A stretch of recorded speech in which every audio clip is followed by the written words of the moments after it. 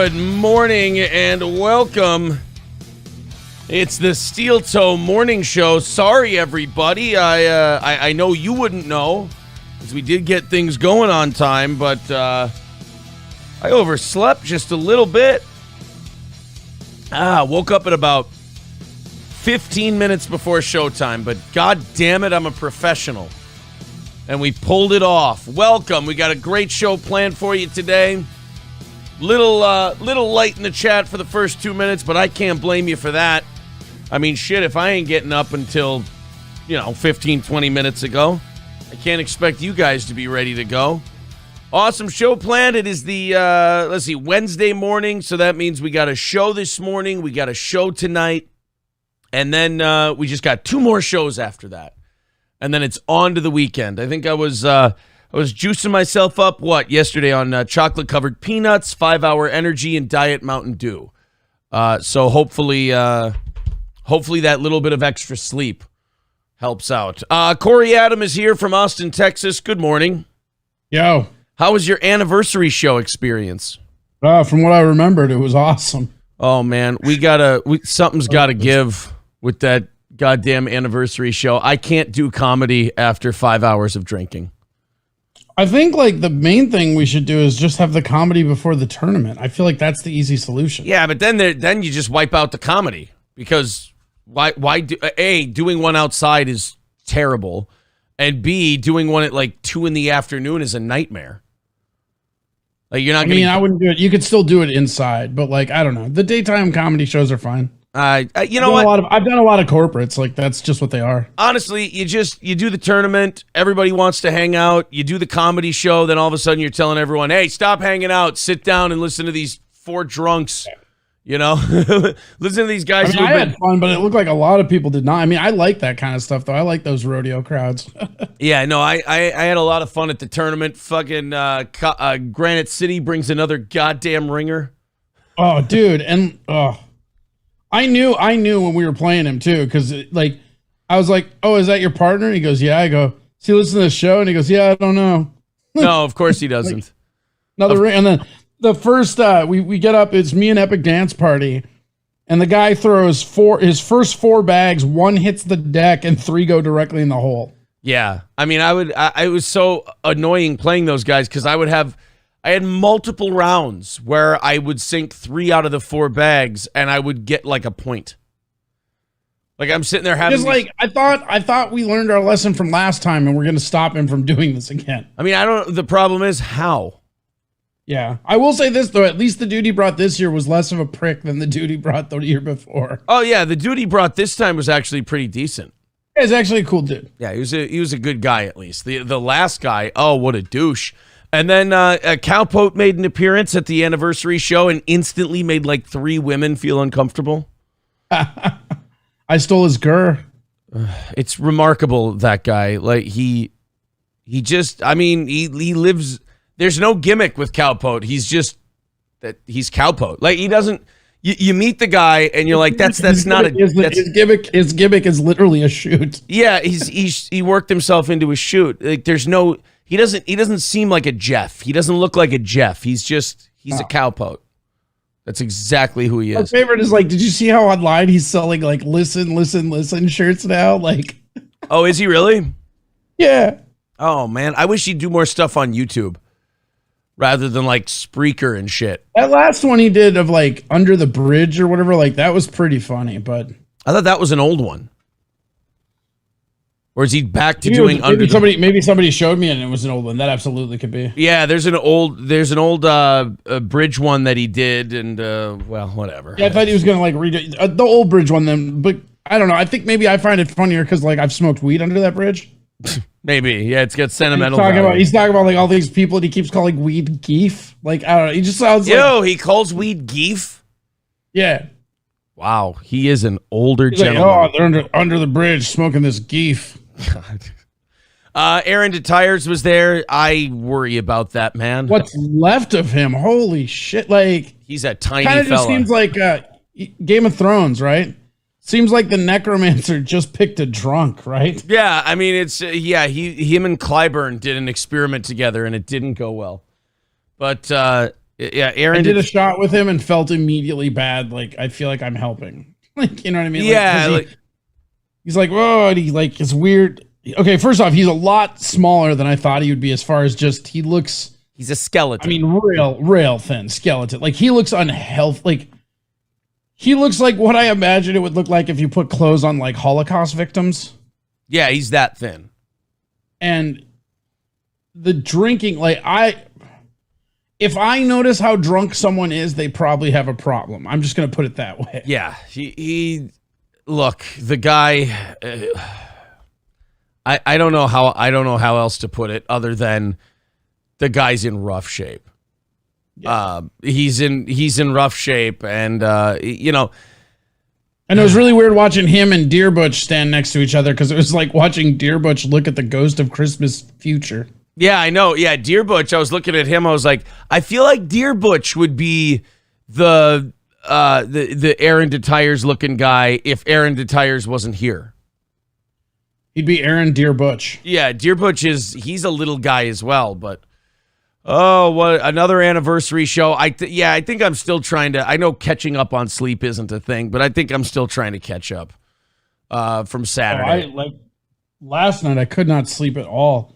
I had some weird ass food that just did not agree with me, and I was up all night. Like you know where it's like right when you're about to fall asleep, your stomach's like, nah, chief. You're like, thanks. Yeah.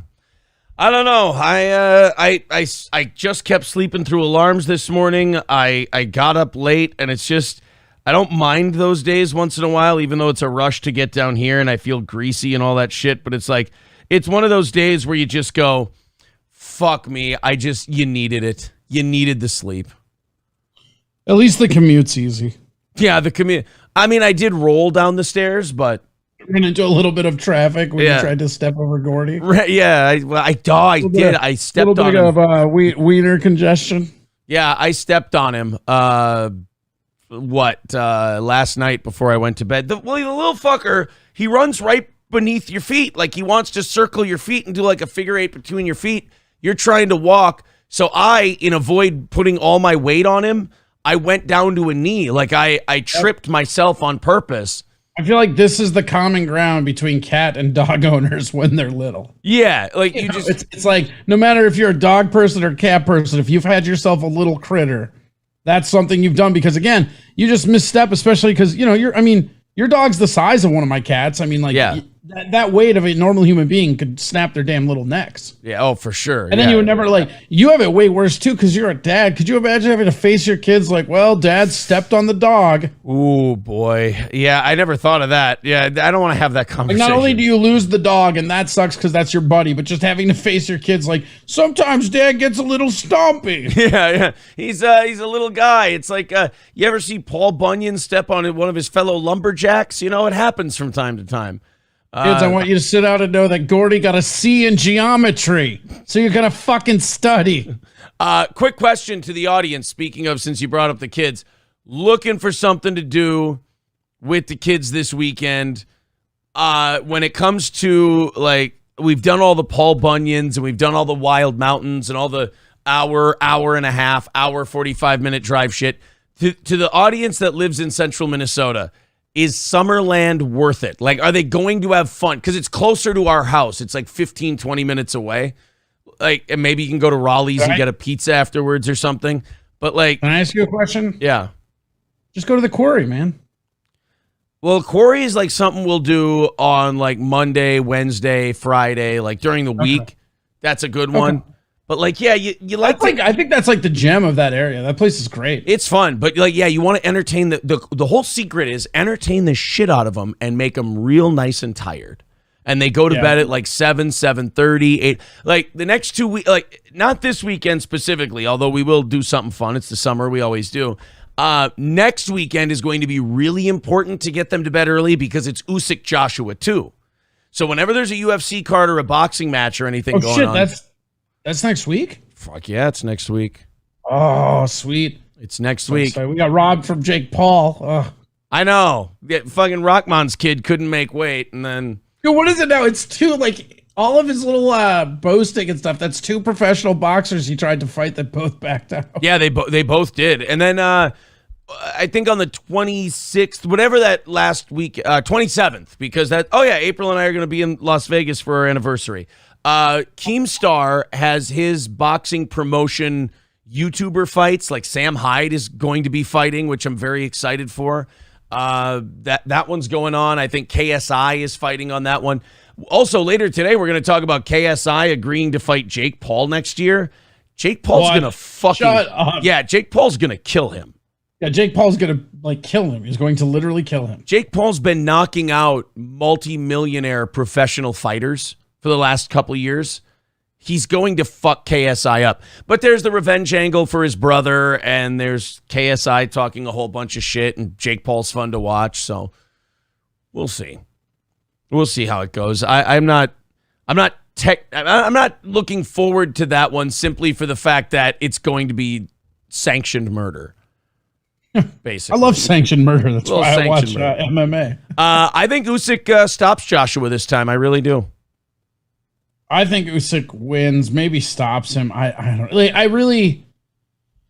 I really feel in my guts Usyk is going to win, but I kind of am rooting for Joshua because I still hold that if Joshua gets his hands on those belts, Fury will fight Joshua. I don't think Fury will fight Usyk. Well, yesterday, Fury did come out of his quote-unquote retirement, so of course we'll see. I don't think it counts as a retirement when you haven't had enough time to fight again in between the retirement and announcing you're not retired. There's enough bad blood between him and Joshua. I just believe he'll fight that dude in the street if he wants to. They're going to fight. I don't care what happens between Usyk and Joshua. They're going to fight eventually. I just feel like if there's no belts, he might not, though. Like, that might be the only throughway that doesn't. Remember Pacquiao got knocked out by Marquez and Mayweather's like, fuck it, I'm still fighting him. Or like Roy Jones got knocked out by some guy and Hopkins says, fuck it, I want my revenge, I'm fighting him. I think he'll fight him no matter what. But we'll see. Anything going on? Now, wait a minute. Have you and I spoken since Amanda Nunes got her title back? Was that this past weekend or was that the weekend before? Weekend before, and we didn't really talk about it. We didn't talk about it at all. There's a rumor that she dragged Pena through the 5 rounds, like could have stopped her and didn't.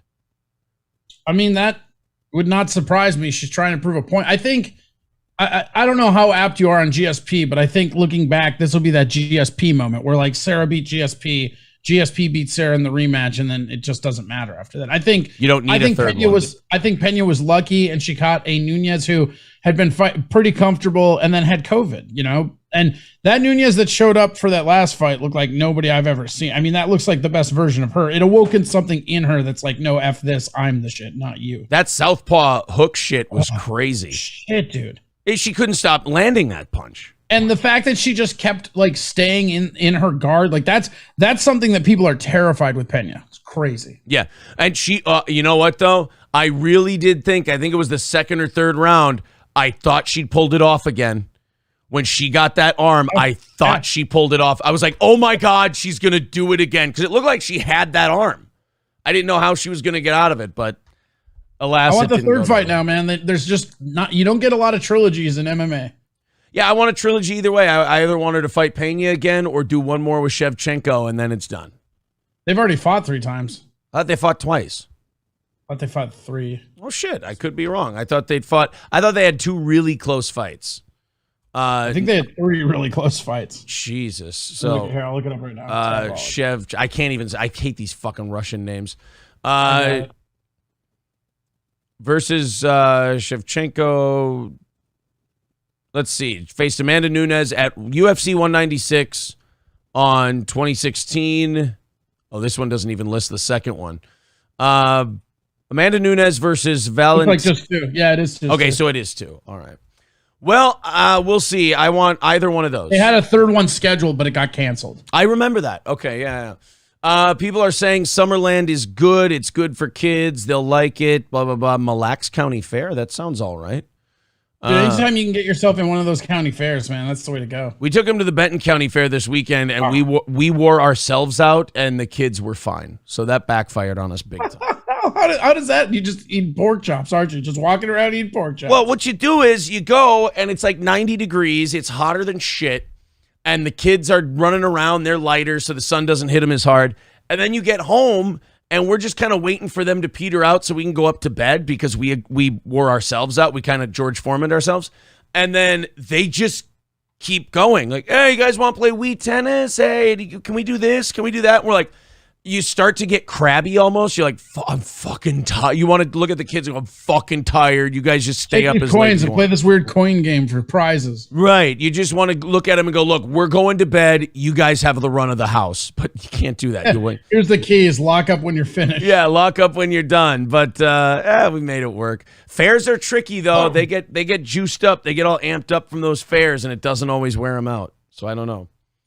We just don't want to do the hour and a half. Like, there's really fun shit we do with them, but a lot of it's like an hour and a half away, and they absolutely love it. But we want to keep it a little closer to home this time, I think.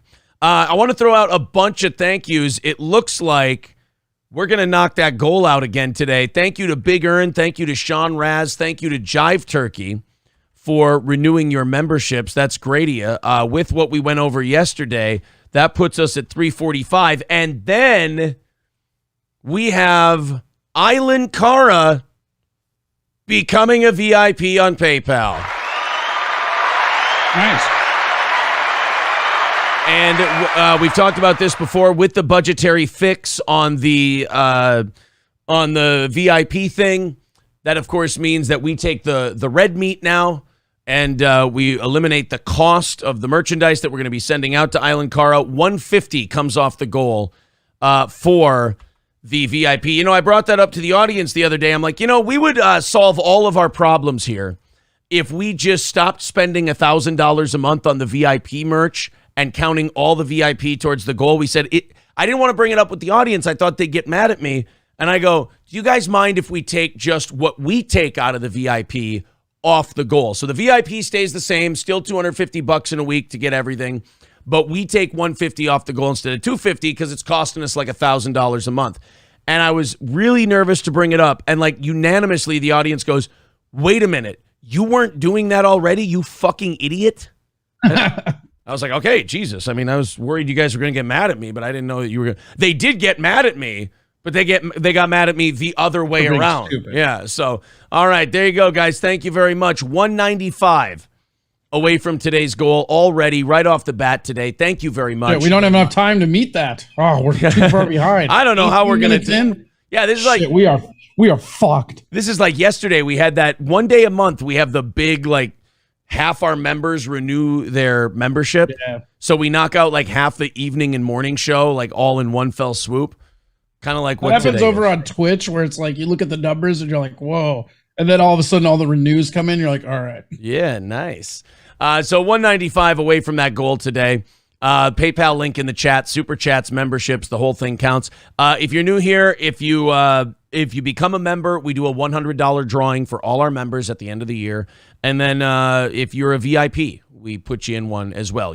For the VIP, $250 in 1 week, one time. You get all three of our T-shirts, the hoodie, the 5.5-inch vinyl stickers, 2 tickets to every one of our live events, and you get entered in a $100 drawing. And when we come out with new merch, you get to claim an item and get it delivered to your door for free. Mick Marshall says Pena had no answer to the Southpaw switch. Yeah, I mean, she just kept walking into that shit. What I want to see from her now is I want to see her fire her training staff, get new people, and make adjustments. The thing about it was it looked like Nunez made a bunch of adjustments, and it looks like Pena didn't do anything different. Yeah, and the way those trilogies typically go, this, usually whoever wins right? Whoever wins the second one usually ends up winning the third one. Yeah. Pena makes. I wonder why that is. That's so weird. I think it's what you just said. The person who makes the adjustments after the first fight. But you would think you would think as a fighter, after any fight you lost, you'd be making adjustments no matter where that L comes, Yeah. It's interesting. I mean, it's just like I remember you telling me that when Cormier and Stipe were fighting. I'm like, nah, you're fucking high on fire, man. Cormier's got this, and then Stipe just rocked him. But I'm like, hey, looks like stats exist for a reason. Yeah, it's like Wilder. Yeah, Wilder did make adjustments for the third Fury fight, and he did a really good job. And he was nobody will ever fight Tyson Fury that well.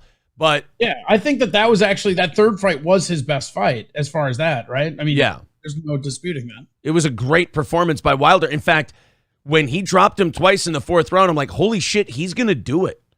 And I think by the time Fury got out of the 5th round, I was like, oh, no, I don't think so. And then Wilder kept hurting him. Like throughout the fight, you'd think, oh, Wilder's finished. I really want to see just Wilder. Like, who's Wilder fighting next? Does he have a fight on the books? He doesn't have it on the books, but there's a lot of names being thrown out there. You understand how hard he's about to hit that person?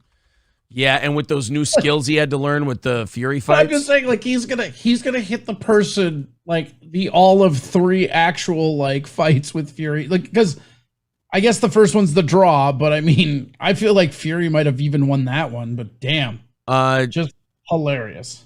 He's gonna hit him hard. Deontay Wilder weight drop brings WBC Bridgerweight title poser. Oh, that stupid Bridgerweight thing the WBC did. Oh my God, look at this. Deontay Wilder has lost a ton of weight. There's him October 2021, and that's this week. Holy shit. Oh, speaking of weight, did you see the like heavyweight Jones punching film? John Jones? Yeah. Is it bad? Oh, it's really, I'll see if I can find it. Like, he posted it and just immediately Twitter was savaging him for how slow his hands were. Look at that. Could he be going, like, think about it. He weighed what? That's he's always, and you know what? I'll say this. He's always been undersized as a heavyweight. 215. So let's see. If he's 215, usually, could he drop 15 pounds and go down to cruiserweight? Yeah, what is cruiser? It's either 200 or 205 now. 205 seems doable. 200 seems a stretch, but he's always seemed too skinny for heavyweight. Like, he's always seemed lanky. You know what I mean? He was never like a big heavyweight. You know, he didn't bulk up for the Fury fight, but I'm just saying, like, that's not. Hey, you know who else fights at cruiserweight? Who? Jake Paul. Oh my God, dude. Deontay Wilder, Jake Paul, give it to me. It's mine. Deontay Wilder versus Jake Paul. If Jake Paul, who do you got? Who do you got? Oh God, Deontay Wilder. Jake Paul. Jake Paul. If Jake Paul ends up getting out of the first round, the guy's the greatest fighter of all time. I think Jake Paul is my favorite fighter right now. Like, him and Fury are I love him talking shit when people are pulling out. He's like, this is why boxing sucks. I can't fight a real boxer. It's so great. Like, he's every carnival he's a WWE personality in boxing. Well, and then with all these UFC guys, like, he talks all this shit to Dana White because, like, I can pay your guys better. And, like, these guys can't argue with him because the best thing about Jake Paul's shit talk is it's usually true. Yeah, I mean, it does appear to be, right? Yeah. All right, here, I found it. It's, oh, yeah, I got to do it on Facebook because it'll cut off the link. Yeah, goddamn YouTube for me. It cuts off the link and everything else. I don't know why it doesn't. It's so weird. We got a lot to talk about today. Some Mar-a-Lago stuff. We got Peter Ducey in the house, if you will. That starts at like 8 seconds. We've got, Steven Crowder grifting again. Dude, he did. Why is he grifting still? He did a Mar-a-Lago grift. It's fucking gross. This one might be his most egregious one yet. This one that scares me so much. The idea that he has a worst.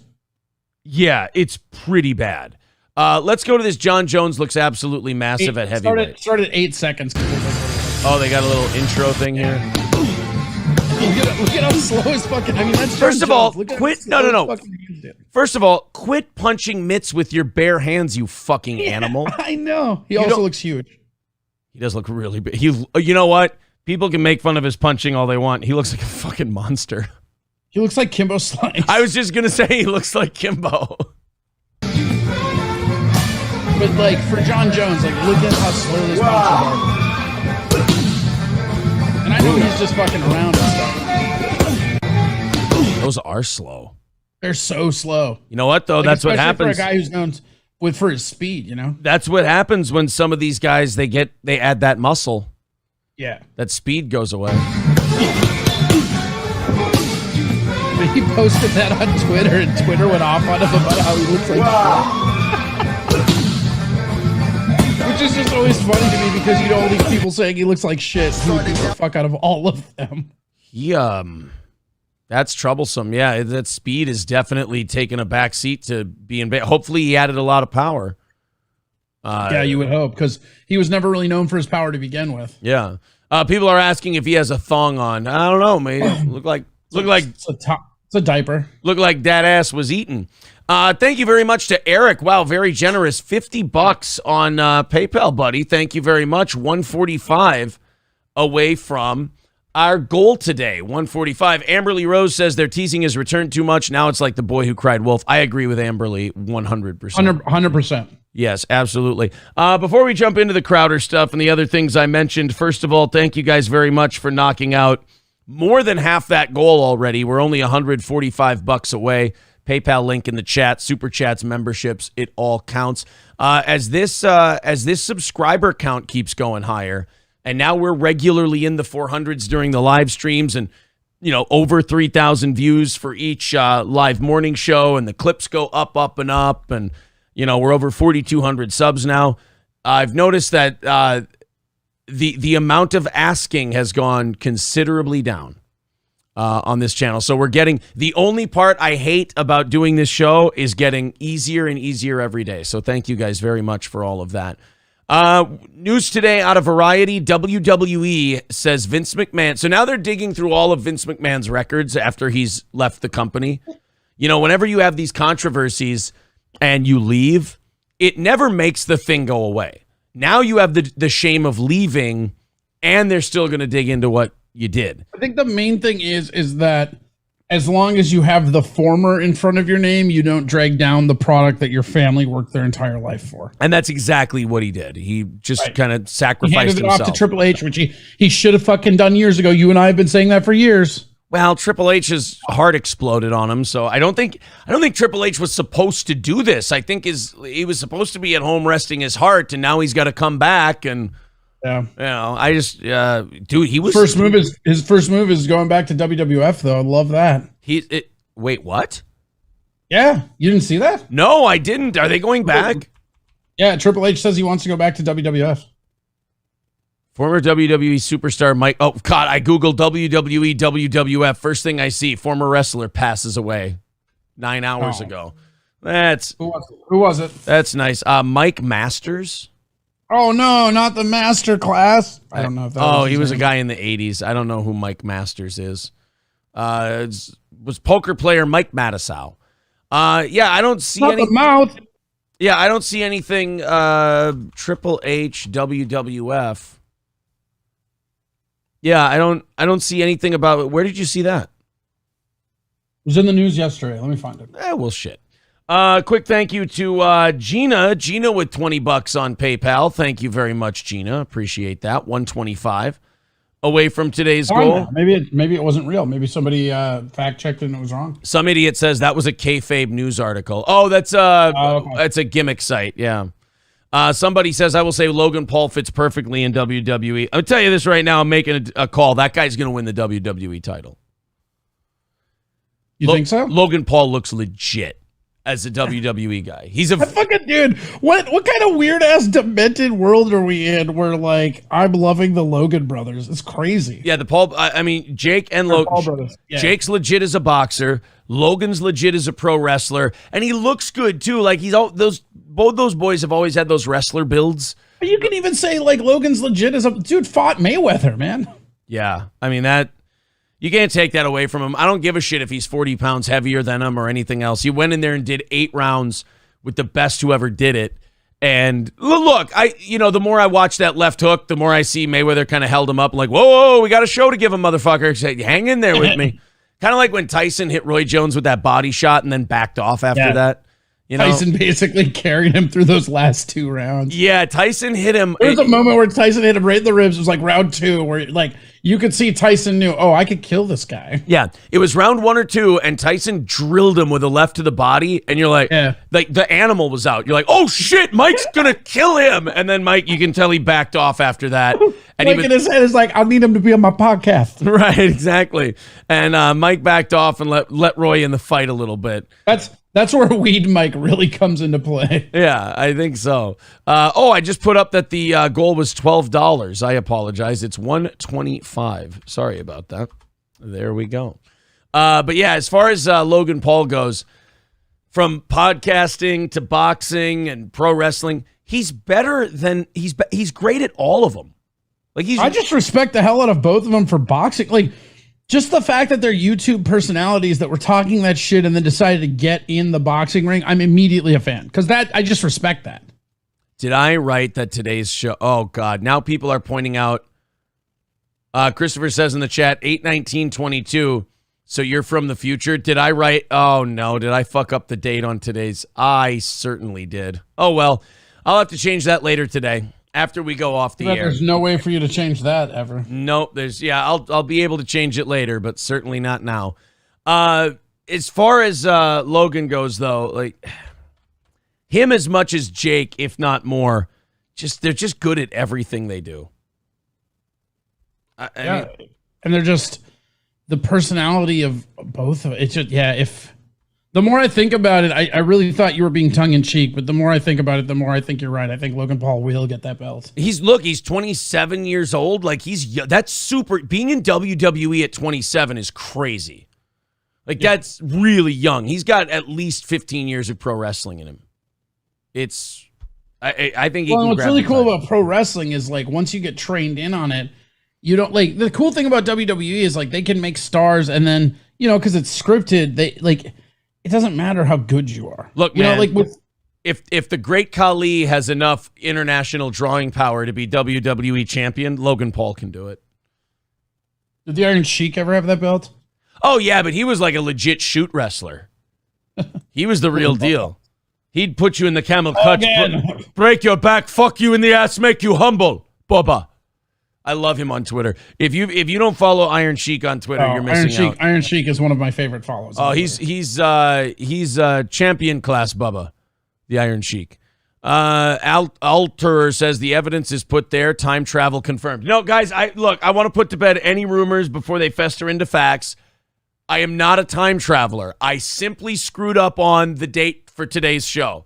I appreciate the conspiracy theories. I appreciate all of that. I am not traveling through time. This is not a show from the future. By the way, isn't it crazy that they killed Trump? Yeah, well, and it is actually really crazy that Dominic Cruz beat the hell out of Marlon Vera last weekend. That was really interesting. But, I mean, honestly, the FBI couldn't make a case against him on that Mar-a-Lago stuff from a couple weeks ago. So they just killed him right in the middle of the street. Like, that's never happened before.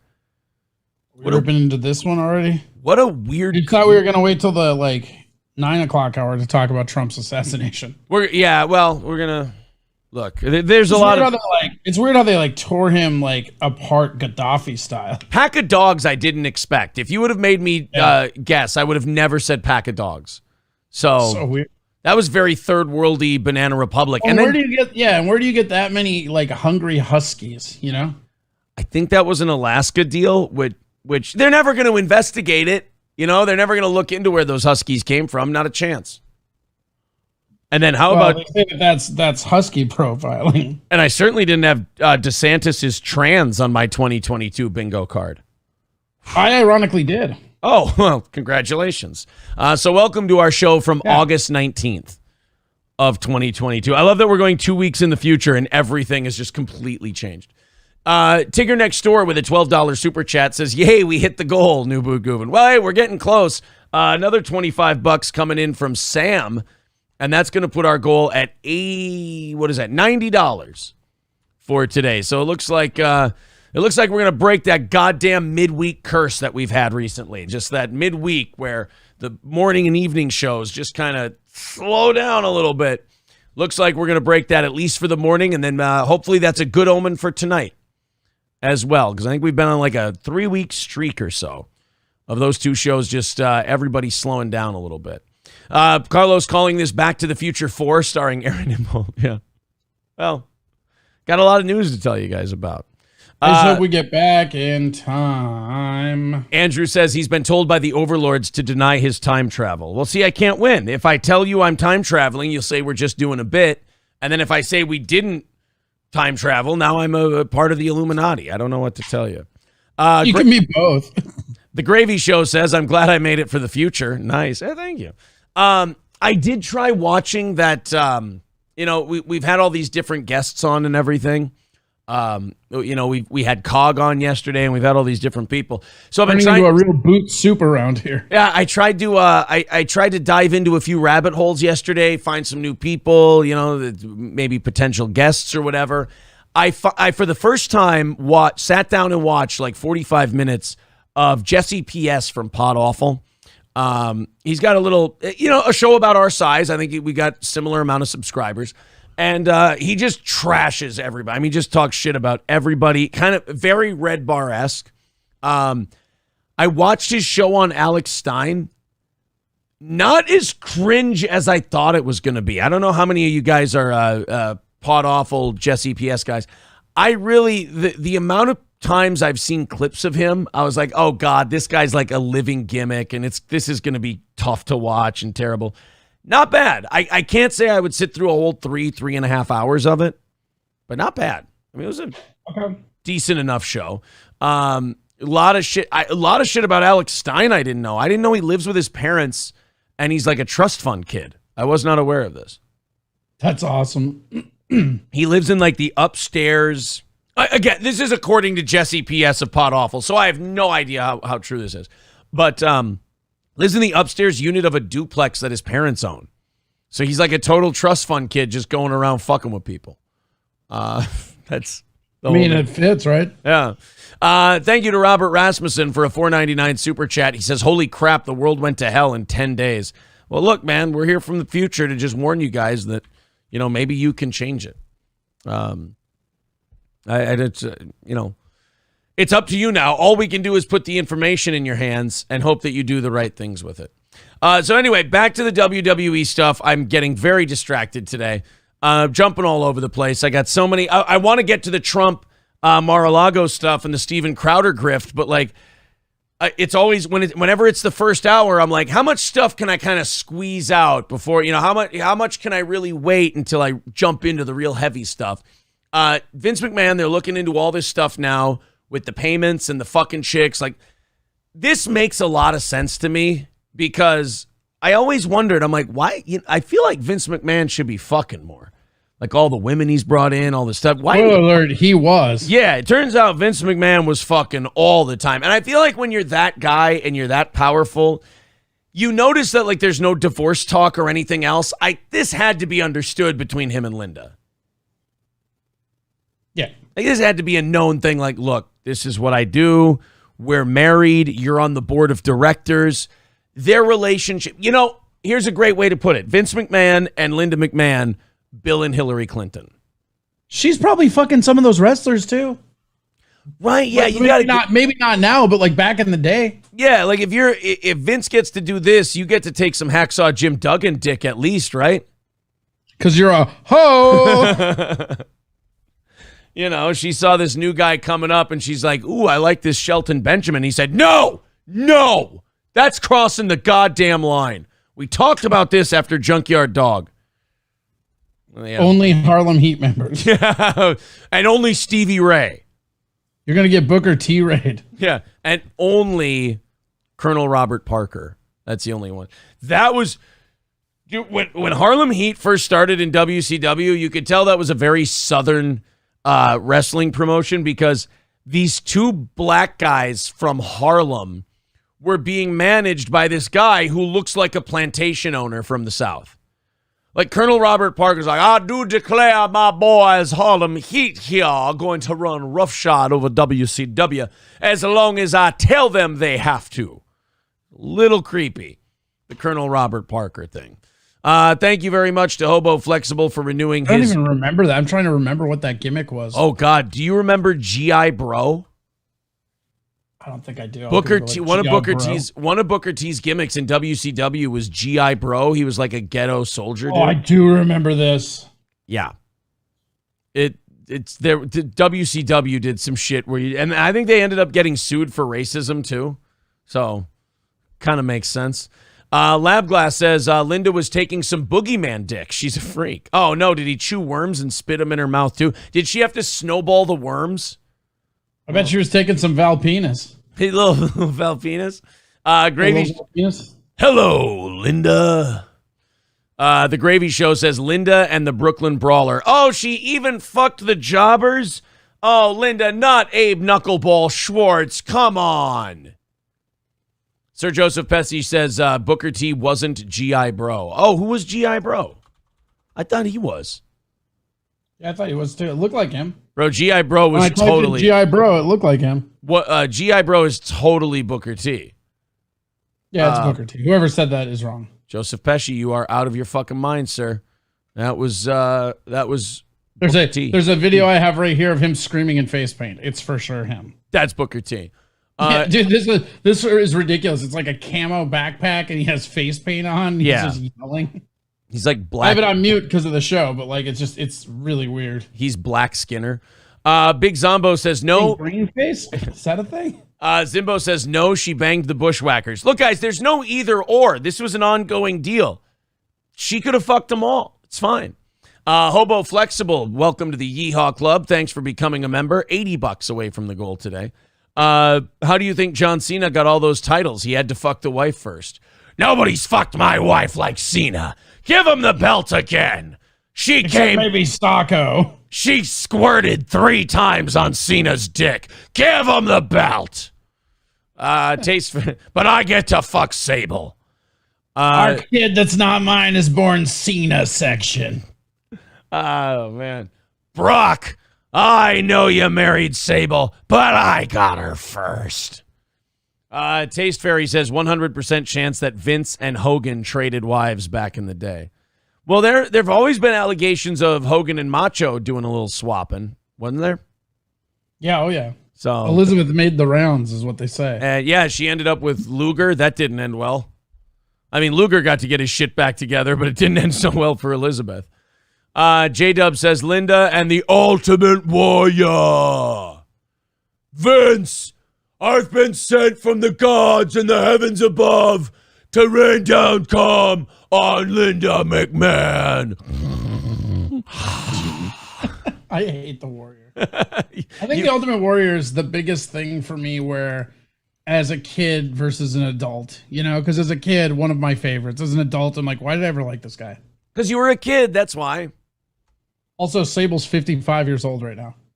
Holy shit, Brock. Brock, you didn't think about that. You know what? No, I'm not going to say anything. Brock, you're fine. You're the smartest guy in the world. You're good. You want to mess with somebody that has a sword tattooed on him? No, never. I don't. Even if he eats like a bag of sesame seeds, I don't know. I don't want to fuck with Brock Lesnar. Even if that diverticulitis comes back. No, thank you. Andrew says Linda was eating Mark Henry's sexual chocolate. See, now this could get really ugly. Oh, this is about to get real gross. Arsenal Artistry says she got ridden by the 4 horsemen. All right, never mind. It's getting better. Vince put his ear to the door and he heard that 4 horsemen music, that whinny from the horse go, and he was like, "Oh shit." She got a hold of Jake's snake. That's pretty good. Linda with George the Animal Steel. That's why his tongue was green. Oh, for fuck's sake, a little class. The real question is, did Vince and Linda fuck each other? Well, I mean, at least, twice? Only in front of other people. Yeah, right. Only in front of Kevin Dunn. I don't even like this, Stone Cold. I'm doing this for your contractor. Linda took the bull by the horns with The Rock. Oh, no. If you smell The Rock's fingers, Vince. She took Andre's Giant. Oh, no, don't take Andre's Giant. She had a hell of an undertaking. Ooh, that one's all right. Yeah, was she part of the Ho Train? She took a little bit of Prick Foley. Gravy Show says Linda loved a good earthquake and typhoon. Oh, she took both the natural disasters. Oh, that's... Her pussy had a little rowdy Roddy piping. she loved being nationally dominated by the nation of domination. I know we already used this, but we'll change it up. I think she used to be an ultimate warrior. She got caught fucking Los Periquas, and Vince is like, all right, there's got to be a line, all right? Mid-card and up. We're not fucking Los Periquas. Stop it. She was doing it doggy style so she could get parenting tips with Chris Benoit. Disciples of Apocalypse and the APA. That's where I draw the fucking line, all right? Jesus. Have some restraint, Linda. I love how Vince is whoring around for millions of dollars and we somehow make Linda the butt of the joke. She still didn't fuck Jerry Lawler. I mean, no, of course not. I mean, she's got taste, for Christ's sake. I just love this weird fictional world where like Linda's being passed around. Yeah. And gets Jerry, and she's like, still no. She sat on Jim Ross's face one time, but she wouldn't fuck the king. J-Dub says, ooh, I like this idea. Brock trade in Sable for Alexa Bliss. A lot of people don't know this, but the Montreal Screwjob is actually about Linda getting tag teamed by Bret Hart and Shawn Michaels. She was getting fucked by Davey Boy and Owen back. That's why they were late to stop the sharpshooter that Shawn had him on. That was the real. She took Ricky Cleveland Steamboat to the face. Oh, no, not a Ricky the Cleveland Steamboat. Yeah. Dylan says her pussy made the big show. Oh, boy. They actually were going to call him Paul White when he came in, but then she goes, "Oh, that's a big show," and they all went, "Well." Oh, I think we got something there. She got scalped by Tatanka. Oh. They all played their theme music as they came. Vince was weird like that. He demanded it. You play your theme music when you come. It's the only way I can come. Linda for sure got caned by the Big Red Machine, says one person. Linda and she never actually came with him, but he kept edging her. She fucked Trish Stratus, Test, and Prince Albert. She had the real TNA. She took some Rob Van Dijk. I just thought it was weird when he fucked, he'd always point to himself with his thumbs. I thought that was a little overbearing on the gimmick. That's because he was fucking himself with the other thumb. You couldn't see it. The Sandman would always cane her in the ass. She liked it. There you go. There you go. Terry Fuck. Terry, that's an easy one. Dory Terry Fuck Jr. She should just shove fucking barbed wire up her pussy for Terry Fuck. Terry Fuck would really get in Linda McMahon's guts. Terry fucking Prick Foley used to get up in there. They used to have hardcore matches all over her twat. Oh, when she fucked John Nord, she called him the butt zerker for an obvious reason. She's so blowed out, her pussy lips are the top rope. Linda was fucking the Rockers until HBK stabbed her in the back. Oh, no. That's why he threw Marty Jannetty through the plate glass window. They were fucking Linda. Everybody that fucked her after Prick Foley and Terry Fuck got done were literally in a Hell in a Cell match. They actually had all 30 at the same time. They called her pussy the Royal Rumble. She called Big Bubba Rogers the Big Butt Man. The second time the entire roster hit her, they called it Clash at the Bitch. Because he liked to do her in the ass, it was always Cornhole Swoggle. Crypto Sucks. That was just gross. I don't like it. Crypto Sucks says Linda was behind naming the Hardy Boys. Oh, that. Oof. Michael Boscovich purposely ruins the bit going, yeah, she got borked. Thanks. You're right. Next topic, guys. Yeah, you know what, guys? You could have just said we'd been going on too long, okay? Oh, no. Buzz Nelson making a crazy accusation. Even jumping Jeff Farmer got a piece. Yep. That's not good. All right. Okay, thank you guys very much. That was, but you know what? You know who wasn't allowed to fuck her? Sabu. Oh, Sabu. He always gets left out of everything. Dusty Chodes. You guys are right. We're done. Cock. Fuck. Rogers. No, I'm just kidding. All right, let's. Randy Savage. That one's its own thing. A Native American? I don't get it. Sam says, got locked out of my PayPal last week to help hit the goal, so here's my dues and a little extra. Oh, man, that's very nice of you. Thank you. That was from earlier, but I didn't read the message, so I wanted to make sure I got that. All right, now we can finally get to the Vince part of this news, I think. Have we successfully beaten the horse? Is it dead? We passed Linda around more than Vince is the real question. Vince McMahon made personal payments, so the number keeps going up. They're now at $19.6 million he paid out to keep women quiet. Here's my question, though. That's way bigger than what it was before he resigned. The last I heard was 12, and now it's at 19.6. The biggest thing here is, what's the point of paying these whores to keep their fucking mouths shut if they just go blabbing 15 years later? I know, right? I think they should. Honestly, this is like the Stormy Daniels thing. You should have to give the money back. Yes. If you take $19.6 million of Vince McMahon's money to shut the hell up about fucking him, then you can't tell anyone you fucked him. The minute you tell, he gets the money back. It's like you got to make it legally binding somehow. You have lawyers sign that shit. Like, that's what's fucked up. It's already legally binding, but these whores don't care. Right. So Vince McMahon, $19.6 million. That's the worst part, like you said. He bows out to make the company not look so bad. And now they're still going to drag him through the dirt. Like, sometimes when the media latches onto somebody, they're just like, nah, this is too much fun for us. This is, we talked about this last night, about how there's some people, I have a little restraint with who we go after on the show. Like, people were like, oh, you should fuck with Wings of Redemption. You should watch his shit and make fun of him. And then he got kicked off of YouTube and Twitter, so I'm like, all right, I'll look into him. We watched him the other night on the evening show for Overtime, and I went, guys, this is just mean. Like, this guy isn't doing anything wrong. He's just a fucking mess. Like, I'm not going to shit on this guy. Like, DSP does egregious shit that's mean to his audience. Brendan Schaub fucks with people. All of these different people we talk about. Andrew Tate is getting in debates and, saying shit about women.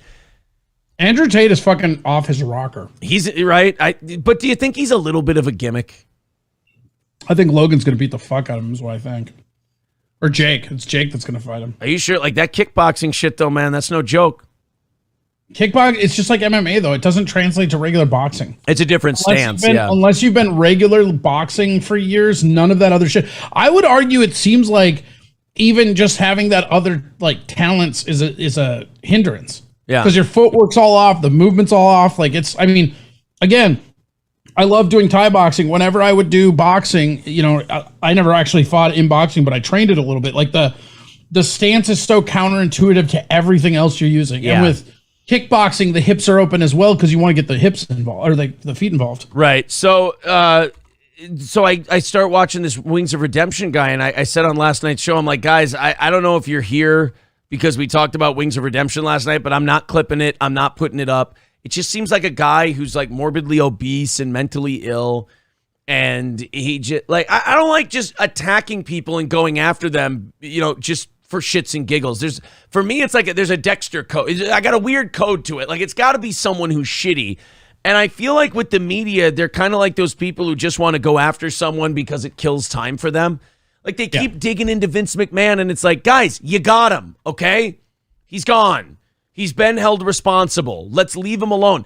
20, 30 years ago, before my day, if you will, or before our day, when people bowed out of shit and they went away, that was it. It was over. It was done. Like, even Nixon, if you go back and read about Nixon, he left, Ford pardoned him, and that was the end of it. We didn't go raiding Nixon's house or anything like that. We didn't keep digging into who he fucked and how much money he paid him and everything like that. The punishment was he's out. He's done. With now, the media is just so insatiable. They're like, oh, we still get clicks. We still get views on Vince McMahon. So why don't we dig a little deeper into what he did? And it's like, oh, 19 points. We can still get 2 more loads of cum in this dead carcass. Yeah. $19.6 million. It's like, what does it make a difference if it's 19 or 12? We've already established that he paid a bunch of girls to fuck him. He's left the company. It's over. I think we can be done. And they're like, nope, let's really bury him. All right, guys, whatever, I guess whatever makes you happy. Cody says, isn't Andrew Tate like 80-4? I think he whoops on Paul. Look, I kickboxing, boxing. The kickboxer. It's a different thing. Yeah, I mean, Tyron Woodley and who's the guy that Jake Paul knocked out in like 10 seconds? The guy who got Askren? Yeah, Ben Askren had 1 loss in MMA, but it didn't help him against Jake Paul. He was like 20-1. Didn't help. This is different sports, man. Big Zombo says if Vince banged Christy Hemme and Trish Stratus, he's the man. You know what? I'm gonna the controversial take. I was never a Christy Hemme guy. Is that controversial? I think a lot of people thought she was hot. I'm just anti-redhead in general. So she's not hot. You're not a big Christy Hemme guy either? No. Who was your favorite? Who was not Sable, the other one? The one that Goldust was with. Oh, Marlena? Yeah, Marlena. Marlena's your favorite? Yeah, she's up there. I got a few. Like mine, I think there's also that one. There was the hottest one was in ECW. I forget who it was. Maybe here, let me look. Boy, I'm thinking. I'm just trying to think of all of them. WCW might have actually, with Tori Wilson, they might have introduced one of the best ones. If I'm going with my favorites. Stacy Keibler, that's who it is. Oh, the one who was fucking George Clooney for a while. Yeah. Good for her. Trying to think of who my favorites are.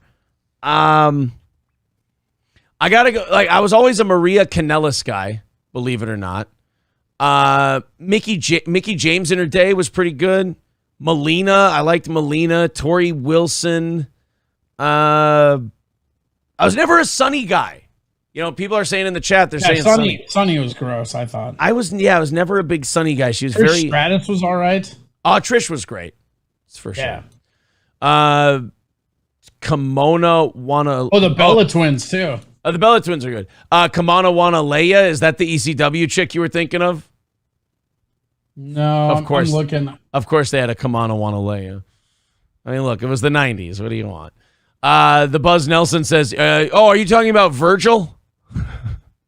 Yeah. No, it's Virgil, you guys. Hey, good. I'm glad. That was going to bother me. I'm glad we figured it out. It was Virgil, you guys. Virgil says he's fucked 1 million women, by the way. I feel like that's probably fair. Virgil came out and said, yeah, I've fucked 1 million women. It's like, I don't know. You seem a little full of shit there, Virg. People saying Aaron was Alexa Bliss is also pretty hot. Alexa Bliss is beautiful. Yeah, absolutely. Awesome Kong, I think we can all agree, is totally fuckable. Put it this way. Awesome Kong may be gigantic and gross, but you wouldn't say no to her for fear of being threatened with death. So there is that part of it. I liked, she's dead now. She killed herself, but Ashley Massaro. China? Yeah, well, no, I think, yeah, she did too. I was not a China guy. I like my girls sans dick, as it were. Yeah, right. I said I like my girls sans dick. Nobody believes that, Bailey Jaron. Oh, fuck, yeah, that's always a card they can lay on you, isn't it? Shit. It sure is. It sure is. Yeah, I was a big Mae Young guy. I got to be honest, J-Dub. Big Mae Young guy. Taste Fairy. Morgan is pretty hot, too. Molly Holly. I was never a Molly Holly guy either. Never a Jillian guy. I thought Jillian was really ugly, actually. Yeah, so did I. I thought she had a lot of... Like, her face is, like, super non-symmetrical. A lot of Brooke Hogan in her, I felt. I still say it's, like, I don't know why, but Stacy Keibler, like, just does it. I hear you. Nyla Rose, isn't that the trans one in AEW? Somebody said the irony of Corey was a China girl. I love me some China. Yeah, China. Hey, President Corey would go down on dead China's penis if she bought him a Casey's Pizza. I'm just going to say right for the record, that's not as inaccurate as I would like it to be. I really miss Casey's Pizza. All right, fuck you guys for writing that. April, Casey's breakfast pizza on the doble, if I could. I don't know if April's busy this morning. I don't know what she's doing, but on the doble, if I could get a Casey's pizza, and you know what? Fuck it. What time is it? 7 o'clock? I'll take my Diet Mountain Dew. I'll take my medicine right about this time as well. So, April, if you feel like going out today. Oh, Corey, I have a question for you. This is to absolve me of any guilt. Then we'll get to Peter Ducey, Crowder grifting, and Aaron Rodgers and all of that stuff. People are saying holy back of the head hair, Aaron. Yeah, I got to get a haircut. It's very... Maybe we'll take some of the shit from here and put it on the corners. I don't know. I have a question for you, Corey, that... Gordy says, Daddy, please don't do this. Your shits were rancid yesterday. That is not true. That is not true. SC Motorsports says, I thought you yelled at the second mics for eating on air. No, I didn't. That was Nate was yelling at Corey for eating on air one time. That wasn't me. I also mute my mic when I'm eating on air, so it's not that big of a deal. I like to lean in and chew into mine. I saw that yesterday, as a matter of fact. Oh, I was trying to eat those peanuts while talking about the show. I just needed the sugar, man. I was when we did that, it really got under Mikey Two Milk's skin. He kept bringing it up. Well, Mikey Two Milks is having an issue where he can't get into the chat for some reason. He's having a lot of computing issues lately. Like Twitch was messing up on him, YouTube was messing up on him. Yeah, I told him. I said, "You're not." The moral of the story is Hutchinson sucks. Hutchinson is dog shit. Yeah, I told him. I said, "You're not on any block list here. In fact, you're still a mod." But I have a question for you. Either absolve me of my guilt, or or make me just be responsible. So we have a budget we set every week, a personal budget, and our reward, if we stay within our budget, if we stay within like 70, 80 bucks, we get to do 9 holes of golf on Thursday. Sure. Because Thursday is the end of our week budget. Friday starts the weekend one. We're looking good for golf this week if we don't count back to school supplies towards the budget. If we count back to school supplies towards the budget, we're kind of fucked. We got like 50, 60 bucks. We'll do a grocery trip for today and tomorrow. I got you covered. Are you ready? Now, my question is just, do school supplies count towards your weekly budget, or is that a special annual expense? Not only can I help you with this, but I can prove it. Are you ready? Go ahead. Neither. It's tax write-offable. Are they really? I thought that was only for teachers. No, I'm pretty sure students, like, if you're buying your kids school supplies, I think you can write that off too. Man, shit. Sean Raz says special. I need more than 2 people. That's special. Just do it. I need more you deserve golf. I don't give a shit about your little weird game. Go play some golf. People say, now Ryobi says special idiot. He doesn't even say that it's an argument. He's like, special idiot. He says back to school supplies fucks up everybody's budget. Yeah, well, we'll see. So far I got too, and I don't even have kids. I just buy a bunch of school supplies and weep. Gordy, the answer to that question is yes. Yeah, it's a write-off, says give me tips. Well, shit. Yeah. God damn. All right. Well, you guys made us feel better. Looks like we can golf. Although I did find a new favorite free hobby of mine that I really enjoy. And if I hope it's frisbee golf. If I ever get tired of getting punched in the head, this can replace it cardio-wise. April and I played 2 sets of tennis yesterday. Yeah, you got to be careful with that tennis. Like, if your form's off, you get that tennis elbow. That's no fun. I've already got, you know what? It already taken care of. I've already got it from boxing. Oh, yeah. Well, then whatever. You mean that shitty overextending your arm and soreness in the elbow thing? The nice thing about tennis, though, is you can play it, like, into your 50s, probably. Yeah. Like, as long as it's, like, scale up with the person you're playing. I mean, because, like, older people play pickleball and stuff. I mean, that's what I like most about golf or, you know, something like tennis. It's nice to have some kind of sport. Because, like, you can't play, like, baseball or softball into your, like, 50s. You just can't. Yeah, there's people who try, and you're like, dude, you got to be in an old person league. You just have to. Right, but those people are always fucking pathetic losers, right? It's always like some fat ass that can't fucking admit he has a drinking problem, so he has to be in beer league soccer until he's 50. And then he limps around everywhere else because he fucks up his hip the 2 games he gets on base trying to slide like a cocksucker or something. Trying to relive the glory days, dude. Yeah. Trading boxing for tennis. Aaron is an old man confirmed. There is a little bit of concern with the boxing, I will say, in this year that I've been sparring and being in fights. And this could just be paranoia, like everybody forgets shit once in a while, but sometimes I'll misspeak or I'll forget something, like I'll walk into a room, forget what I was doing, and I'll be like, I don't know if this is from the 1 year of boxing, but I know that getting punched in the head isn't helping. Doesn't help, right? Yeah, it doesn't help shit like that. So, like, doing this for a living, and then you have to have your wits about you. You gotta have your wits about you. So and it's different for people. Like, there's people who box for 20 years and they're fine. There's people who have one fight and then all of a sudden it fucks their head up. So you never know how it's going to affect. That's the whole thing. It's the risk, you know. That's anytime you go in there, you could fuck yourself out of being able to talk. Ask any professional boxer. Yeah. People over the age of 50. Don't ask Larry Holmes, though. You won't understand the answer. People are saying it's probably Andrew Holyfield is not far off. Yeah. People are saying you're just getting old. Yeah, Coltrane says I'm 38. 38. Time to get you on some, like, what is the fucking eugenics shit, man? You got to get that alpha brain. Got to get your goddamn alpha brain in you. I do alpha brain. I like it. I don't know if it does anything, but it makes me feel better. Like, I feel I'm not very religious, but, like, vitamins is where my religion comes in, you know? Yeah. Like, I don't think these are doing anything, but I'll still take my fucking multivitamin and my fucking alpha brain. Why not? Fuck it. If you feel like it's working. Sometimes just feeling like it's working can make it work. That's what I feel like. I feel like it's a placebo, but it works because it's a placebo, which means it works. Yeah, that's fine. I do notice, like, bigger gaps on days I forget to take it. That's weird. Yeah. $70 away from our goal after I'm Sorry Daddy becomes a member of the Yeehaw Club. Thank you, buddy. I appreciate that. Only $70 away from our goal today. You guys have done phenomenal work. Okay. Playing tennis, talking about all the other shit. Look, we can move on to the news now. I'm glad you guys have indulged us, and we've had some fun with the Linda McMahon stuff. I also have to thank Katie. Jesus, these are coming in hot today. $10 on PayPal. Thank you for setting up a recurring payment. That's very nice of you. Speaking of generous, Trident in the chat says back to school stuff is a write-off if you make less than $80,000 for a single filer.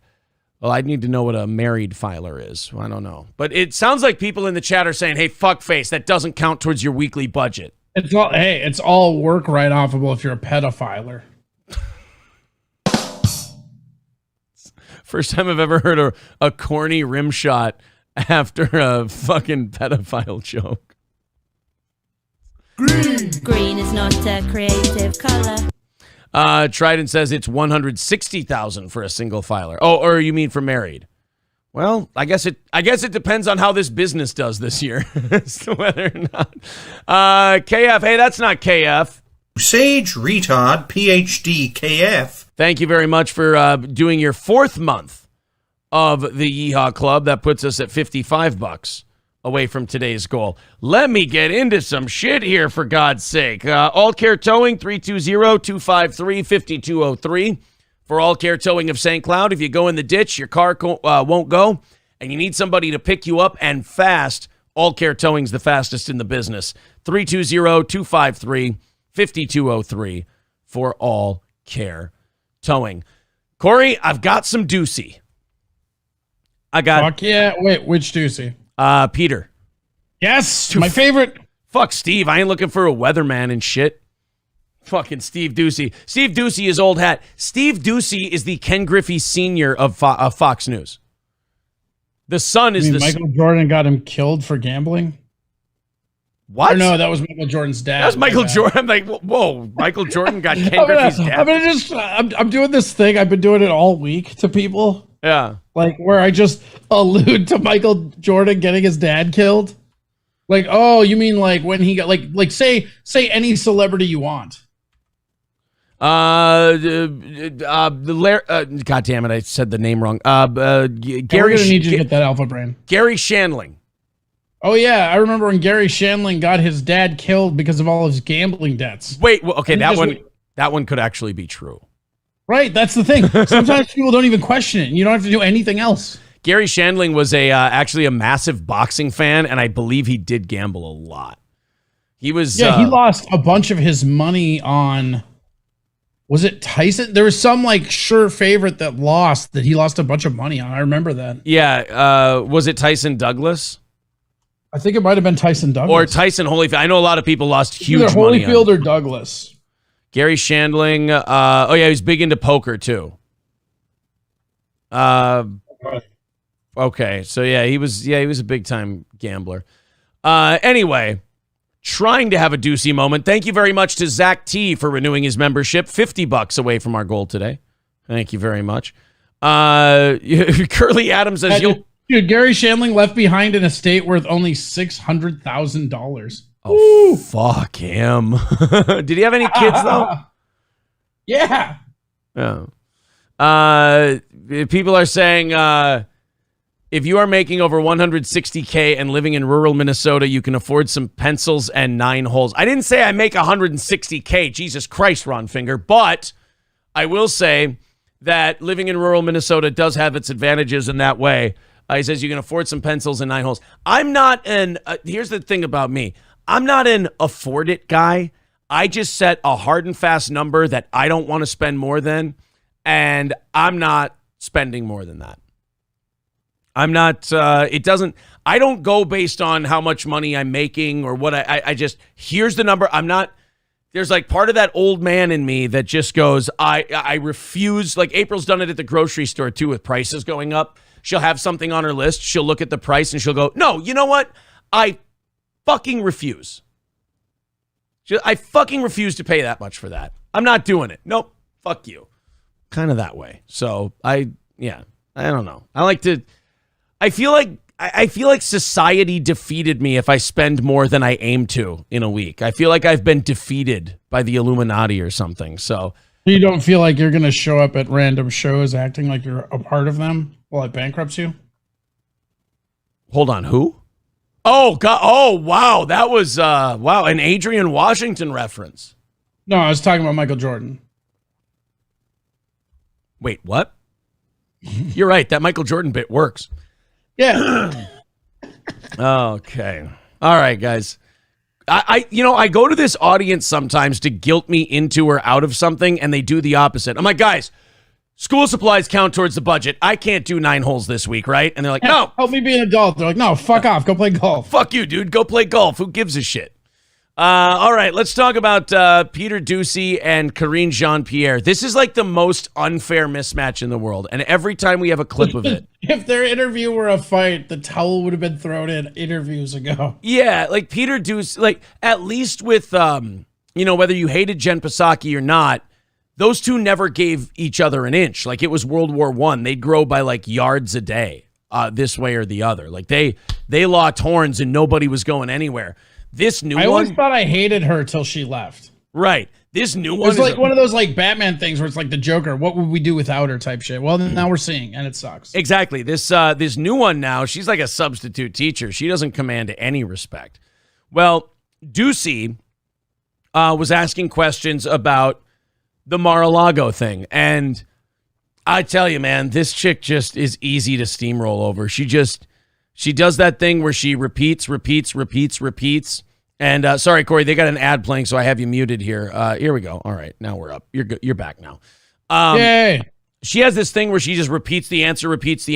Like Jen Psaki had this thing where if Peter Doocy asked it 3 times, she'd lecture him like a little boy. She'd go, Peter, I've told you twice now.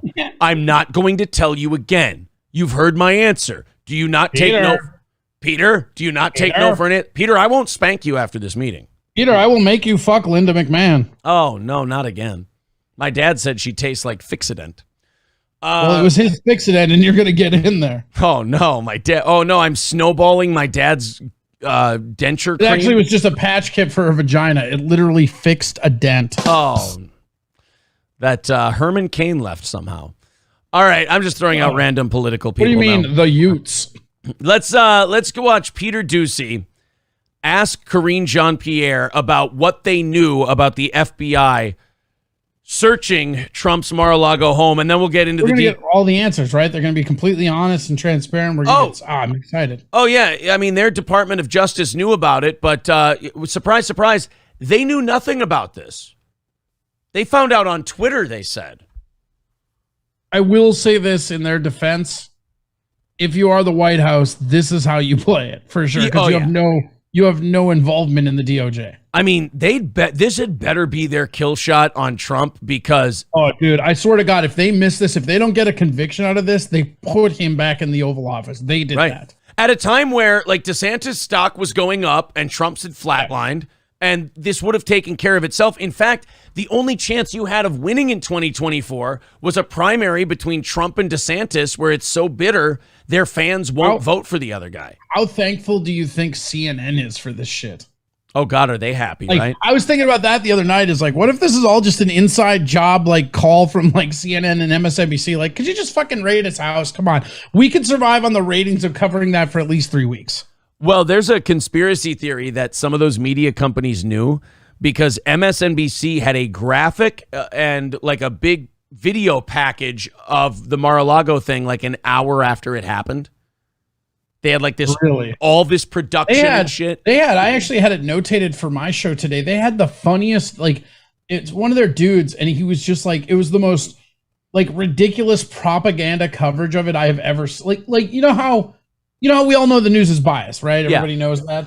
This was so transparently biased, it was like shocking. Like he put up 2 people, like there were people protesting it or whatever, right? And he's like, nobody cares. Of all the people that voted in Trump, these 2 are the only. It's just like, wow, ridiculous. It was some of the craziest shit. I should find that and just have you look at it. It's some of the craziest shit I've ever seen. Like it wasn't the normal propaganda. It was catty high school shit. It was so bad. It was translucent. It was so transparent. It was nana boo boo. Oh, it was. I gotta show you this now, and it's Lawrence is the guy, right? Oh, Lawrence O'Donnell. Yeah. Can I just find it? Can I just search it from yesterday's show on YouTube, like his show? I found it. I got it. Okay, send it via Facebook, and we'll. Yeah, that's right. God damn it. We'll throw that up. Yeah, I don't know why I can't. When I'm on my own chat, I can't click YouTube links and have it take me to YouTube. I was watching this, and I'm just like, is this real? I should just let you watch it so you can see. But just the way that he illustrates what happened as far as just the propaganda angle, I'm like, how far in do I go? I think it just starts here. Let me just clip. It's a 10-minute long clip. Yeah. You don't need to. Here, I'll find it real quick. All right. We're going to watch Peter Doocy, but the Mar-a-Lago thing, if this isn't the kill shot on Trump, if this isn't the end of him, I don't know what the hell they were thinking. Like, this is, like Corey said, this is going to put him back in the White House if this fails. Okay. Now, the whole gimmick is that if they find something, even if they can't charge him, they can stop him from holding federal office if they find he took classified materials with him. The problem is every president takes something from the White House that is technically classified and has like driving, the way that I had it explained to me by my friend who worked for the Secret Service. He said, like, a lot of that shit is like driving a car. You're always doing something illegal they can pull you over for. Yeah. It's, or holding in football, you know? That doesn't exist. Yeah. So, Jesus. Time frame wise, 2:30 in. 2:33, actually. All right, so 2:33. And this is just so crazy. So I'll just set it up. He basically is saying that, like, there's no uprising and nothing's happening because there's only 2 protesters. But just listen to the verbiage he uses. It's fucking crazy talk. All right, here we go. Lawrence O'Donnell from MSNBC last night. Who may have seen that tweet slept very, very well. And none of them, not one of them, went to war today. By the way, how is Lawrence O'Donnell slowly morphing into George Soros? I don't know, but look at, there's no uprising, and he's like, they went to bed. None of them. Like, what are they going to do? They just raided the fucking house. There's nothing anybody was going to do. Like, the way he talks, it's as if he expected every voter in Florida to just go kill police officers. Well, and they want that. They, honest to God, these people play with people's lives like that. Like, people are pawns to them. They're not even real. It's just, it's like they're watching a video game, these sociopaths. They're like, I hope some of these rednecks murder some of these innocent cops or something. And I think if they were honest, they really believe that. Yeah. Like, they want they're that not even shit just to happen. because there's like one thing I feel like, like Jesse Waters is a good example. I feel like that guy puts on the smarmy a little bit more than he is in real life, but I also don't feel like he's manufacturing a lot of his opinions. Whereas on the other side of the aisle, I just like this is like a straight up just propaganda. I mean, this guy, you're going to see it as you play it. He's going to show a few protesters and then basically say, because people aren't out there murdering cops, none of this matters. Right. Like he's trying to goad them into it. Right. And see how in the back there is no uprising. Like, what? Yeah. That's how you're going to cover a story of a former president having his house raided by the FBI. There is no uprising. Are you fucking kidding me? And again, this is not Richard Nixon, where there's a chance that he may have committed a crime and we have evidence of it. This is a fishing expedition to see if they can find enough shit to make it so Trump can't run in 2024. Because they want to hit him with a conviction and then make it so he can't run. And because they fucked up so bad. Again, this is all instead of fixing their fuck up, because they want to do these things that are fucking everything up. They want to do it because on the other side of it is their perfect utopia that they think we should be at. Do they want to hurt you and I? No, I don't think they want to, but I don't think they give a shit as long as they get the culture that they want. As long as they get the end they want, they don't care who gets hurt in the process. And that's fucking crazy to me. That you don't give a shit how it gets done. But it's just like watching these smarmy pricks just take this weird victory lap when nothing's happened. And when they're just the cheerleaders, they're not even people who are going to benefit from it. But I guarantee you, the MSNBC, the CNN, all those people, they were fucking diddling each other, coming bukkake style all over their fucking Nielsen ratings because this might keep the fucking lights on to CNN for the next 2 months. You know what's funny about it? I saw a news story yesterday.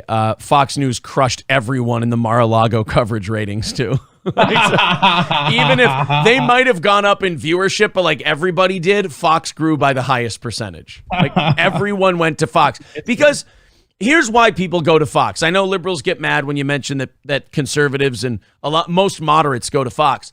Fox at least tells you straight out, look, we're rooting for the Republicans on this one. MSNBC and CNN go like, oh, we're just bringing you the news. And by the way, these evil Nazi cocksuckers.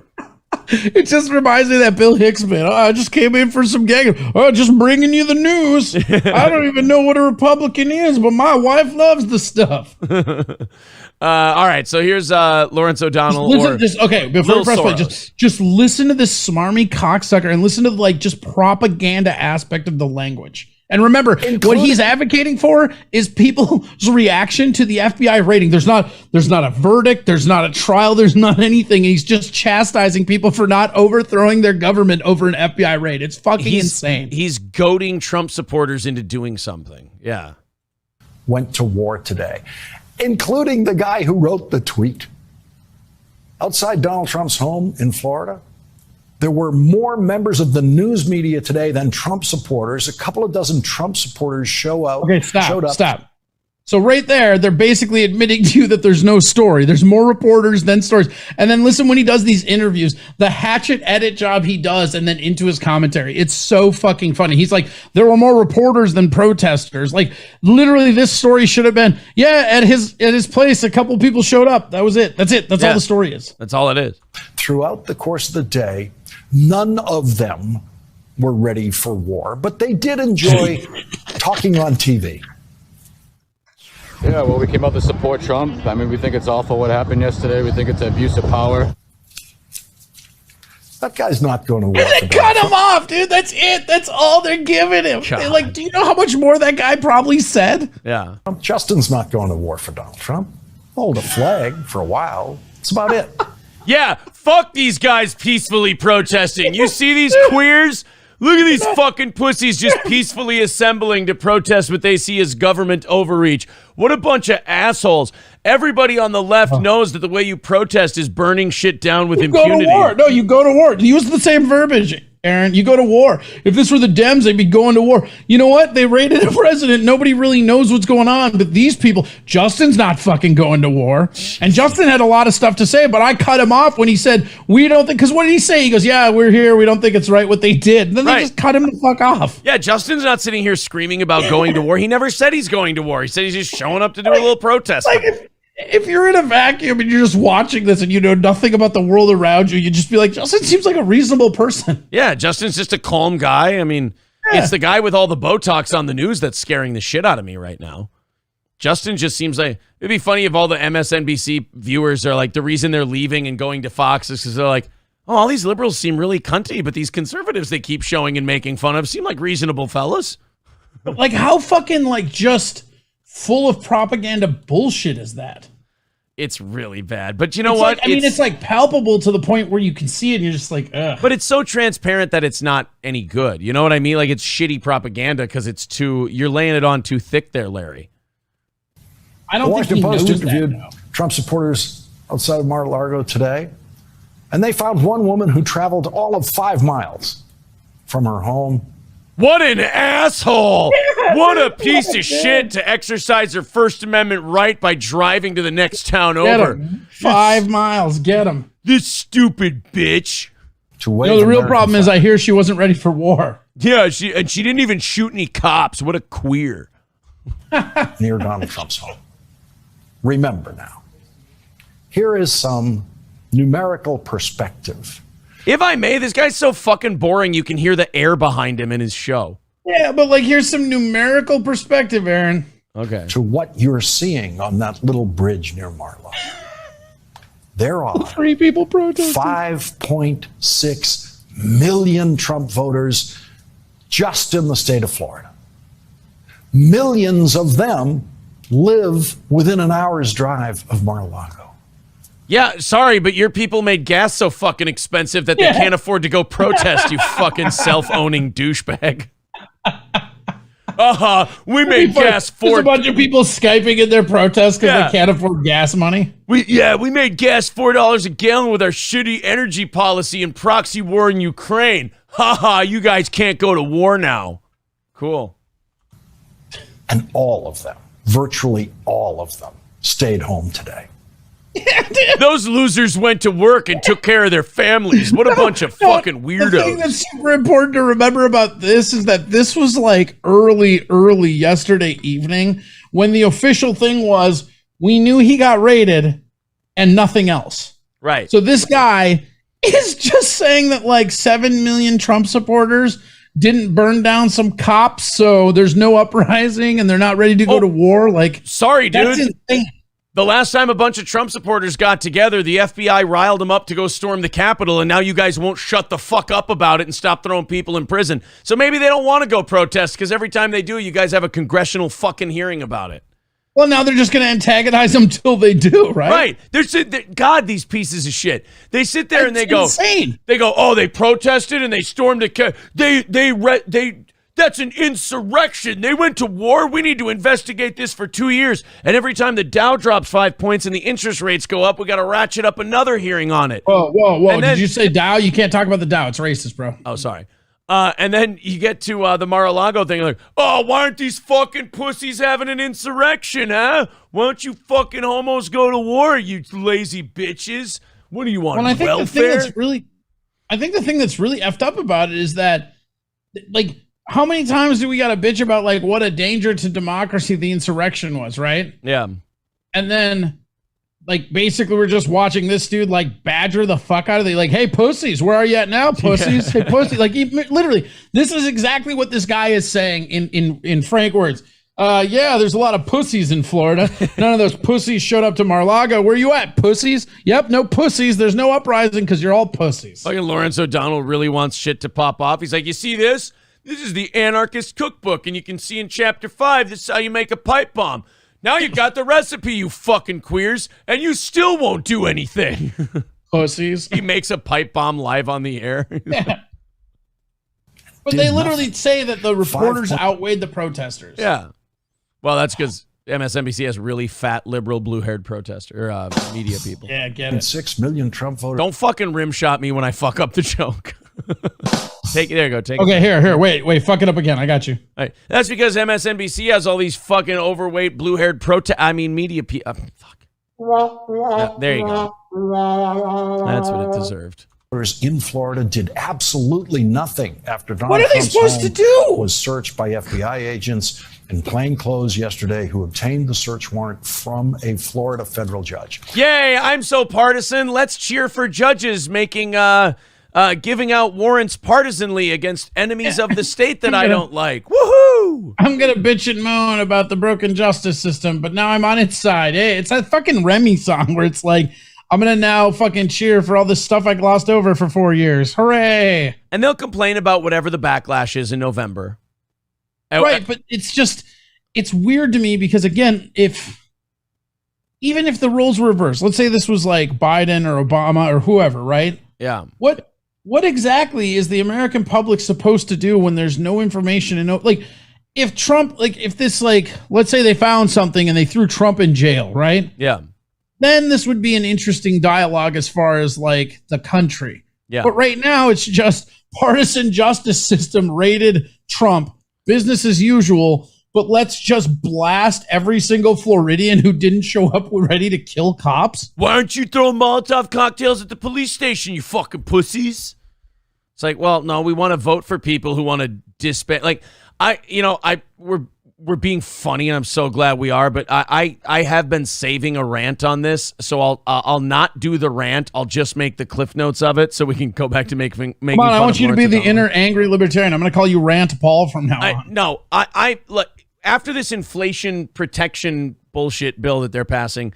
If you work for the IRS, I don't care if you're a secretary. You're an enemy of you're an enemy of the people, not the state. But you're an enemy of the people. We got to get rid of that IRS. It's got to be disbanded and be done away with forever. They're fucking evil. They go after people. And we got to get rid of the FBI. Like the FBI is so fucking And rancid the and evil. ATF. Anything with letters in it, you got to go, man. CIA, ATF, FBI. What did I do yesterday? I was fucking around on that world debt clock, that has our FDA, budget. baby. The thing that has our budget. I got rid of the payroll tax, Social Security, Medicare, Medicaid, the FBI, the CIA, the ATF, the Department of Education. I think I knocked like $800 billion off the budget deficit. If I would have kept the payroll tax and just got rid of the programs it funded, I would have been able to balance the budget. And by the way, remember a couple years ago when we would bring up the debt clock and we were like, hey, debt service, like servicing our debt is $250 billion a year just to pay the interest on our debt. $440 billion yesterday. Whoa. $440 billion a year. What's crazy is that with the new CHIPS Act and everything, it's closer to 31 trillion than it is 30 trillion now. Yeah. And now with interest rates going up, every dollar we borrow from the Federal Reserve from now on is more expensive than it was before. Oh, yeah, huh? That makes sense. Yeah. Garbage. America was not torn apart by that search warrant. Give it a second, Larry. I love how it's 3 hours later and he's like, see, we're not in the second Civil War. It's like, give it a minute. Yeah, they're polishing and checking their ammunition. Yeah, couple more months. They're seeing which Marine Corps members will side with them. Yeah. They're just silently going hoorah into the streets. As right-wing social media would want you to believe, and as the Fox propaganda channel would want you to believe, there is no outrage. There is no uprising. Really? So Andrew Cuomo saying that this was wrong and the country deserves an explanation, that's not, okay, cool. If you take the TV cameras away, there will be zero Trump supporters outside of Mar-a-Lago. 74 million Trump voters today did absolutely nothing in response to the FBI search of Donald Trump's home. Could you take your 1984 there is no uprising thing off of here? Like, am I wearing It's on the bingo card. It's on the bingo card. I was going to say, am I wearing the They Live glasses right now? If I take these off, it's a skeleton. Oh my God. That's, oh wait, I put my glasses on. He's still a skeleton. Never mind. These aren't the special glasses. All right. That's enough Lawrence O'Donnell. Put on the damn glasses. Yeah, put them on. Throw each other at a dumpster. That's enough Lawrence O'Donnell for me. My curiosity is satisfied. He's still a ghoul. Isn't that fucking crazy though? Like just the verbiage and shit. Like they did nothing. Like what are they supposed to fucking do, Larry? Yeah. Well, Dirty Major Woody says they did nothing because they'd be called a mob idiot. Yeah, right. You're trying to goad them into it so you can have more hearings and call them Nazis and evil. Like, sorry, they're not fucking stupid. They're stupid. They're just not that stupid. Yeah. They did. Yeah, they did nothing because Liz Cheney would sit there and fucking have a hearing about it for a year. I know we played it on Monday, but did you? I have no idea what it is, but they better fucking hope they have it dead to rights because God, they are so fucked if this is not convictable. But I mean, would it surprise you if they didn't? If they did fuck it up, they've been fucking up everything they thought was a great idea since the minute they got their power back. Right, but it's like it's like all the ground they're getting on Republicans in the midterm, they're just giving back. It's so fucking weird. I mean, they're at a point now where the economy could start getting better and people would still want them the fuck out of there. Yeah. Because they're just like, no, you guys are just, you've been a disaster. And all like the American people wanted, okay, YouTube, I'm going to be careful how I say this.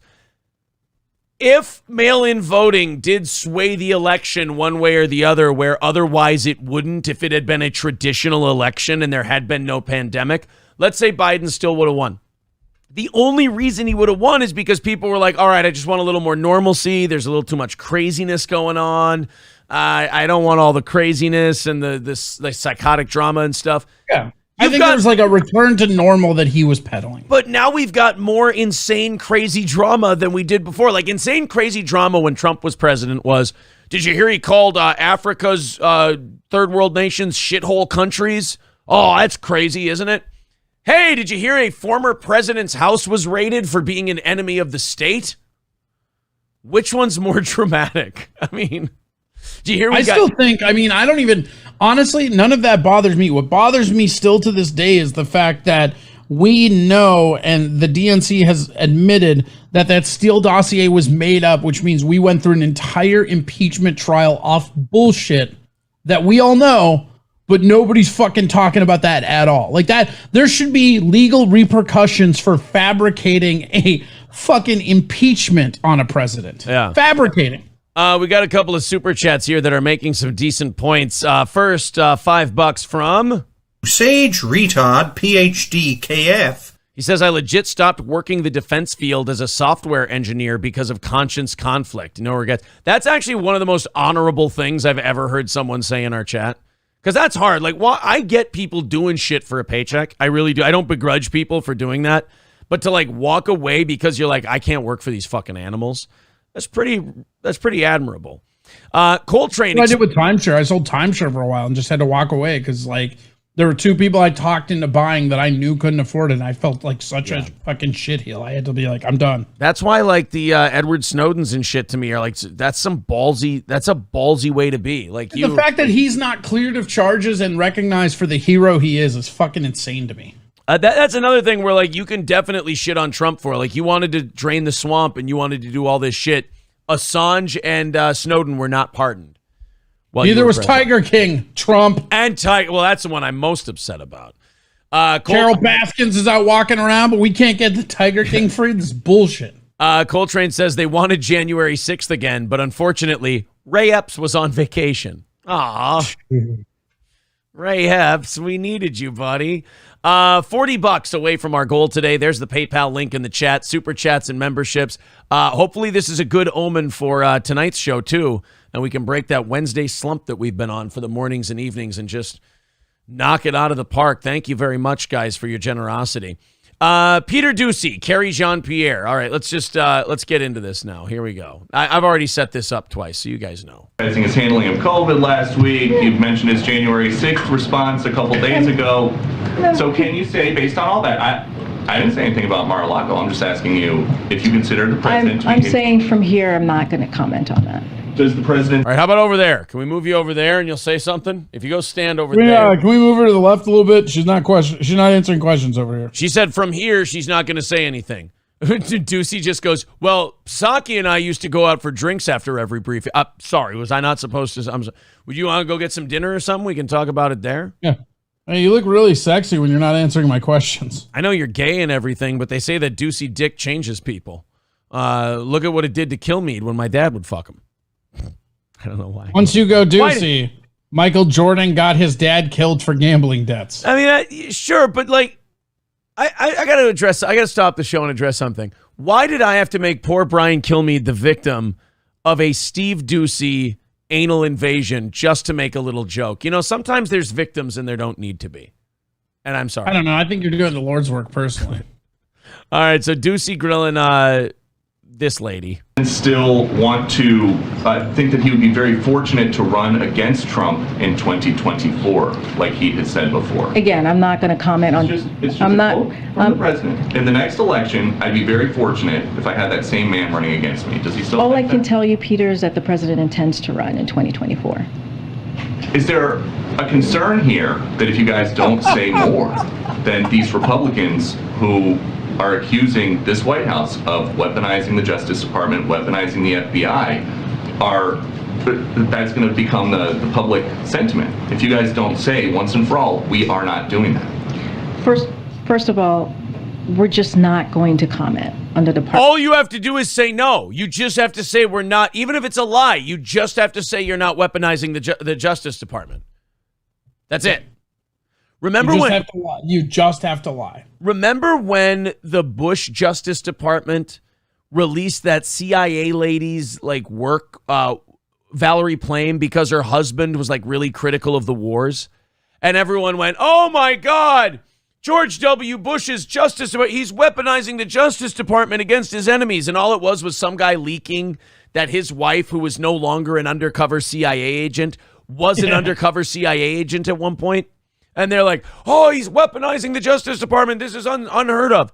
A fucking former president who may run again against a struggling administration had his home raided by the FBI to find some cocktail napkins and some notes from Kim Jong-un. Like, if you were outraged and upset over George W. Bush and the Valerie Plame thing, this should be a whole new stratosphere that these guys have gone into. But they don't even give a shit. That's the fucked up part. Don't give a shit. Not at all. You're right. Department of Justice investigation. Okay, We're just not going to comment on that. Is this White House weaponizing the Justice Department and the FBI against political opponents? The president has been very clear from before he was elected, very clear on this. Hold on. Throughout his time in office. It's a yes or no fucking question. And it doesn't apply to before he got there. That's not what the question is. Right. The question is, are you weaponizing the Justice Department? He's almost in a weird way trying to help her, and she won't take the help. He does that a lot. If you notice, he'll be like nodding his head, like, and then. Yeah. He'll be like, I'm giving you an opportunity to say, no, you're not weaponizing the Justice Department. You know what it reminds me of? It reminds me of a parent that knows their kid is lying and trying to give him that one out. Right. Like, I'm trying. Are you sure you went over to your friends for that sleepover? You didn't maybe jack your uncle's car and go to the county fair by yourself? I mean, look, if you admit it, we'll definitely, we can go easy on you and everything else. And they're like, well, right now I'm not talking about anybody's car. I'm just not, we're not discussing it. I heard the quote. We will be playing the quote tonight at 6 o'clock. Is this administration weaponizing the Justice Department and the FBI against political opponents? Peter, the president believes in the rule of law. The president believes in the independence of the Department of Justice. Yes or no? Yeah, I was just going to say, how about your son? Do you believe in the rule of law when it comes to your son? Somebody made a joke. They're like, they literally passed by Hunter Biden's house on their way to raid Mar-a-Lago. That's factually accurate and fucking hilarious. I didn't know if that was factually correct because I didn't know if he lived in Florida. Yeah, Hunter lives in Florida now. I'm pretty sure. So you literally had to drive by a guy who's probably got crack in his house at the moment. It'd be funny if Hunter, now in my head, what I really want is I want Hunter in a lawn chair smoking crack, watching them raid Mar-a-Lago. Like where those protesters were, they're like, more reporters and protesters. All right, everybody, huddle around Hunter and make sure you don't get him on camera and just have Hunter lean back, smoking some crack, maybe getting some fucking noggin from a mail order bride, all while they raid Mar-a-Lago. I'm in. Hunter, we're the MSNBC cameras. Could you stop smoking crack, please? Could you go fuck yourself? All right. Do you know who the big guy is? It's a yes. By the way, can you bring this duffel bag to my dad? He needs to get it to Juan Carlos so he can wash it for us. Hey, can you go get this laptop fixed? It's making my dick look big. Hunter, I can't take a duffel bag full of cash to some Cuban money launderer. He's Honduran, you racist. Oh, all right. What about a briefcase full of money and cocaine? Okay, fine. You can't do that. Can you just do some cocaine with me? My treat. I mean, technically the Ukrainian dictatorship's treat, but... Mr. Womp Womp IM says, no one leans back and smokes crack. Everyone leans in to smoke their crack. I don't know what they're talking about. Yeah. Not Hunter. Hunter's an aristocrat, you see. He'll lean back. An aristocrat. He likes nice little, pretty good, right? Nice little Chianti and some crack cocaine. He swishes it around, takes a hit, and goes, the aristocrats. He uses the bottom end of his fucking crack pipe to just kind of swizzle it. Yeah, he pours himself a rum and coke and stirs it with the mouth. Pours himself a fucking scotch. No, it's a scotch. He pours himself some Johnny Walker Blue, then uses his crack pipe as a swizzle stick. And he literally says, I'll have a scotch on the rocks, and then just smokes the crack and slams the scotch. He stirs it with his crack. From now on, when I'm at a bar and I order something on the rocks, if it doesn't come with crack cocaine, I'm going to be pissed. When Hunter orders a scotch on the rocks, he wants them to put his crack rocks in the glass. He wants the scotch warm. He just wants it over his crack rocks. I said on the rocks. What am I paying you for? No, for you. Hunter, that's a golden retriever. I can't pour drinks? Well, it better fucking golden retrieve me some crack. You hear me? They drove Wait, where's that crack drop? I have a really good crack drop. They drove by Hunter's house. You got the crack here, right? Oh, no crack? Oh, fuck. You guys don't have crack? Oh, fuck you guys. What's the crack? Well, fuck you then. Next time I come back, you better have some crack. Fun story about that clip. That's a guy who just put a ladder to a random building and climbed up it. Yeah, Aaron did tires. We know. I wasn't going to out him, but yeah, I wasn't. Sorry. Answering the question. You may not like it, but I'm answering the question. No, I'm answering the question, and I'm telling you that we are not going to comment on. You can't say we're not going to comment and then say I'm answering the question. These people. We're answering the question. I'm not answering that. These people are not long for this political world. Oh, this has been a goddamn clown show. Look, man. Because they're a clown show. I can disagree. I voted for Obama in 2008. I didn't vote for him in 2012. I can disagree with shit Obama wanted to do. He ran a professional administration. He had competent I just people like the in way charge. he lied to us. He was just smooth. And he was nice to us, and he was kind and all this other shit while he bombed the shit out of brown people. Dude, if he was up for a third term, I could have maybe voted for him over Hillary and Trump. He might have probably still voting Johnson, but definitely would have beat Trump, though. The dude just lies to you in a way that's okay. Plus, there was no worry about him being in charge. You know what I mean? Like internationally, you were never worried about him going to fucking like Saudi Arabia and fucking us up. Right, exactly. Well, and then with George W. Bush, I mean, shit, the rest of the world may have been afraid of him, but we were just as afraid of the guy. Yeah, we had no choice. They were like, what the fuck is he going to do next? A criminal investigation. The president. Hot take: the Bush administration and Biden administration and the way they operate are a lot closer to each other than the Biden administration and the Obama administration. Hot take: Biden's actually a Republican. If you look at the policies, that guy hated gay marriage forever. He's been super big on profiling minorities. They like having him in there because he has no fucking clue what's going on. They can do whatever they want. Did you see the fucking clip of his wife having to help him with the jacket? We played that yesterday. There was the clip of him shaking Chuck Schumer's hand and then forgetting he shook it 5 seconds later. Yeah, that one is bad too, but there's something fucked about knowing the president can't put on his own dress jacket. Also, you want to hear my crazy conspiracy theory? You ready for this? You ready, bro? Strap in. Here we go. I mean, I wasn't, but you're putting me on the spot, so go ahead. I wasn't ready. I don't think Biden's had COVID any of these times. I think his Alzheimer acts up, so they protect him. Yeah, because wasn't that fucked up? Every time he comes out of COVID lockdown, he looks more and more deteriorated for 3 days. And wasn't it fucked up that he was negative for a day, and then all of a sudden for 5 more days, he's positive again? I'm telling you, he has Alzheimer's, and when it's acting up, they just slowly play it back as COVID. I don't think you're putting yourself on too much of a limb there. Has been very clear.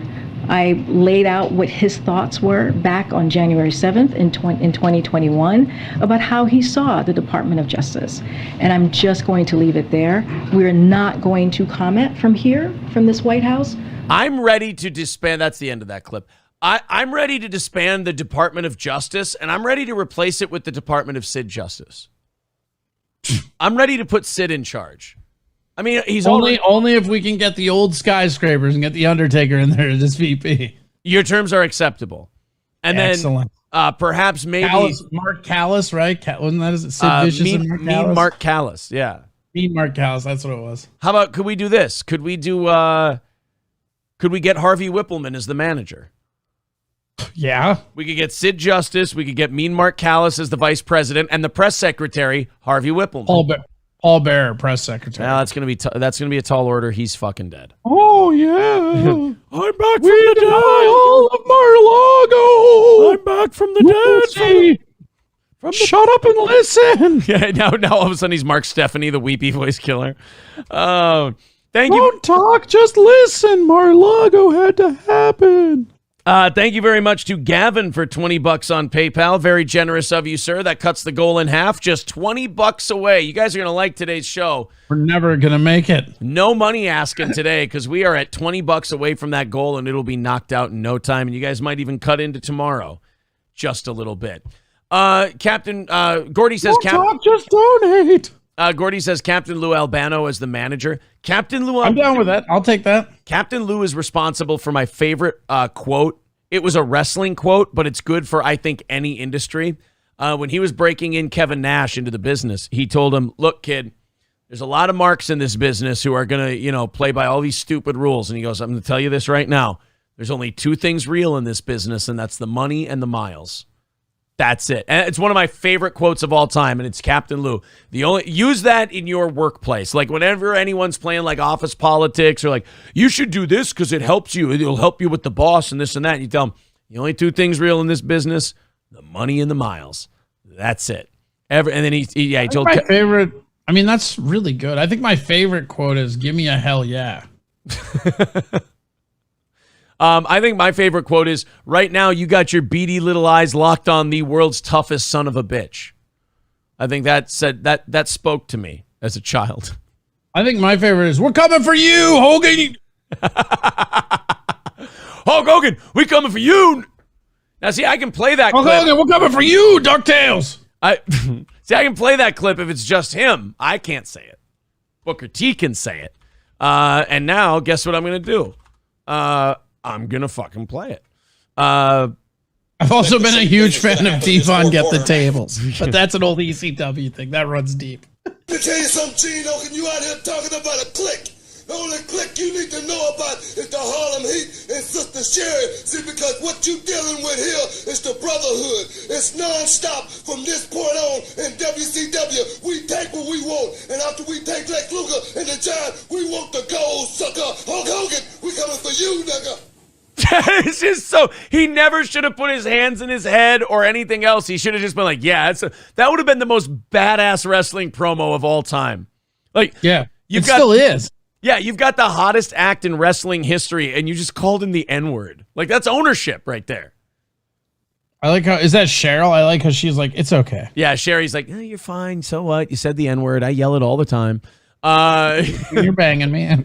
Me and Linda say it all the time when we're getting railed. Mean Gene's like, it's totally fine to say that. I say it all the time. By the way, Harlem We're coming for you.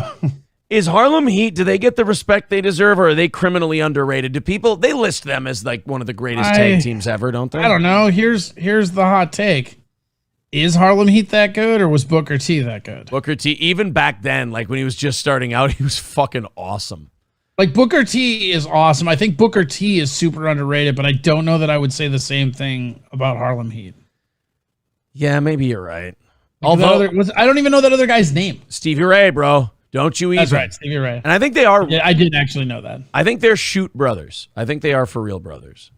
Really? Okay, that gets a little bit cooler then. Yeah, I think Stevie. But I just like Stevie Ray wasn't the guy. Like Booker T was so good on the mic, and then he was also instinctually so good at working the crowd. Like he was one of those Hogan-esque guys where when he did something, he'd be like, come on guys, react, like really good at playing the crowd. Edge is really good at that too, and he never gets enough credit for that. Hey guys, I gotta thank April real quick. Corey, look what I just got. Maybe you'll see it in a second here. Is it a bra? Hold on. Oh, nice. Casey's piece of fucking shit. April. Merci beaucoup. Thank you very much for the napkin. That is. I gotta say, Corey. I'm gonna go to the bathroom and see if I can't. You can't abandon me. I'm chewing. No, I can. Check it out. That's not okay. I mean, this is cheese and heavy sauce and all that. I fucking hate you. I'm gone. I'm not even here anymore. Stop it. This is delicious. Oh, look, April, do you see how the camera's off? I'm not even here. Stop it. And she picked me out the biggest piece. Yeah, well, it's nice that you have a big piece for a change. I'm going to let that slide off my back because I know you're just hurt. I'm not hurt. I'm not here. See? Notice how I'm gone? You don't have Casey's Pizza where you live? I'm gonna fucking take an ice auger to your fucking eyeball socket. No, I don't have Casey's down here. Wow. I don't know how a man can do a show after this without talking about nothing but Casey's Pizza the rest of the time. I fucking hate you. You know what? No, I don't know what. This is going to backfire on me big time because now that I have to do a show because the bit's wearing off, I can only eat this while I set you up to go on a rant. So the end of this pizza is definitely going to be colder. So I've They're better colder. Shut up. Stop acting like that's a punishment. Are they? Let's see. Oh. I have a big, thick slice of Casey's Pizza. Yeah. I bet you love a big, thick slice of Casey in your mouth, you fucking asshole. Oh, and you know, the other thing, bacon, egg. It's got do you like the sausage gravy sauce? I like that. That's what I got on this one. And Fuck you. I think Fuck I tasted, you. I think I tasted a mushroom in there. Fuck you. Mamma mia. It's by the way, I was watching your culture's national anthem of shows again last night. I'm on the season 4 of The Sopranos. Oh, yeah? How you liking it? That is just a wonderfully done program. It is. And it was the first real standout like that like why HBO like really launched into all the great shows that followed. It was like Oz and Sopranos just led the way. But the Sopranos is almost a perfect show. It's really good. It is. And I think what makes it even more impressive is that they didn't have the budgets that the other shows ended up getting. So yeah, there's a lot of really cool descriptions of what happened violently without actually showing it because of budget. Right. Because you can tell it's like season 3. Wait, okay, so well, Season can we 4. talk? Fuck spoilers. These people, like, if they haven't watched Sopranos now, I don't feel bad for them. Yeah, it's fine. I already know how it ends, and I'm excited to watch it. Yeah, but I'm wondering like where exactly. So what exactly is happening where you're at? The big you know the guy, Uncle June's like right-hand man? His wife just died in that car accident. Okay. It's the Columbus Day episode. Ooh, that's a great episode. Mm-hmm. Very good episode. And she died that's the other thing. With the budget they have, a lot of people just die off screen. Yes. Well, that's the thing is there's hold on, I'm looking it up. Ralph just broke up with Jackie's wife. Oh, okay. So it did happen in the end of season 2. What season are you in? 4. Episode 3, I think. So when they kill off Big Pussy, right? Oh, yeah. Like, that's when you can really see the budget start to come in, because that was at the end of season 2.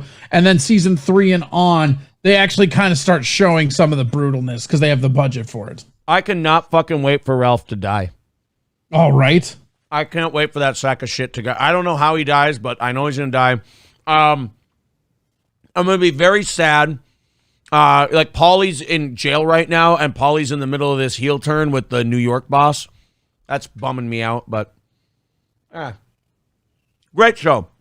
Sorry, I'm still chewing this. I know, guys. I'm sorry. Very rude. But it's Corey's fault. He mentioned Casey's Pizza today. I couldn't resist. I got to thank Crack Babies for resubscribing, Orange Boy for resubscribing, and $20 from Brian M. on PayPal. So that means we are $10 into tomorrow's goal. The goal has been met. Thank you guys very much. And we are $10 into tomorrow. Who knows? Maybe we'll make it $10 into tonight, since Wednesday mornings and Wednesday nights are always everyone's slow time in terms of contributions and donations. Maybe we'll put that $10 towards the evening shows and break the rules a little bit. That's okay. Steven Crowder, back to the old grift again yesterday for our boy Crowder, Corey.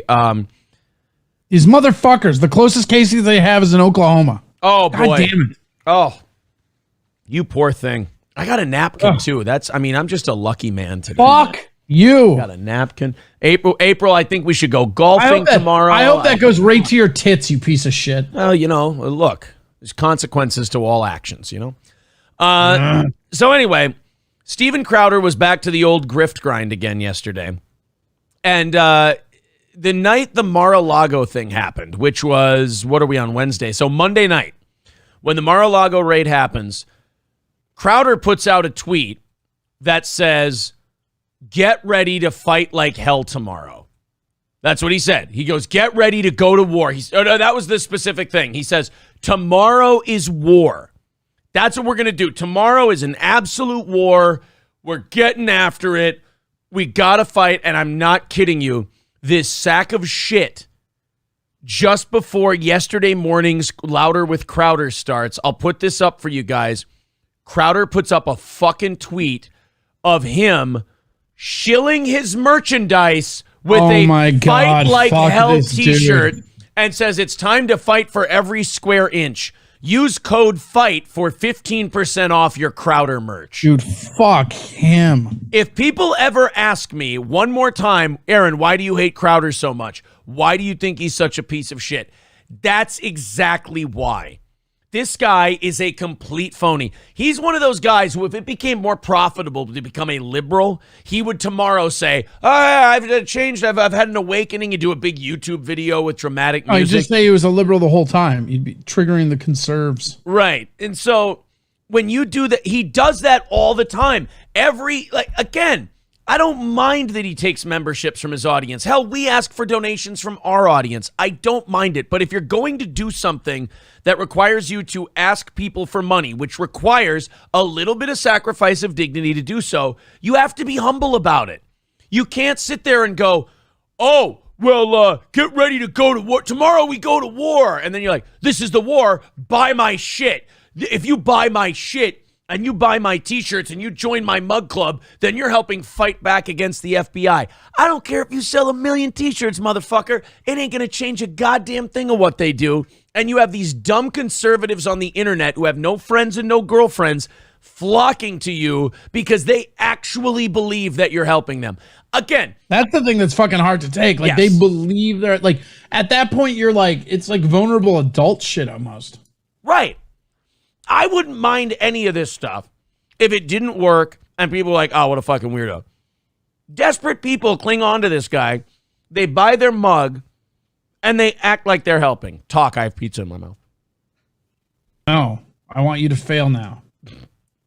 I want to be very quiet when you're chewing because all I want for Christmas is for you to choke on that fucking pizza. Oh my God, it's so good though. I'm really sorry. You know what? I feel bad that I'm doing this to you. You don't. I know you don't. I don't. I was trying to be nice. Yeah, it's not working. I was trying to be. Gordy writes, war. Good God. What is it good for? Absolutely nothing but for Crowder's back pocket. Yeah. Oh God. And can you imagine it's, how can I say this without making some of our audience mad? Hold on, let me just... But while you're thinking about that, you are right, though. That's the important point to remember, is that there are people who actually believe this guy is actually making a difference. And the bad thing about him is he knows he's grifting. Yeah, and that's exactly what I was going to say. And I didn't want to pick on people because I know there's people in the chat, but it's just like Alex Jones to me. Yeah. Alex Jones says a lot of shit that's crazy, and he knows crazy, for profit, and Crowder's doing the same thing, and it's so sad to me, the people that are just like line and hook. Yeah. Crowder. I mean, I still have people tell me that they like Crowder, and I'm like, why? If you actually enjoy his programming and you find him funny, I mean, do I disagree? Sure. However, if that's why you buy the mug club, if you're like, hey man, I have joined the mug club because I like his content, I want to support him. Fine, cool. If someone it would break my heart if I heard some... just because you really like the film parodies. I mean, do I think you're someone who deserves all the bad things in life? Yes, because you have terrible taste. But at least you're not being hoodwinked. You just have shitty taste. But when it comes to, like, if some poor fucking construction worker goes, Crowder's fighting for us, and, he's doing this so that we can fight back against the establishment, and that guy believed that, and he was shelling out his hard-earned money for that, I mean, that would just make me upset. And I'd feel terrible for that guy. Hobo Flexible is exactly right. It's televangelism, but with politics. It's just see a mark, take a mark down. So we got a clip here of him talking about, and now here's the other part about Crowder. So he grifts, he goes, hey, get ready for war tomorrow, and then here's the war. Buy my t-shirt, and it'll help the FBI stop going after Trump. Then he goes on his show. Finally, a war I can get involved in. Yeah. So then he wears his Fight Like Hell t-shirt on his show yesterday so he can pimp it some more. And then when he goes on his rant, so now when we get into the actual content of his show, he has the complete wrong message on top of being a scumbag. The quote here, and we'll play the clip, is he wants to raid everyone. I don't care if we become Nicaragua at this point. Oh, fucking great. So you're going to, we go to war tomorrow. Great. A war we're going to lose. That's nice. Not a war to like preserve our freedom and like get rid of these enemies of the state and, get it back to, a more manageable level. It's let's just do what they're doing. We'll just become a crazy Central American banana republic. That sounds like fun. Good. What good is fighting the war if you're just going to become the same thing they are anyway? Why don't we just, if that's the case, why don't we just vote for all of them and let them do their thing? I mean, because they don't care. Yeah, I mean, if you're right, because it's a grift and he's just doing it for a show. But if you're on there and you're just saying, well, let's just do everything they're doing. Well, then why would anybody vote for you? They're already doing it. Yeah, they don't need you. They're doing it. Right, exactly. This is going to run an ad real quick, so I'm going to mute this. Then we'll watch Crowder annoy the fuck out of everyone with his terrible, terrible takes on politics. But that whole tomorrow we go to war and getting his audience all amped up, getting their eyeballs on the product and then going, hey, guys, if you use my Fight Like Hell promo code, I'll give you 15% off this T-shirt that we'll use to fight the raid on Mar-a-Lago. All right. If you use this promo code, you can fight like hell to save some money. Yeah. Here's Crowder talking about the Mar-a-Lago raid. It's too far. Of course, James O'Keefe, his apartment was raided. Notice no one talks about the inauthenticity of the Ashley Biden diary. He wasn't ever charged with a crime. Hey, liberals, you think they're not going to come for you? And by the way, I don't think that we should be above the fray. If Republican gets in, investigate everybody, raid everybody, use all of it. That's wonderful. You know what we should do?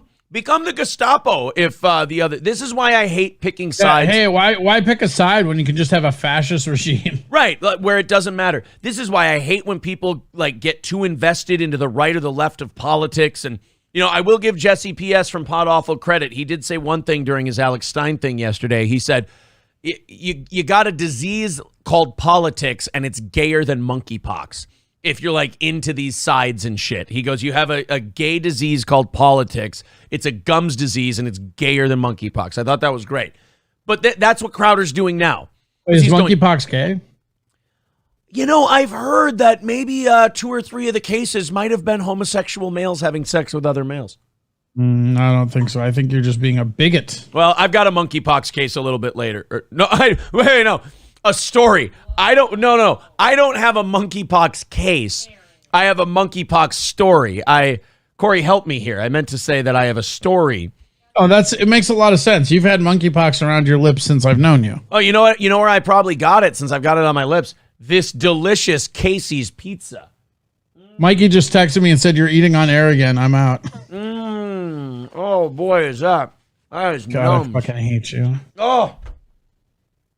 I'm just imagining your head exploding and making a cool NBC Peacock. Oh, no. Behind you. Look at this. April gave me the rest of her Casey's pizza. I shouldn't do this. There's no way I should.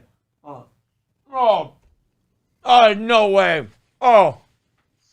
A human should not be eating this much pizza in a day. Especially when it's this delicious. I mean. You see, you can fucking get rid of that bird chin and get a pelican flap, you piece of shit. Now, I feel like you're lashing out a little. Yeah, I'm lashing out a lot. But it's okay. So anyway, monkeypox. No, Crowder. Wait, they're both gay. So Crowder's whole solution to this thing, so not only does he grift the shit out of his audience, but then when he actually gets to the message part, it's, hey, what these guys are doing is really terrible and fascist. You know what we should do? Be really fascist back at them if we ever get power again. Well, then again, why get rid of these guys then? They're just doing a fine job of doing fascism. If me picking you is just more fascism, why should I bother? Well, that's exactly it, right? Oh, if you think they're not coming for you, they are, because it's all fucking fascism now. Yeah, it's like, hey, liberals, if you don't think we're coming for you, we are. Oh, cool. So you're going to let them drag all of us down into fascism. Meanwhile, we're the ones who are going to have to live with the consequences. Gordy just called you Aaron the Love Sponge. Okay, now, you know what? Now I'm not eating anymore. All right, there. There. You got me. I'm throwing the pizza to the side. You called me Aaron the Love Sponge. You fucking happy. But the pizza's over there now.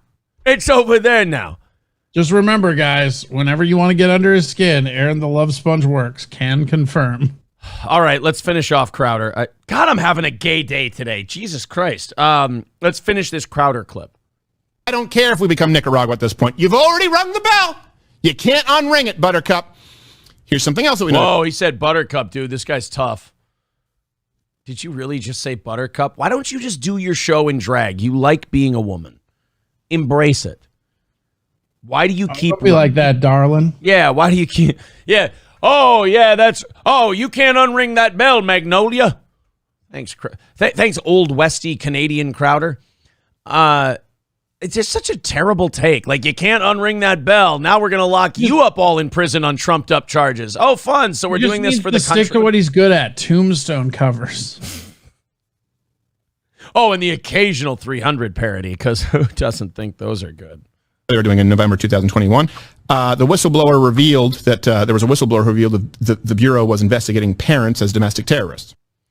Yeah, we should. But you know what? See, Crowder, grifters like you want to see that happen more so they can make money off of it. People like us want to see that kind of behavior fucking stop. So we don't sit here and say, oh, yeah, they're investigating school board parents, so we should investigate them. No. We say they're investigating school board parents. Let's do what we can do to make that stop. Let's elect the people that will stop doing that. But no, let's... Oh, my God. Let's pimp our T-shirts for 15% off because of the Mar-a-Lago thing. But at the same time, let's become fascists also. Yes. So I was trying to Google to see which one of Crowder's parodies was my least favorite. Oh, yeah? And apparently he had one that came out a week ago called We Didn't Start the Fire parody. No. That features some stuff about monkeypox, apparently. No. Yeah. Don't you ruin monkeypox for me, you fucking closet case. Allegedly. I'm not doing anything. No. Crowder is. I'm sorry. Yeah, he had that Braveheart sketch too. That was pretty good. I'm just looking over all the great moments he's given us. Oh boy, are we ready for Crowder? We didn't start the fire. Dave Landau may have gotten more money to go to Crowder, but I think artistically he would have been happier with Cumia. Because at least Cumia is still authentic and he's still himself. Having to be Crowder called a YouTube Carol, which was a Christmas Carol parody. This is fucking looking at them all together makes it look even stupider. Millennial SJW song, quote, parentheses, Rod Stewart parody. How long ago was that? 2018. Oh, okay. Let's do We Didn't Start the Fire. I got to see this. I'm not. Hey, I know that good-looking guy anywhere. Oh, hey. How was the break? Oh, it was good. How about you? No, but it's the first show back after 4 weeks, and you know what we got to do? It's tradition. No. Yeah, but it's tradition, though. Yeah, I'm not doing that. It's what the people want. We've done it for 4 years. We have to do it, Dave. I'm not doing Billy Joel. Why do you have to be like that? It's in my contract. No Billy Joel. Well, there's a clause in your contract, if you read it, that says, yes, Billy Joel. A lot of Billy Joel. Oh, my God. Look at that great comedic writing. God damn, this is fucking bad. Aaron, do you get... I know you get so stupid when you're stuffing your fucking pelican gullet full of pizza. I'm sorry. But see, in Crowder's contract, he had no Billy Joel. But what he didn't really pay attention to is the rare, yes, lots of Billy Joel clause. That's, excuse me. That's what I thought I heard. Was that Dave Landau says, if you look, that is shitty writing. If you look at the worst writing. If you look at my contract, you'll see it says no Billy Joel. If you look at your contract, you'll see you know what it reminds me of? When they used to bring one of the high school kids up for the ad lib troupe that they would bring to your school. Yeah, like the improv troops. Yeah. And you'd get that dickhead student who would just purposely fuck up the yes and to be a dick. I have a phone. No, you don't. Yeah, that's exactly what Crowder did. I have something in my contract that says no Billy Joel. No, you don't. You have the opposite. Cool. Lots of Billy Joel. Not just Billy Joel. I would love to see this contract. I'm going to ask for that in all of my record contracts going forward. That's the clause I'm going to have them. I'm going to literally email my record label's lawyer and tell him, hey, I need a lots of Billy Joel clause in my contract, please. Right next to the no Billy Joel clause. Yeah. Yeah. I mean, you know why that got in there is because Crowder doesn't give a shit about the writing. He just wants to do his awful parodies because he thinks they're so awesome because he's kind of a little bit gay that way. All right. Well, that's exactly it. Like, but his whole problem is that you surround yourself with these people, but don't hire good writers. Apparently, it's very weird. Like, Dave Landau's not an unfunny guy. That's what I'm saying. Like, but clearly he's not writing these fucking scripts. And actually, I think the opening of this sketch, if it were a real life conversation, would actually be how Dave Landau actually feels. Because you can't sit next to Cumia for 2 years and rip on, honestly, shit like this and then go do it. I mean, I don't begrudge Landau going to make Crowder money. Good for him, man. But when he sat there and he goes, no, I'm not doing it. Like, that's the way Dave Landau and every other real comedian feels about Crowder's dog shit sketches. It's like, no. No, it has a contract in here that says lots of sketches. Oh, that's funny, because in the last line you just said there was no. Okay, I'm going to go back and listen to that part one more time without pizza in my face. Just listen to how unfunny that writing is. I think as a comic, sometimes it just really sticks out to me. But just, like, this is what I hate the most about Crowder is that sometimes I miss where the jokes are supposed to be because they are so fucking unfunny. Being a political comic is like being a Christian comic, where the first word is more important than the word comic. Like, you have all these church people, and they'll just laugh at whatever you say because you're one of them. Same thing with being a Republican comic or whatever. Yeah. It's funny you say that, but it's the exact reason why I never really pressed to be in the libertarian convention stuff. I didn't want to get labeled as like a political comic. Well, yeah, like look at Dave Smith. Now they have to pretend everything he says is the greatest thing. When it's like, yeah, you're okay. And he's... hot take, he's just a middle of the road comic. Right. Not bad. He's not like doing anything, because of his niche, people think he's better than he is, just like Crowder. And this is not disrespect because he's fine. There's nothing wrong with Dave Smith, but he's the third funniest guy on his podcast. Like Louis J. Gomez and Big J. Okerson are both funnier than he is, but he's latched on. Big J. Okerson is funnier than almost everybody. Like I've talked to, like that dude had me almost cry laughing in a dressing room a couple times. Really? Oh, dude, he's like funnier off stage than he is on stage or behind the mic. It's crazy. Like he's just stream of consciousness, really funny. The only person I've ever met in my life that comes close to that is Chris Maddock. Chris Maddock is a funny fucking guy. Like there are just people who even off stage when you're hanging out with them. I mean, like I like Chris Maddock's one of my best friends, and I don't know that I've ever laughed harder than just hanging out with the guy. The guy is so fucking funny, and Okerson's the same way. All right, let's watch Dave Landau put something out there and Crowder just immediately stomp on over. Do you think Crowder feels threatened by Dave Landau as a comic and like does shit like that? I think he feels really threatened. Lots of threatened. It's in his claws. I can't get over how mad that lack of a punchline makes me. No, it doesn't. It says lots of Billy. Like it says Billy Joel. It says a lot of Billy Joel. It doesn't fucking say that. No. Yeah, but it's tradition though. Yeah, I'm not doing that. It's what the people want. We've done it for 4 years. We have to do it, Dave. I'm not doing Billy Joel. Why do you have to be like that? It's in my contract. No Billy Joel. Well, there's a clause in your contract, if you read it, that says, yes, Billy Joel. It's amateur fucking, what is that called? Open mic.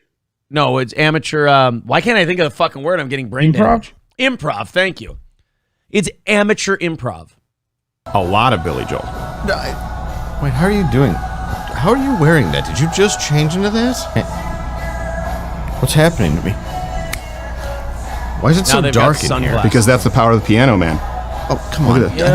Look at that. Yeah. No. This is happening. No. This is happening. No. It's already happening. I don't want this. The train has left the station. I don't want to do this. It's left the station.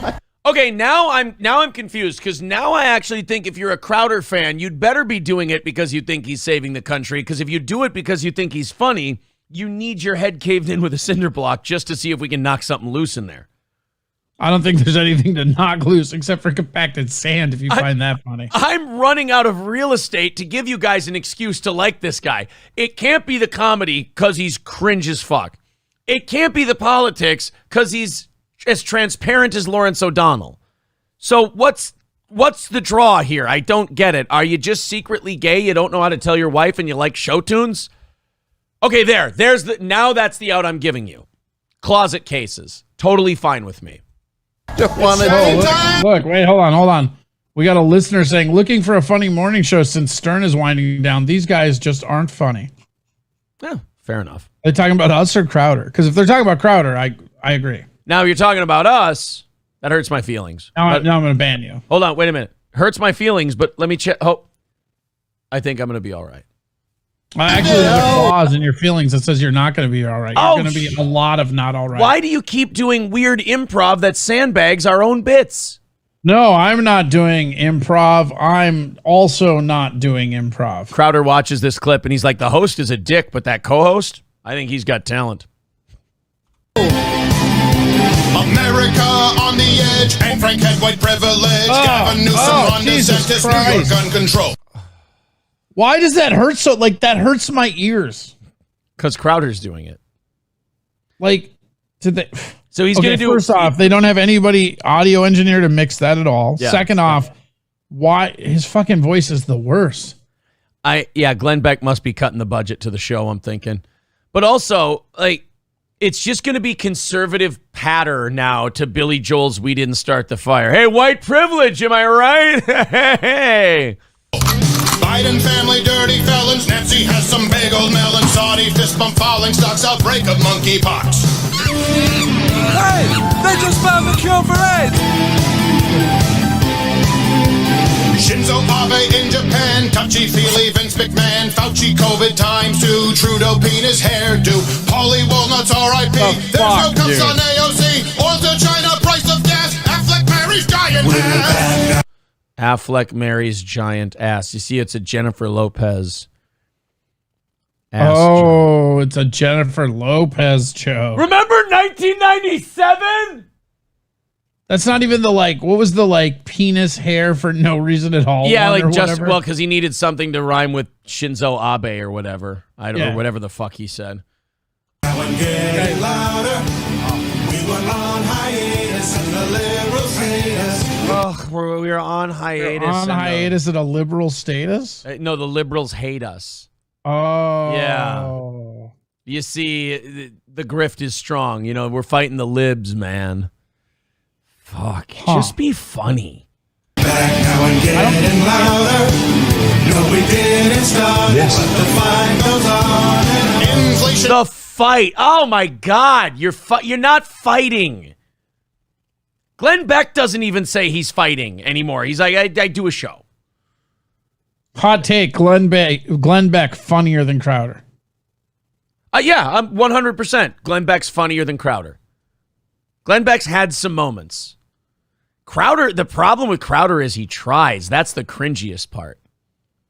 Like, at least Glenn Beck and, like, political talk show guys, if they're ever funny, it's kind of by accident. It's just, like, spontaneous. Crowder, like, I'm going to dig in and I'm going to make a funny bit. And that's what makes them worse, is that 150% of his attention went into this. I want to fuck a bumblebee because there's obviously no talent in me. Arnold farts, very normal, stopping hearts. J6 hearing, no one view. Netflix not renewed. Bojo, big disgrace. James Webb picked from outer space. Dr. Jill calls Pia food. Leah Thomas why is still he, a like, dude. tapping Joseph a table? I don't get it. Yeah, why are supposed to be a keyboard? I think he's just remarkably untalented. I think he's just trying to play the. I just. First off, you're not funny. Second off, well, geez, you have no good takes. And third off, why do I need a decoder ring to understand your shit jokes? Right, exactly. And once I do understand them, they're still not funny. You have all this money. You have all this money to do fire effects in the back, and you can't get a real piano to do this too. How about a fucking writer? Dude, it's not good. All right, you just hire a writer. I gotta play this because there's a penis on the. Dude, Joseph Biden liver spots. Got COVID after 4 shots. Al Gore go to hell. Tried to cancel Dave Chappelle. Whoa, go to hell, Al Gore. Remember 2001? No, could you give me a refresher? Oh, there was no Crowder. Was there breakfast pizza? There's breakfast pizza right here in 2022. You're a transphobe, Betty Midler, pedo Peter, kitty diddler. Now he catches BA5, pizza guy got almost right. Now I'm getting louder. We were on hiatus and the liberals hate us. We're back now and getting louder. No, we didn't start it, but the fight goes on and on and on and This is... Oh, join the fight. Oh, join the fight. Oh, my God. Look, man, if I was looking to join a fight, I'm not going to join it with the gay lieutenant who's singing parody songs. I'm sorry. You know who never wins fights? People who like musicals. I'm going to look, dude, I'm going to go into the comments right now and get ready to want your eyeballs burned out. Oh, my God. S. Sorchi. Wait, our comments are his. Well, yeah, his. Sorry, I should. You're right. I should specify. Because we have Terrence Kensing who's like spurging out a little bit. Is he really? I haven't been in the chat for minutes now. I want to see.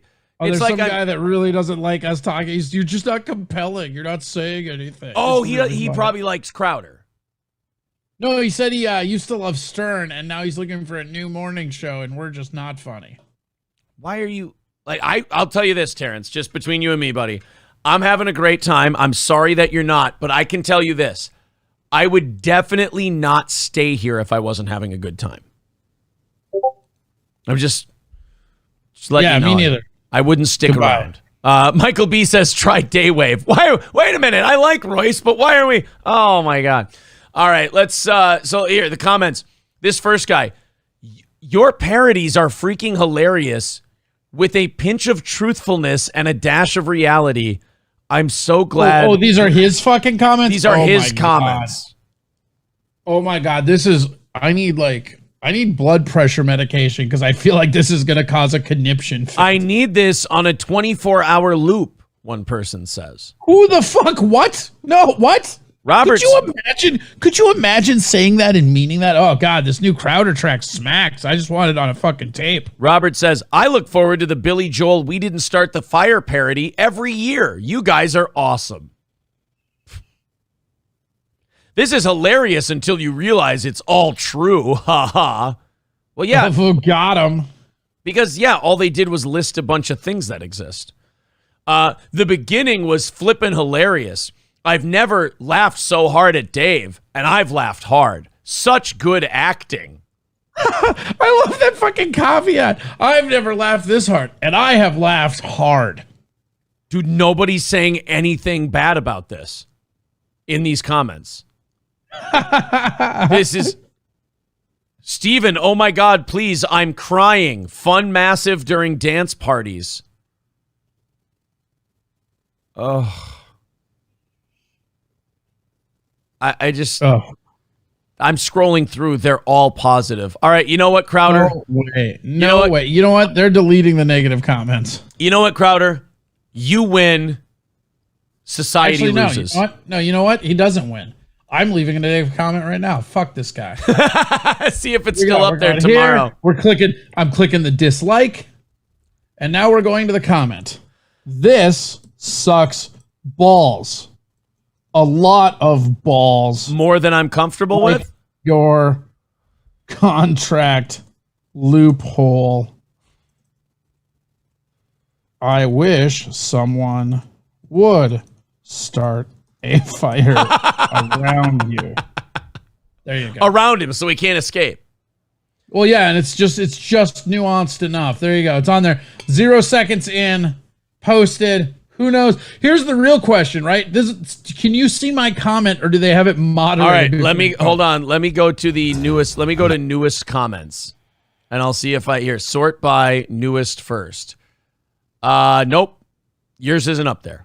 So they probably have it set on they have to approve it first, because you know these eggshell fucking egos would do that shit. How did I not find this sooner? We need the full song. Yeah, these people are hopeless. We just, you know what? Some will be left behind. That's it. No, guys, someone's saying, Aaron, we need to call the banners. I know, look, we got over 400 people in here. We could do some damage. They're not allowing the comments. They review them first, which, imagine the poor bastard that has to do that for a living. Terrence, the context is this guy's bad at comedy, man. I don't know what you want from us. Terrence, you want us to explain Crowder. It's like the show kind of... It's a continuing story. Just another show. It's another show that sucks that we're just kind of bagging on right now. It's fine. You don't need context. You don't need his fucking background information. You don't need his fucking blood type. Check it out. asshole show on the internet getting jabbed by crazy weird radio show guys. It's not that fucking hard, man. Yeah, there you go. You were a big Stern fan. You should know it. Cringe douchey guy with a lot of followers, and we're making fun of him. There, you're caught up to speed. All right, we'll move on anyway. I'm going to clip that one out. I love a good Crowder trashing. We'll throw that up on. God, it's so fucking bad. I don't know who I hate more, Crowder himself or these milquetoast fucking idiots that like follow him, or the fact that, again, how many of those comments did you read and there's not not one person that watched that realizes how shitty it is. And by the way, it has 13,000 likes. Oof. Not even views. 13,000 people saw that and went fucking yup. As we move on from the Crowder thing here, Terrence says, is he a radio host? Terrence says, is he a radio host, a TV star? Where is he on? He's a streaming show. He does a show on Glenn Beck's. None of that matters. He does a show for Glenn Beck's company, and he's got probably 1 million or so viewers. He's popular, but I don't understand the people. Terrence, let me put it this way. He is a guy who does a show for people who are obsessed with politics and have completely lost their sense of humor, and they consider him their funny guy, quote unquote. And he's basically a theater kid who couldn't make it as a comedian, so he just went, well, I'll grift with politics and tell people I'm saving the world. Yeah, Terrence, just Google it, buddy. You'll get there. All right, let's move on. Power Vibe says he hates people that say milk toast. That's because you are a milk toast. Got him. Let's talk about Nancy. Let's talk about Nancy Pelosi's trip to Taiwan. If we're not talking about her jugs, I don't want to talk about her. I'm starting to wonder, is she like trolling us or China with this Taiwan trip? I don't get it. Okay, how hard do you want the tinfoil hat on for my answer? Not very hard, because this clip we're about to play of her is hilarious. I don't understand it. Like, one day she's like shitting on China and provoking a war. The next day she's sucking China's dick, but still going to Taiwan. I know I ask this a lot of the likes of Nancy Pelosi. What the fuck is the point here? The point is, in my opinion, to antagonize China into actually doing something with Taiwan. Well, China has launched their missiles into the strait, and now Taiwan's launching their missiles into the strait. So they're all just firing missiles into the water at each other. That's about what we've got going on right now. It's just missile. We're getting this sound. This is the sound of conflict in China and Taiwan. That's what they're doing at the moment. So Pelosi is going there. But listen to what she said about China. Now, China doesn't want her going to Taiwan because we acknowledge that Taiwan's a country, fucking barely, and China wants to take Taiwan. They think it belongs to them. Pelosi's going there. China sees it as a slap in the face, but then she says shit like this. We still support the one China policy. That's not the part, but you can't say we support the one China. I always thought the one China policy was China and Taiwan are one country. Well, Taiwan agrees with that too. Like, that's the weird part about Taiwan and China, right? Because like they both agree that Taiwan's part of it. Taiwan just thinks they're an independent republic, and China says nay, nay. We go there to acknowledge the status quo is what our policy is. There was nothing disruptive about that. It was only about saying China is one of the freest societies in the world. Uh-huh. Really? Tell that to the fucking Uyghurs. Have you seen Amsterdam? Have you seen a black person in China ever? Have you? Italy allows you to try mob members over and over for the same crime. There's no double jeopardy. You know what? Still freer than China. I'm pretty sure in Botswana you can have your clit cut off for thinking you saw a dragon. Still freer than China. You cannot. Rusty Grabber just called her an android. Well, she must be misfiring because you cannot go on television with a straight face, look into the camera and go, there's nothing straight about Nancy Pelosi's face. You know what? Accurate. I apologize. That's my fault. And I went over the That line. that shit says crooked as a St. Cloud road. You cannot say China is one of the freest societies. Let me throw out a couple of things here. Imprisoning dissidents. Bibles are punishable by prison. Oh, yeah. Active concentration camps. I think we're missing the big one too. Like this is the big one that nobody talks about ever. You ready? Sure. No access to the internet. Right. No free access to the internet. Don't take it from me. That's from Freedom House. Let's it's talk a strong a little bit. democracy. Yeah. Courageous people. Oh. She literally, no, you missed it because you were too mad at the stupid thing she said before the next stupid thing. Here. Let's talk a little bit. Democracy. Yeah. Courageous people. And it's just, I don't know why it is, except there's some commercial interests who would like to diminish the relationship. We still. There are commercial interests who want to diminish the relationship. No, there's not. Mars, the candy company, just apologized for calling Taiwan a country because China got pissed off. They did a Snickers promotion where they said not valid in the country or only valid in the countries of South Korea and Taiwan. And they had Did you see the thing with Apple and the like chip things? I saw Apple had said like they made some statement about how people should be nicer to China or No. They told Taiwan that they have to put "Made in China" on their chips Right, yes. that are coming in. You're right. That's what I saw. Yeah. That they have to write "Made in China." I mean, it's incredible. And by the way, I didn't know this. I'm new, to the China Taiwan party. The whole reason that we've been protecting Taiwan the last few years before these guys got in, and China wants them so bad, is because the one thing we kick the rest of the world kicks China's ass in is microprocessors.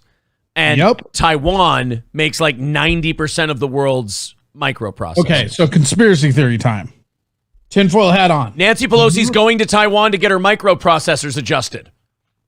Is that what we're calling our titties? Those are mega processors. Nancy Pelosi moved a bunch of her money out of Taiwan into NVIDIA right before we did the CHIP Act. Which passed. So America is moving its money out of Taiwan at the same time Nancy does something to enrage China so that we don't give a shit. It's basically trying to make China overcommit to actually do something as we get our entire, because we're basically getting our entire financial sector into America for microchips rather than that. That's what the CHIPS Act is. Oh, is moving all that shit here? Mm-hmm. But it's still like what's really funny. So basically, we're kind of seeing it as a matter of time before China gets Taiwan. So we're trying to get all that shit out of here. And you remember when Biden was running, I was telling you about Pine Island Partnership and all these like different connections that Biden has to China via economy, right? Like there's a lot of money that came in to Biden through the Pine Island Partnership, and surprisingly, a lot of his cabinet members, including that Lloyd Aaron or Aaron Lloyd or whatever it is, and the Yellen bullshit. But anyways, her husband has been insider trading this whole fucking time. Yeah, for sure. They moved their money out of Taiwan, popped it in NVIDIA just in time for the CHIPS Act, and then she goes over there.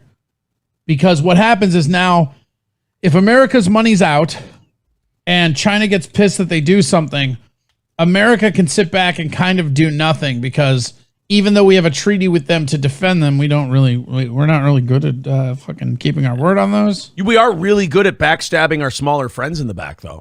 We sure the fuck are. Yeah, Taiwan. And the other thing, Taiwan should call the Kurds and go, "Hey, what can we expect?" And the Kurds are like, "Oh boy, it's going to get bad." Or write some postage cards to Native Americans. They'll tell you a lot. Yeah, treaties. Oh yeah, no, it's going to be bad for you guys. But the really weird thing about China right now that I just I just found this out last week, and I've been really obsessed with it, is that China leads the world in drone production. Like when it comes to like drone warfare, China's the best. And that's kind of fucked considering that that's where all combat is going. I always thought we were the drone guys. No, China's the drone guys. We kill a shitload of people with those drones. You'd think we'd be good we killed more people with our drones, but they have more drones. Oh, thank you, Zen Rhino. It's not microprocessors, it's semiconductors. I fucked that up. I'm a stupid asshole. I'm sorry. Semiconductors, everybody knew what I meant at least. Okay, good. They went, "Oh yeah, the host guy, yeah, he's just stupid. We know what he means."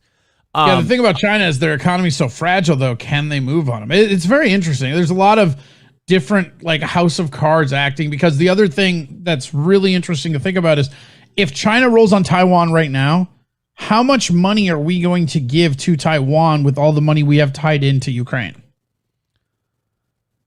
Well, I mean, I don't know. Does it matter? Like, it doesn't seem like. I mean, are we gonna just keep outfitting them till we ruin our economy? Because that kind of seems what it is, right? Yeah. I think Bin Laden kind of ended up winning the war, because he always said, he goes, I would never like invade America. I would never do anything else. That's not how you beat America. You beat America by drawing them in to a never-ending war and bleed them of their resources. And surprise, surprise, since 2002, that's all we've been doing around the world, is just bleeding ourselves dry, fighting all these proxy wars. So, I mean, in a way, everybody's kind of following the Bin Laden playbook at this point, and it's working. Well, and Bin Laden was just an employee of Russia. He's just doing the Russian playbook. It's all, everything is, you've heard me say it a million times, everything is 1914 Russia, all of it. Always is, always will be. Well, then can we fast forward to the 1917 part where it all falls apart? No, that's not how this works. Oh, okay. I thought Wait, never mind. There's a clause in your contract that says this is how it works. A lot of this is how it works. Could we get the Germans in there to break them down like they did in World War I, or no? We're not.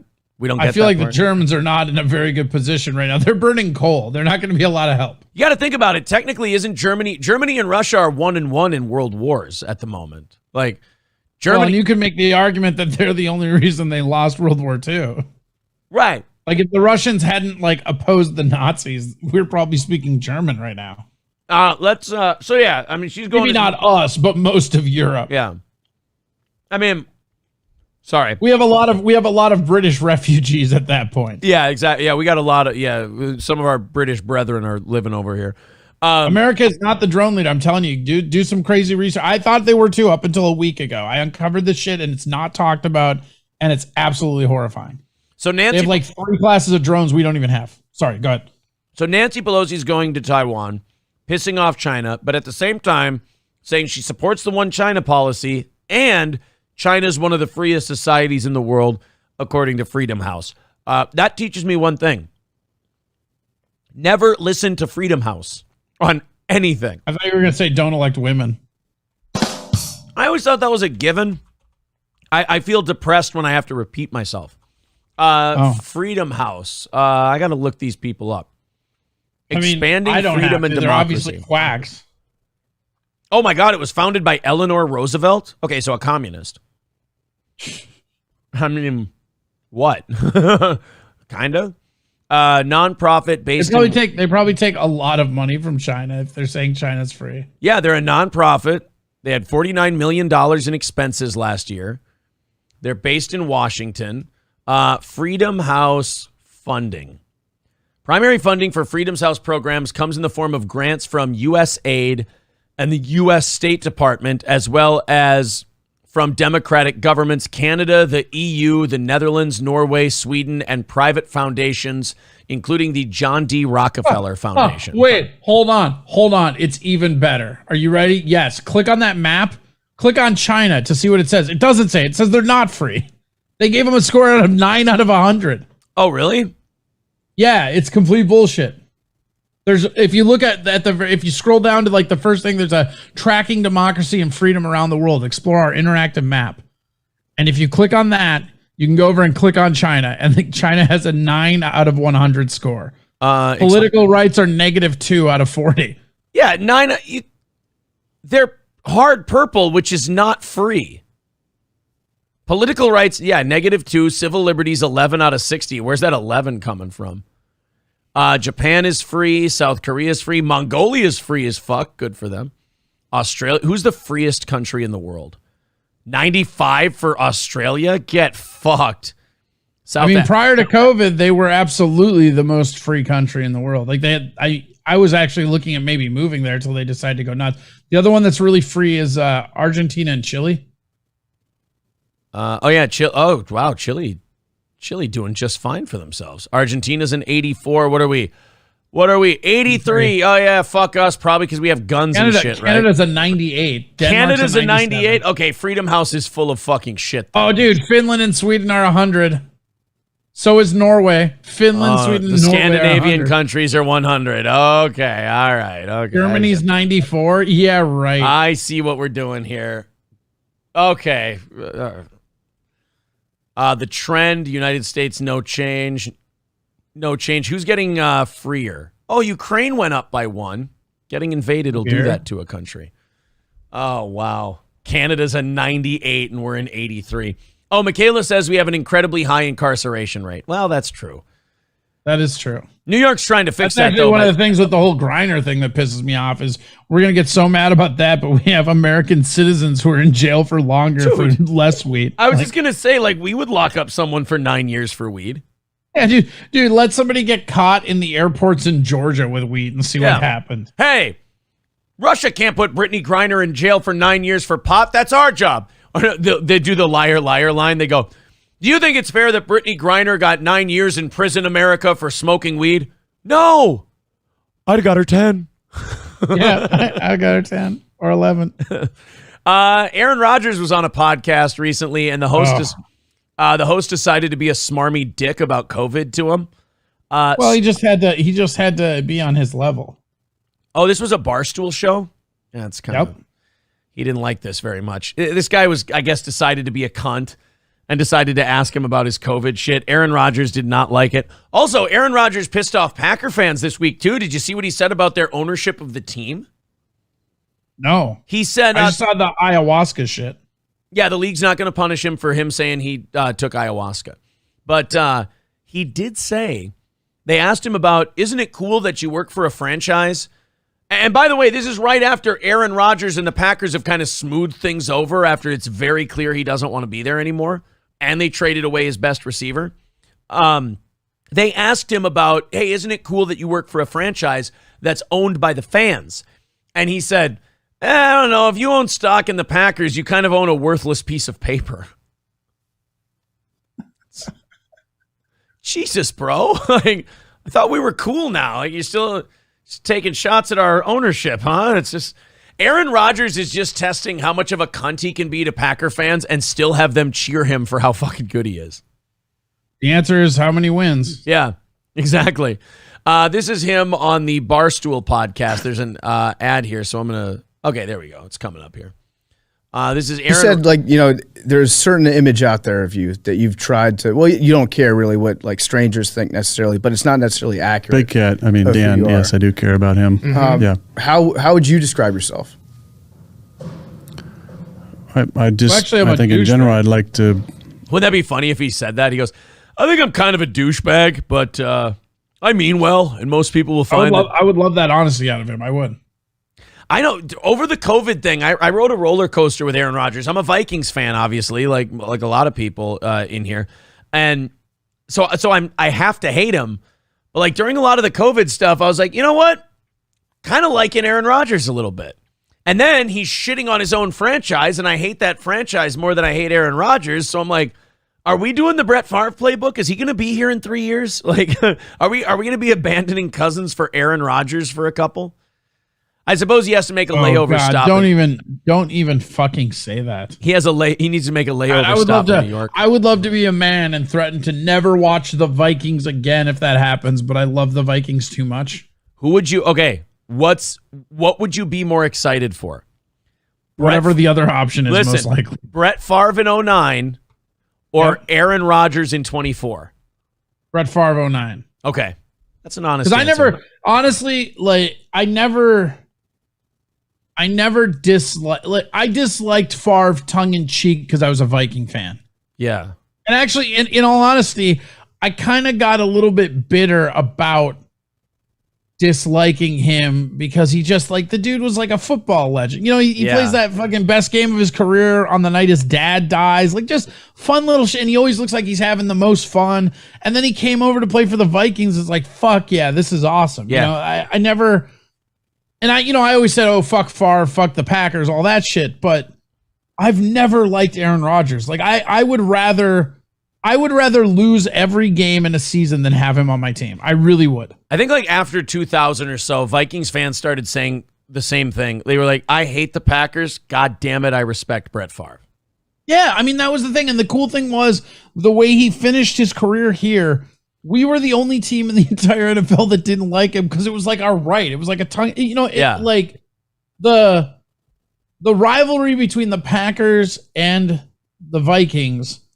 It's like a tongue-in-cheek thing because it's not really a rivalry. We've never won fucking anything. But we have a better record at their home stadium than anyone else in the NFL.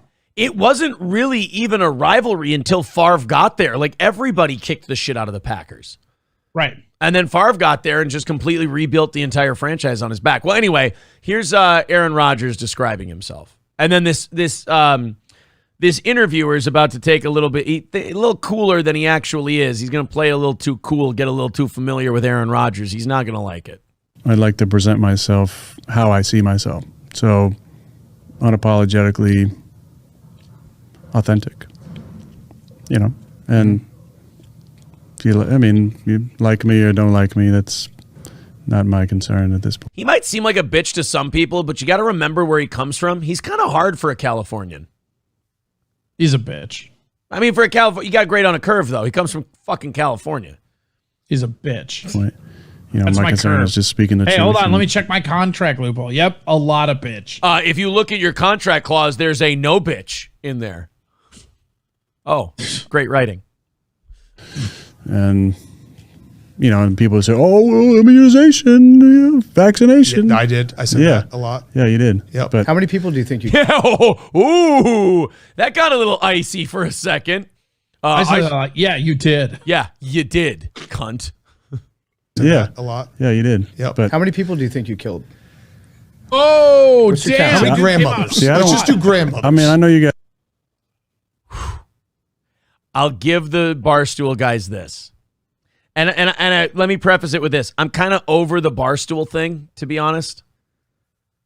I think as Dave Portnoy gets older, the shtick is kind of like, dude, you're old now. You got to transfer into some old man shit. Like when he got caught, like fucking and bailing on like 19, 20-year-old girls in text messages. It's like, dude, you're pushing 50, bro. You gotta transfer into the next stage. It's a little weird at this point. Yeah, you gotta start killing them. Yeah, right, exactly. You gotta start burying them in the basement, Dave. Come on.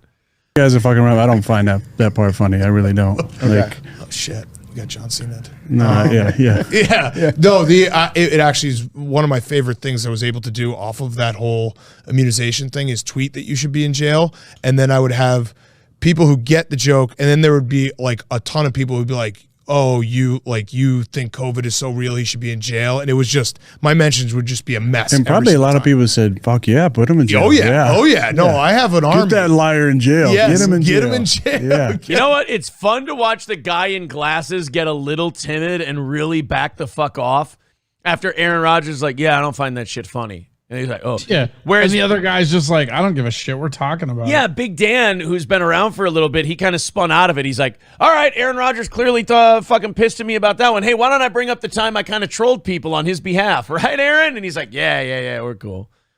Aaron Rodgers, everybody. Get your friend who I hate out of here. Yeah, get this fucking sunglassed intern the fuck out of here and you and I can talk.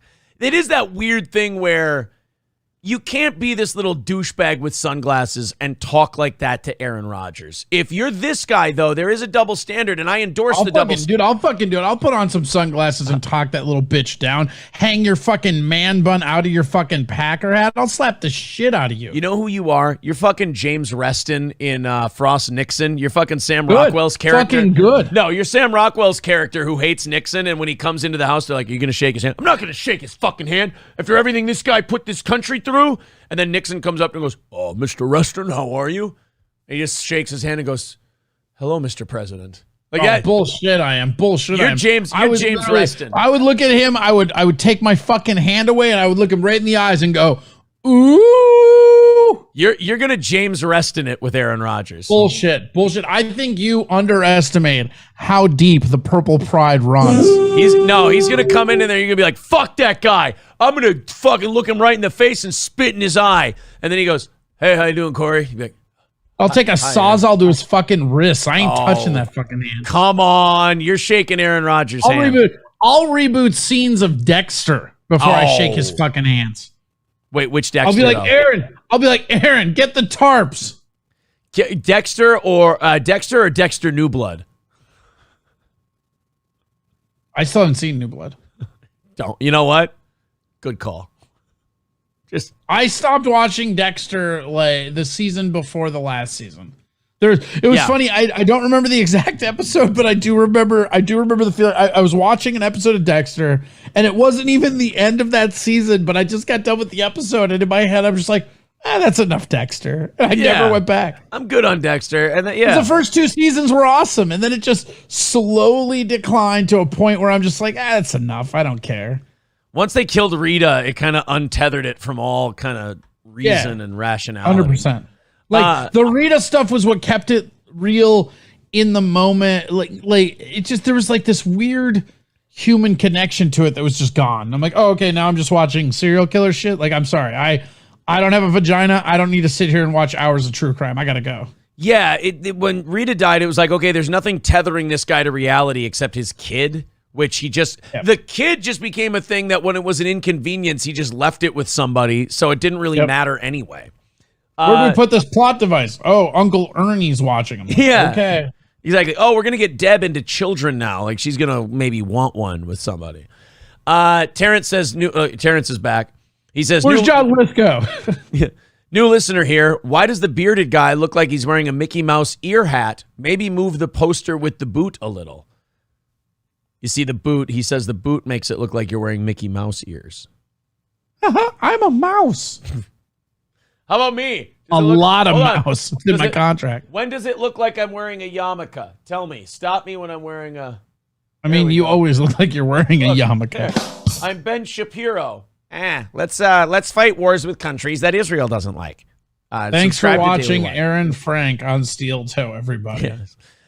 United States record. Oh, you know what, guys? I'm sorry. I got to catch up a little bit here. Stoney's Bar in down. Corey, if you got to piss or anything, now's definitely the time. Yeah, I'm going to fucking think about you and that fucking pizza, and I fucking hate you. An empty plate with my Casey's pizza. There we go. Why don't you eat that, you piece of shit? Put that in your mouth. Just chew on it. Breakfast was delicious. Breakfast was delicious. Wish I was there so I could shove a soldering iron in your fucking nose. That's aggressive. I'm going to tell you right now. That's very aggressive. Fuck off and do your reads. Raleigh's Rednecks and Longnecks, Raleigh's Rednecks and Longnecks.com. They got Lori Morgan coming up. They got the Bellamy Brothers. They've got Daryl Worley. They got a lot of great acts coming to Raleigh's Rednecks and Longnecks. But go there today for some wings. Go there for pizza. Or go there to have a few drinks, play some pool, play some darts, have a good time. It's the best honky-tonk in the country. It's Raleigh's Rednecks and Longnecks, Raleigh's Rednecks and Longnecks.com. And Old Capitol Tavern, 2 North Benton Drive in Sauk Rapids, oldcapitoltavern.com. 50 beers on tap, 240 bottles of whiskey. Nothing better than Old Capitol Tavern. And Midland Armory in Foley. That's Midland Armory in Foley. Midland, with a great selection of firearms, lower receivers at Midland Armory, tactical gear, knives, optics, parts, suppressors, you name it, they've got it right there at Midland Armory. Go ahead and look through the store, order online, use the promo code SteelToe, and save yourself 10 to 20% on your items. If it's a firearm, they can have it sent to an FFL dealer right near your home, no matter where you are in the country. You can have all the background checks run, take it home with you. I really want to see someone order that Colt Python. That is a really sweet gun. I know it's incredibly steep at $1,500, but fuck, that thing looks like fun. Use that Steel Toe promo code. Get yourself a couple $100 off. That's Midland Armory in Foley. MidlandArmory.com. And again, Steel Toe in all caps. Dub says Sleazy P Martini did a video covering the Great White Massacre. How did we get on the Great White Massacre? How are we? And was it, I don't know, was it really a massacre? I mean, they started a fire inside a concert with shitty pyro. I don't know if that's a massacre to me is like you killed a bunch of people, like you actively, you took guns and you mowed down the whole place. It's just a terrible, terrible accident. Terrence says, not trolling, just happened across the show. I think it has one of the stories on the Google landing page, and I just click. Hey, well, welcome to the show, Terrence. I hope you're enjoying yourself. I mean, you've been here for over an hour, so you got to be thinking the show's pretty good, huh? Thanks, buddy. And also, thank you guys for hitting our goal really early in the show. We're already $10 into tomorrow's show, so thank you very much for Just supporting. pizza money for him. You guys don't know what you're doing. Thank you for supporting Steel Toe. I got breakfast too, so get fucked. People are saying $1,500 is a steal for a 357 Colt Python. Okay. Well, then there you go. It's not a Casey's Pizza, but it is a McDonald's breakfast sandwich. Yeah. Terrence, by the way, we've changed his mind. He's already saying thanks. Yeah, not bad. What the fuck do you have? Unmute yourself and tell us what you're eating, you chubby fuck. Unmute the fucking microphone. Right now, what are you eating? I don't like this. Is a weird Penn and Teller act we've got going on right now. Oh, by the way, April and I going to Las Vegas for our anniversary 2 weeks from tomorrow. Do we get tickets to Penn and Teller? I saw pictures of the Rio. You ever seen them? I never have, and I love Penn Jillette. I mean, honestly, I would say, and maybe it's not as good as it used to be, but like their actors we're seeing, their act is really, really good. I'm eating a sausage egg McMuffin from McDonald's. The only thing that's actually troubling me about it a little bit is I went on I'm a member of the Vegas Tips and Tricks Facebook page. It's a very boomery thing to do, but somebody had a post on there about the Rio. It has turned into a complete basket of dog shit. I want to see. Yeah, I want to see if I can find these pictures that I saw last night. When I lived there, they had the best buffet in the business, the Rio World Buffet. It was the best buffet ever. I haven't heard anything about the buffet, but people, the consensus from everyone is like when people go on these Vegas pages. People just say don't stay there, though. I have heard that a bunch. Yeah, I can't find. I could be on the wrong. I'm on 2 different Las Vegas pages. I can't find the Rio post. People post on this a lot. But it just looked like shit. I mean, it looked really bad. Like the carpet was flattened and beaten. The bathrooms had tiles missing, and there's stains on the bed, and just all kinds of terrible shit. Wait, the carpet was flattened and beaten? Yeah. Like Linda McMahon's pussy?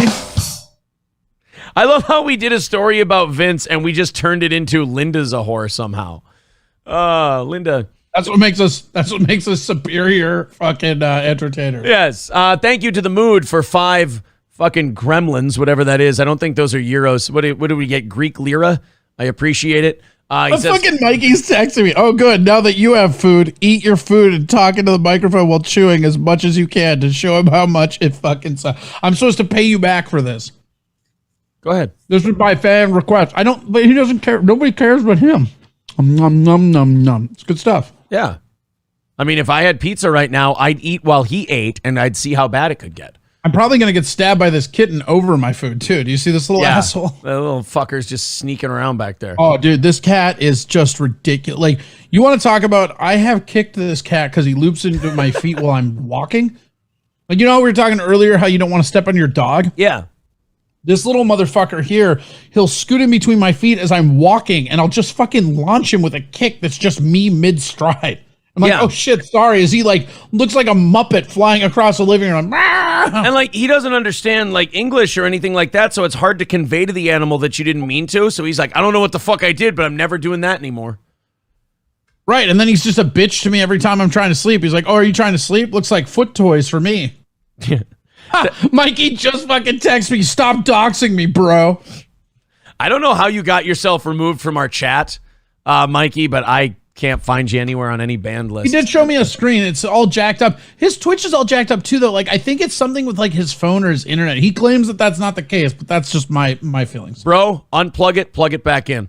Zumakin becoming a member for his 4th month. Thank you very much. And you guys are $20 into tomorrow's goal. Thank you for all the support.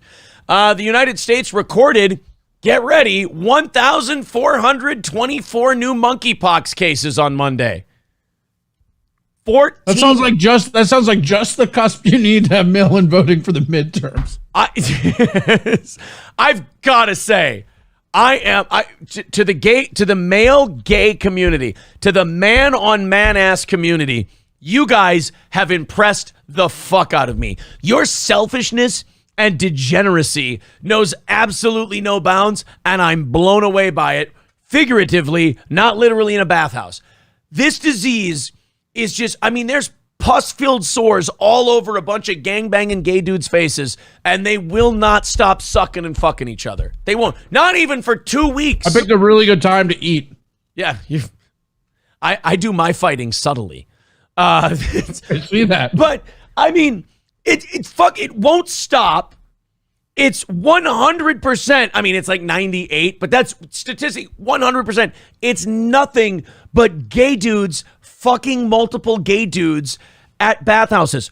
All you have to do, hunker down for a month, pick one ass to stick your dick in, and do that for 30 days. I'm not even asking you. We're not even asking you to COVID this shit where you lock down unnecessarily, even though it's not a threat to you. All you have to do is pick one butthole, fuck that butthole, fuck it 8 times a day. I don't give a shit. Even if you have monkeypox, fuck each other's sores until you all just are pussing all over the place. But only do it with that person for 1 month and we knock this thing out. The little amount of effort that it takes to curb this monkeypox thing, to me, makes it so it has to be that the gay community just does not give a fuck and goes, fuck it, I'll take the sores on my face and I'll fuck people anyway. Here's the thing I don't understand is that, okay, so it's predominantly gay men, right? So why can't they just say men are getting this? Like, if you don't, I understand, like, I first and foremost, I think it's ridiculous to have not be able to give medical information because you're worried about the consequences socially. That's insane. Right? That's anti-science. When you talk about anti-science, that's anti-science. Right. But if we're agreeing, okay, we can't just say gay men are getting this because that looks bad from like a PR perspective.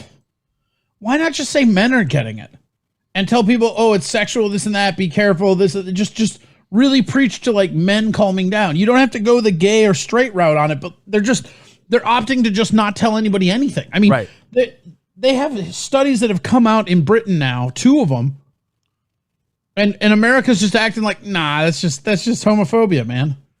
I mean, I know you have to be careful how you say shit like this.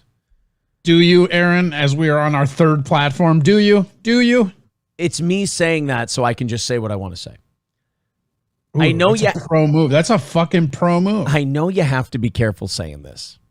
But you've had AIDS, and then in the very next generation, you had monkeypox. Maybe there's something unhealthy about the way you're fucking doing it. Maybe, you know what? I won't even go into like God this or God. I'm not a God guy, but I'm like a homophobe right now. Maybe, dude, honestly, when it's 98% guys cornholing each other, something has to be said when the scientists who fucked everybody and were ready to let everyone die if they didn't believe the science the way they said it. Now we have the science.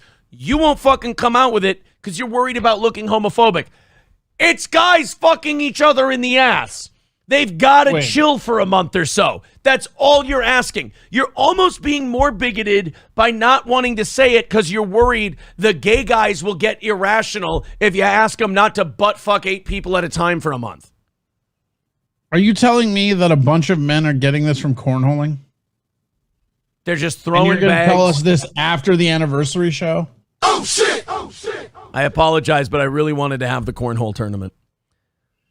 All you have to do... stick your sacks in one hole, not a bunch. If you want to stop the spread, don't spread the cheeks. There you go. That's all it takes. Keep those... Stop the spread of cheeks. Whether it's mouth lips or anal lips, you keep them tight. Monkeypox goes night-night. How's that? I'm the goofy asshole on YouTube. I don't want to say this.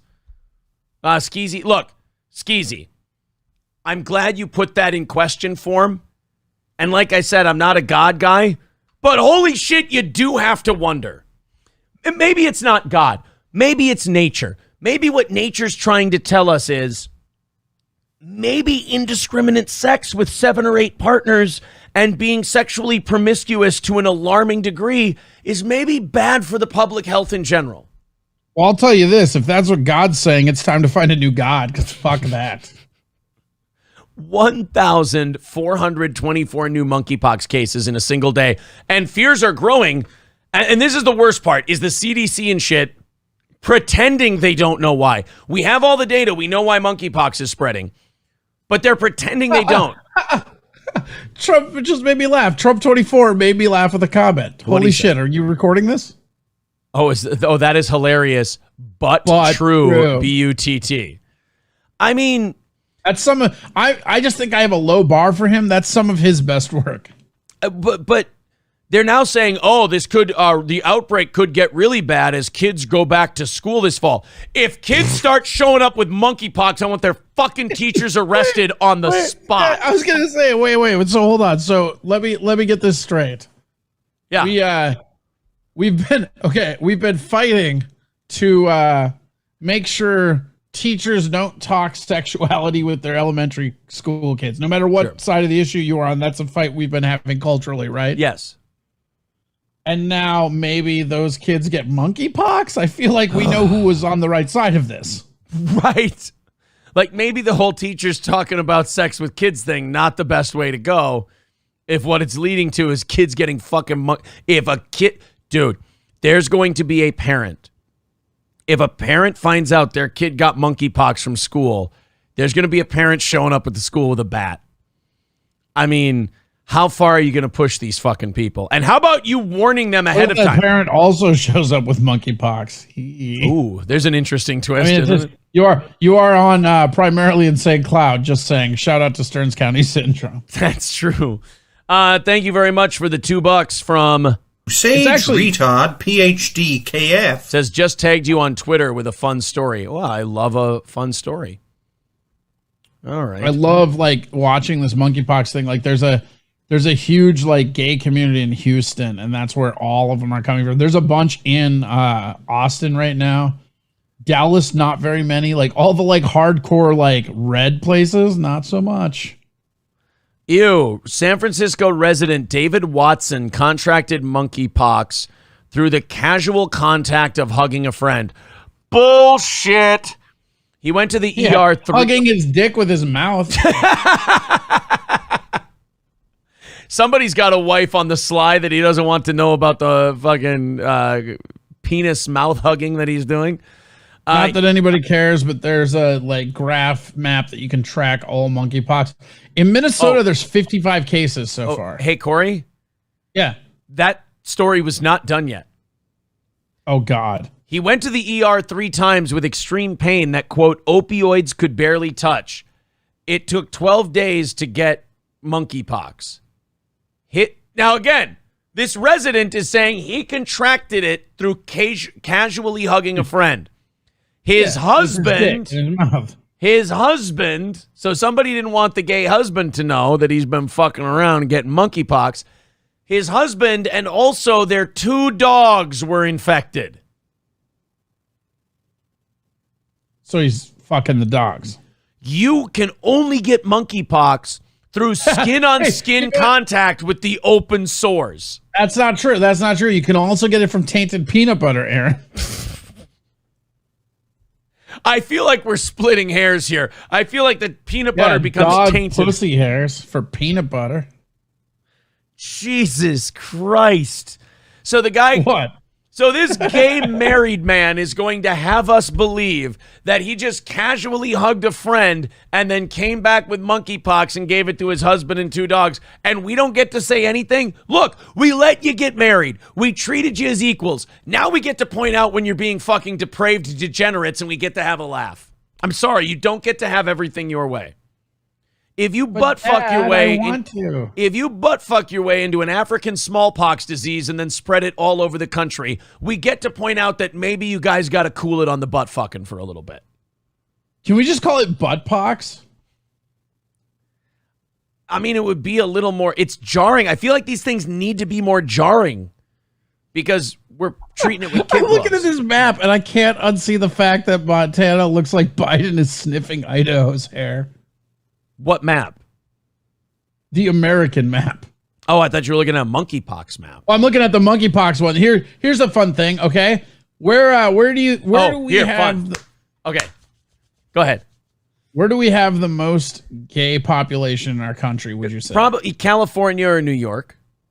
Okay, and where would you say there's the most cases of monkeypox? I'm going to go out on a crazy limb here. This is going to be a wild guess. This is my dark horse guess. Would it be California? Uh-huh. Oh. Would it be... Now, do they break it down by area? Nope, just overall cases. Okay, they don't break it down like... I can't say like San Francisco is number one. I'm sure if we could look at it, what happens if I click on it? Nothing. I don't know. Okay, well, shoot. But yeah, California is number one. I'm going to guess New York is number two. And then I'm going to guess places New York is actually number one. California is number two. Oh. New York is, check this out. California has 1,310 confirmed cases, right? New York has 2,100, almost double. You know what? How's Nevada doing? Because I saw, dude, in one of those Las Vegas Facebook pages I'm on, the audacity, this gay dude was in there going, hey, do you guys know of any good bathhouses in Las Vegas? It's like, bro, could you just pretend you're not going to bathhouses right now in the middle of a pandemic of your people that are fucking each other into monkeypox at bathhouses across the country? Like, where do you think this shit's coming from?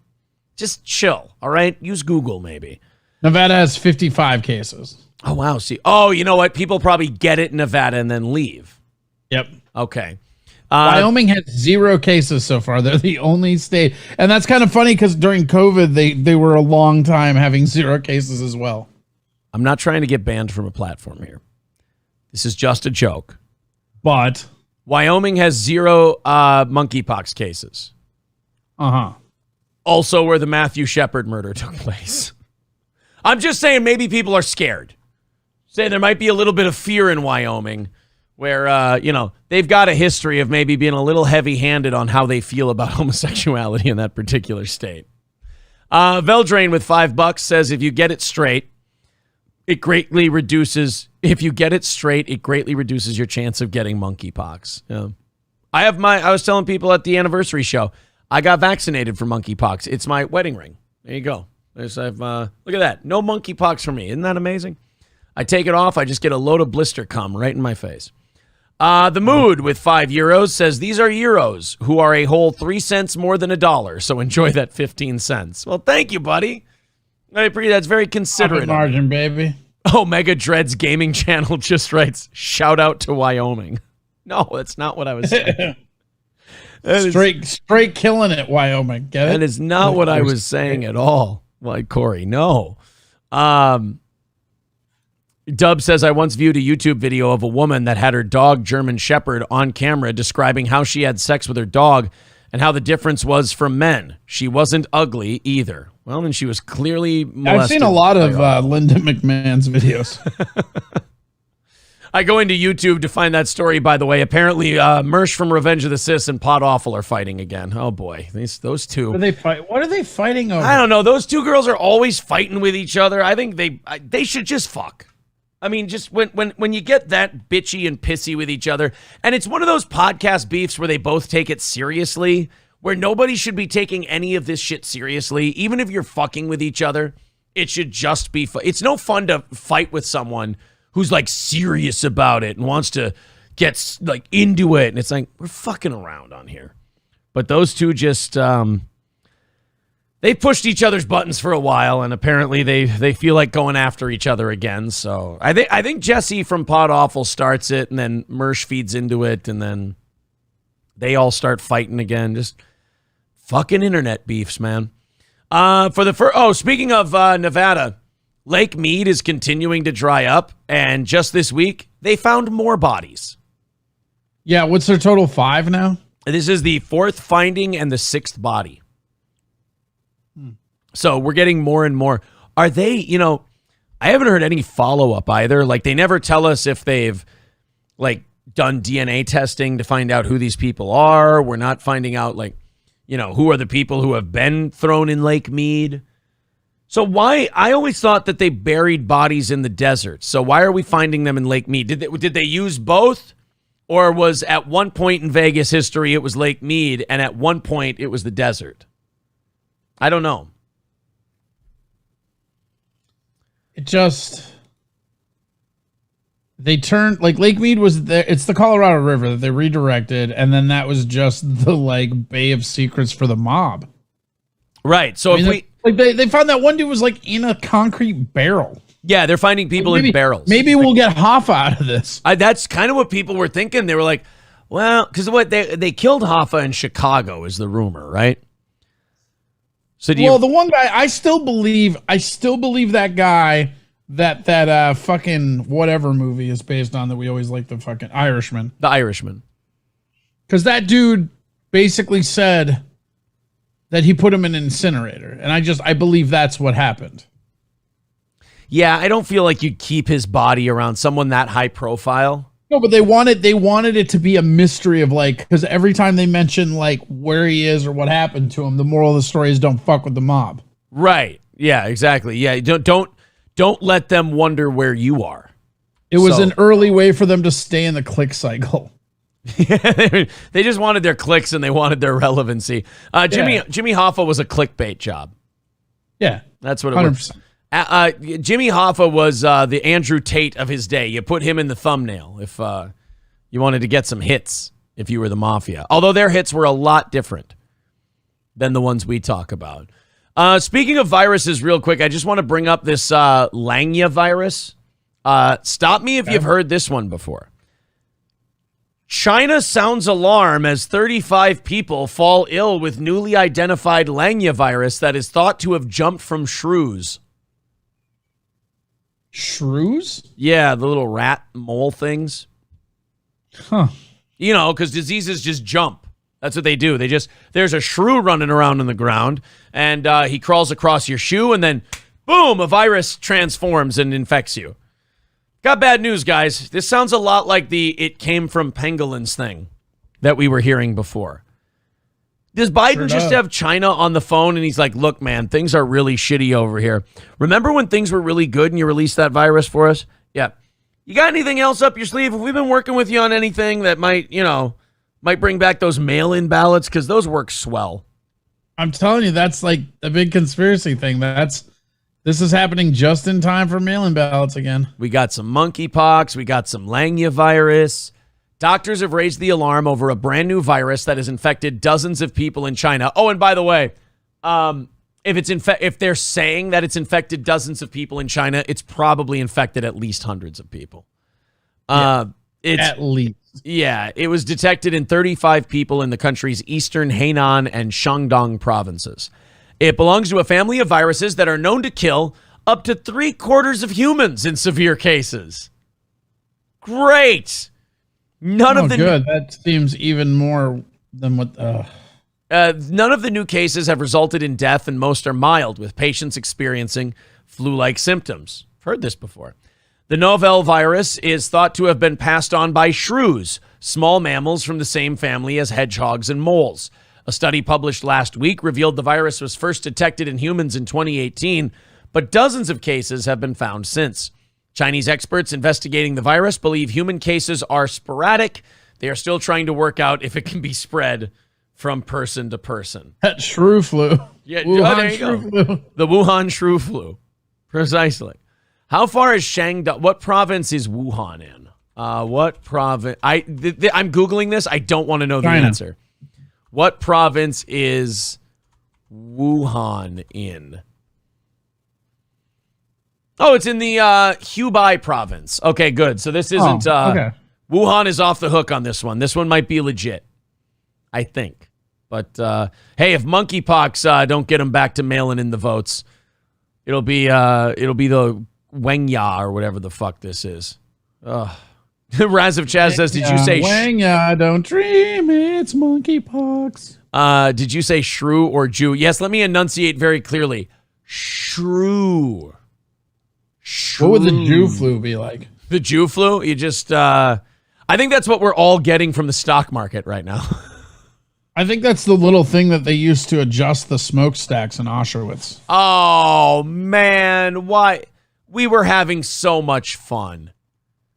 And now we take it right back to Arby at mocked fry. I tell you, I don't know, guys. I don't know where it comes from. It's just, it just comes out of him. It's out of his pores, the anti-Semitism. I've never been known for such things.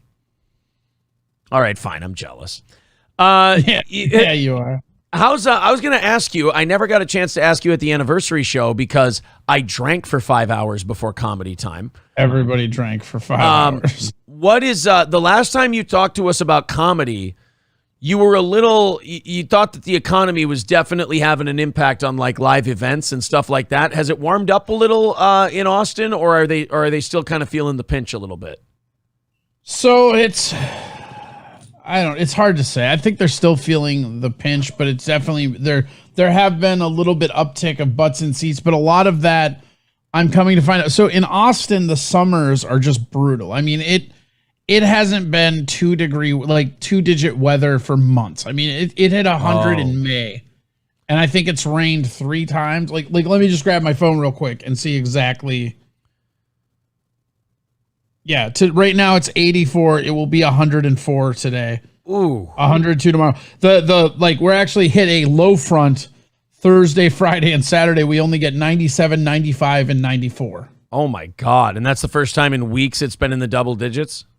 Correct. And the thing about it is that the humidity here is sometimes as bad as Minnesota. So, it feels like it's like 108 sometimes. But long story longer, there's this effect in the summer where because the weather's such dog shit, everybody goes inside. It's exactly what happens to Minnesota in the winter.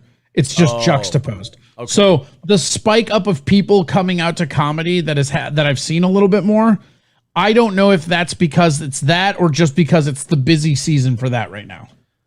Okay. Yeah, you mean it's so hot people just want to be inside doing something. It's like the winter. Like in Minnesota, comedy in the winter is way better than in the summer because nobody can go outside to do fucking anything. Yeah. Yeah, and in the summer, comedy's dog shit. In fact, before I met you and about a year before I recorded my album, I was actually looking at moving down here, and I was going to rent an apartment down here and an apartment in Minnesota, and I was going to spend winters in Minnesota and summers here because of that. Yeah, just because you had to work somewhere. Well, yeah, but I could spend the busy seasons in both places. Yeah. That's where that RV would come in. That's where that RV would come in handy.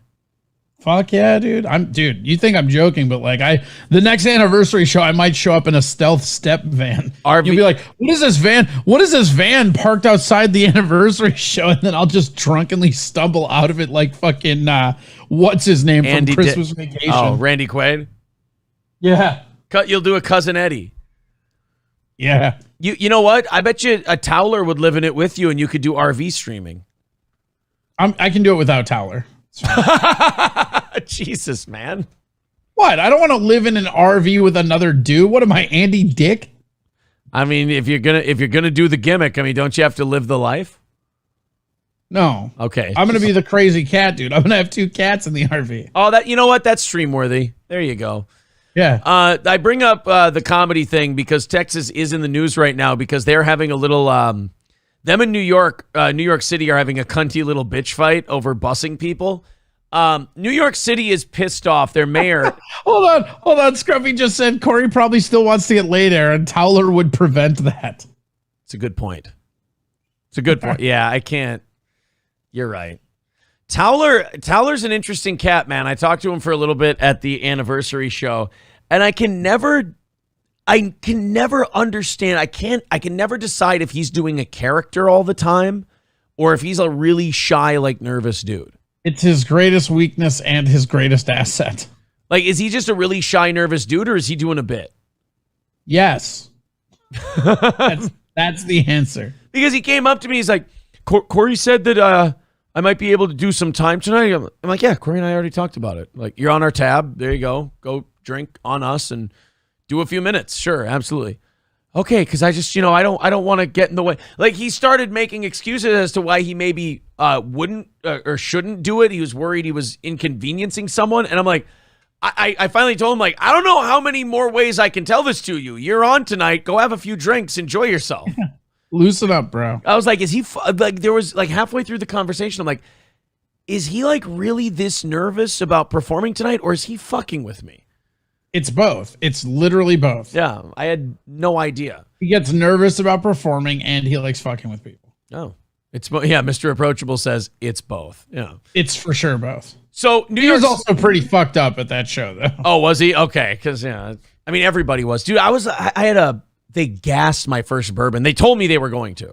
I said, I'll do, Cheetos always has Angel's Envy ready for me, and I really appreciate that. And his bartender said, oh, I'll make the first one a little heavy on the wrist for you. And I didn't want to be rude because thought she was being nice by doing that. But I'm like, not know you, Jesus. Yeah, we need to hire people that know you and know to water down your fucking shit so you can handle your shit. Because you drink like a fucking like sorority sister. So I told her, I'm like, well, thank you. But in the back of my mind, I'm like, okay, it looks like I'm switching to beer after this one for a while. And I drink that first one. And then I order a beer right after. And I'm like, I think I was talking to you. I was 3 sips into the beer and I'm like, shh. I just went, oh, fuck.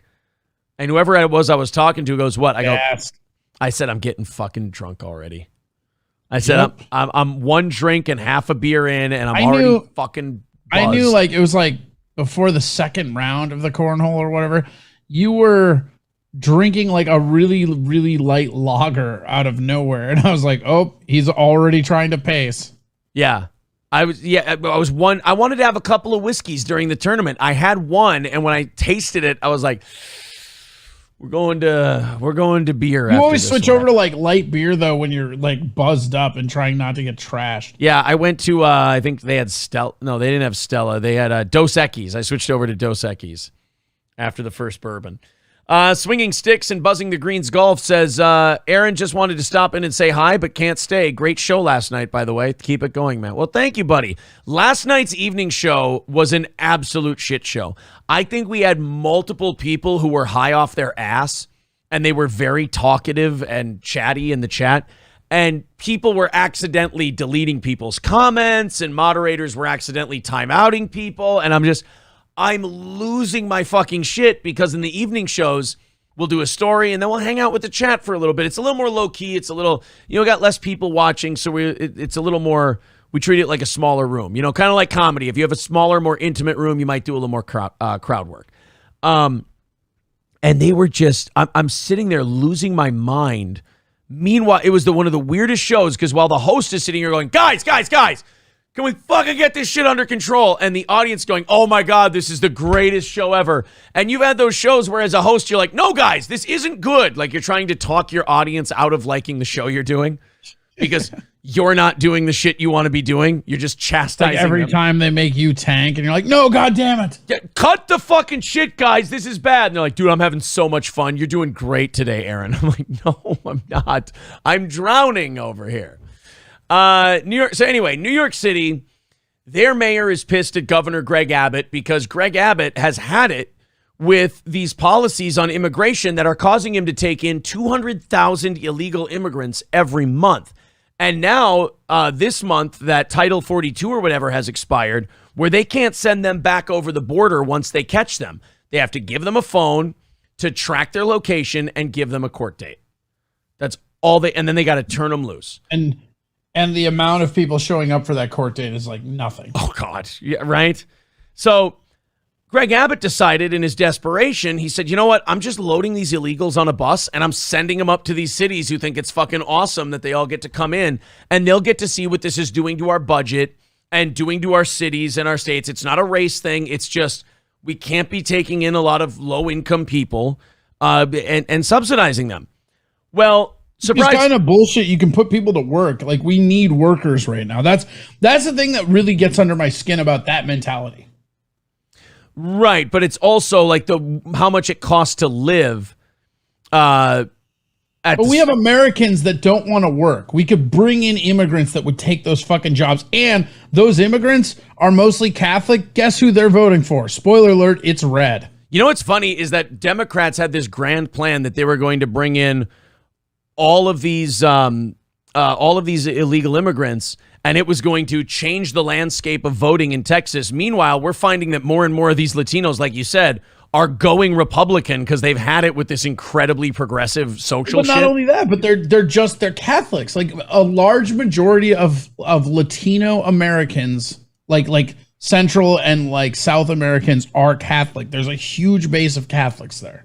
Yeah, so they're sitting there like going, oh, we got this great. It's like everything the Democrats touch lately. It's like it causes a giant mess up front, but then also backfires on them in the end. The Democrats don't even get to enjoy success at the end of their shitty plans. They just enact a shitty plan that fucks with all of us, and then in the end, they end up losing anyway. It's mind-boggling to me.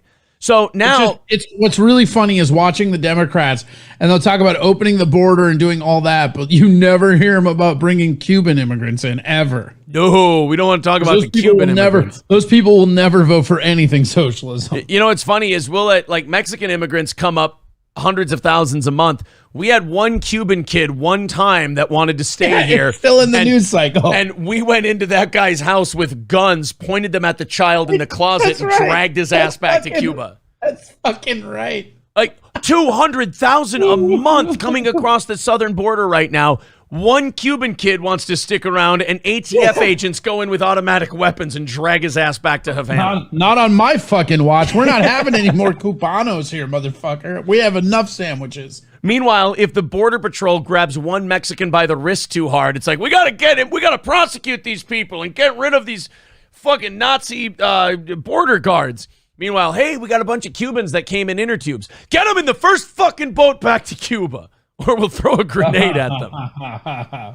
Oh, my God.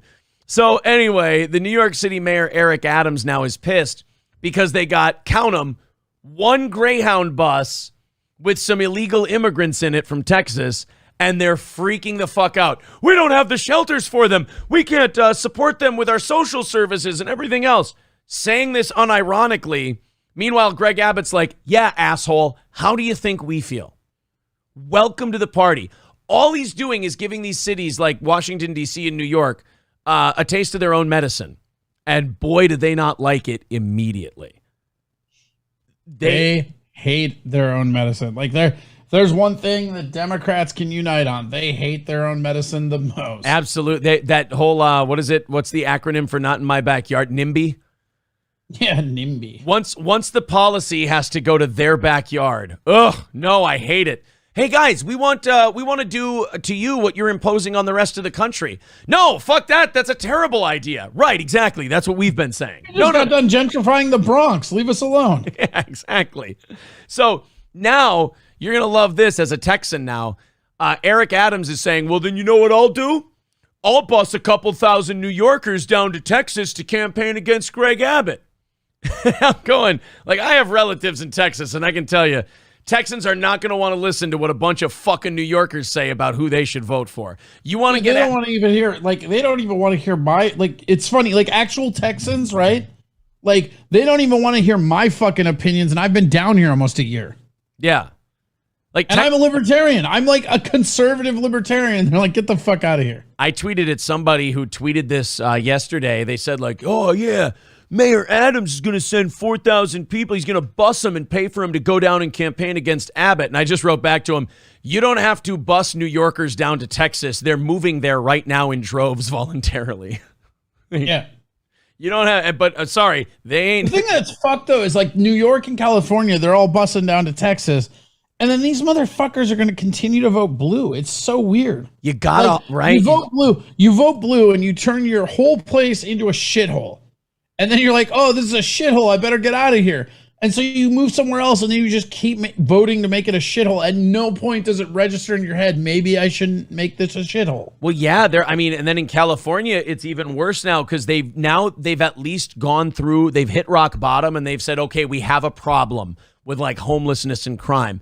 And now they're trying to fix it, but they're the people who made the mess. So they can't turn around and do the opposite of what they've been doing. They'd have to admit that they lost. And the people there in those states fucking refuse to vote for anyone different. They hate what's going on. They think it's shit. They think it's all falling apart, but God forbid they vote for somebody else. So now they're starting to do these little fixes. And the little fix they're doing in Sacramento that we talked about is, remember, these are homeless people living in tents on the sidewalks. They're now going to make having a tent on the sidewalk, Corey, illegal. A ticketable misdemeanor. Watch out. Not a ticket. Oh, shit. You know what? I know that you're just being mean and stupid, but like, this is real. I'll let you know this, and this is kind of crazy. In the last 2 years, right, California has lost almost 300,000 people. Like net? Yeah. Okay. Like residents.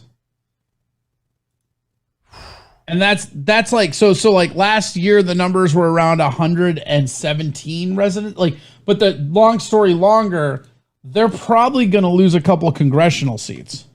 Yeah, I've been hearing that too, that they're going to lose a couple. And you know what? Whatever red congressional districts they might have, they might be getting like if they redistrict them, there's a chance they get bigger.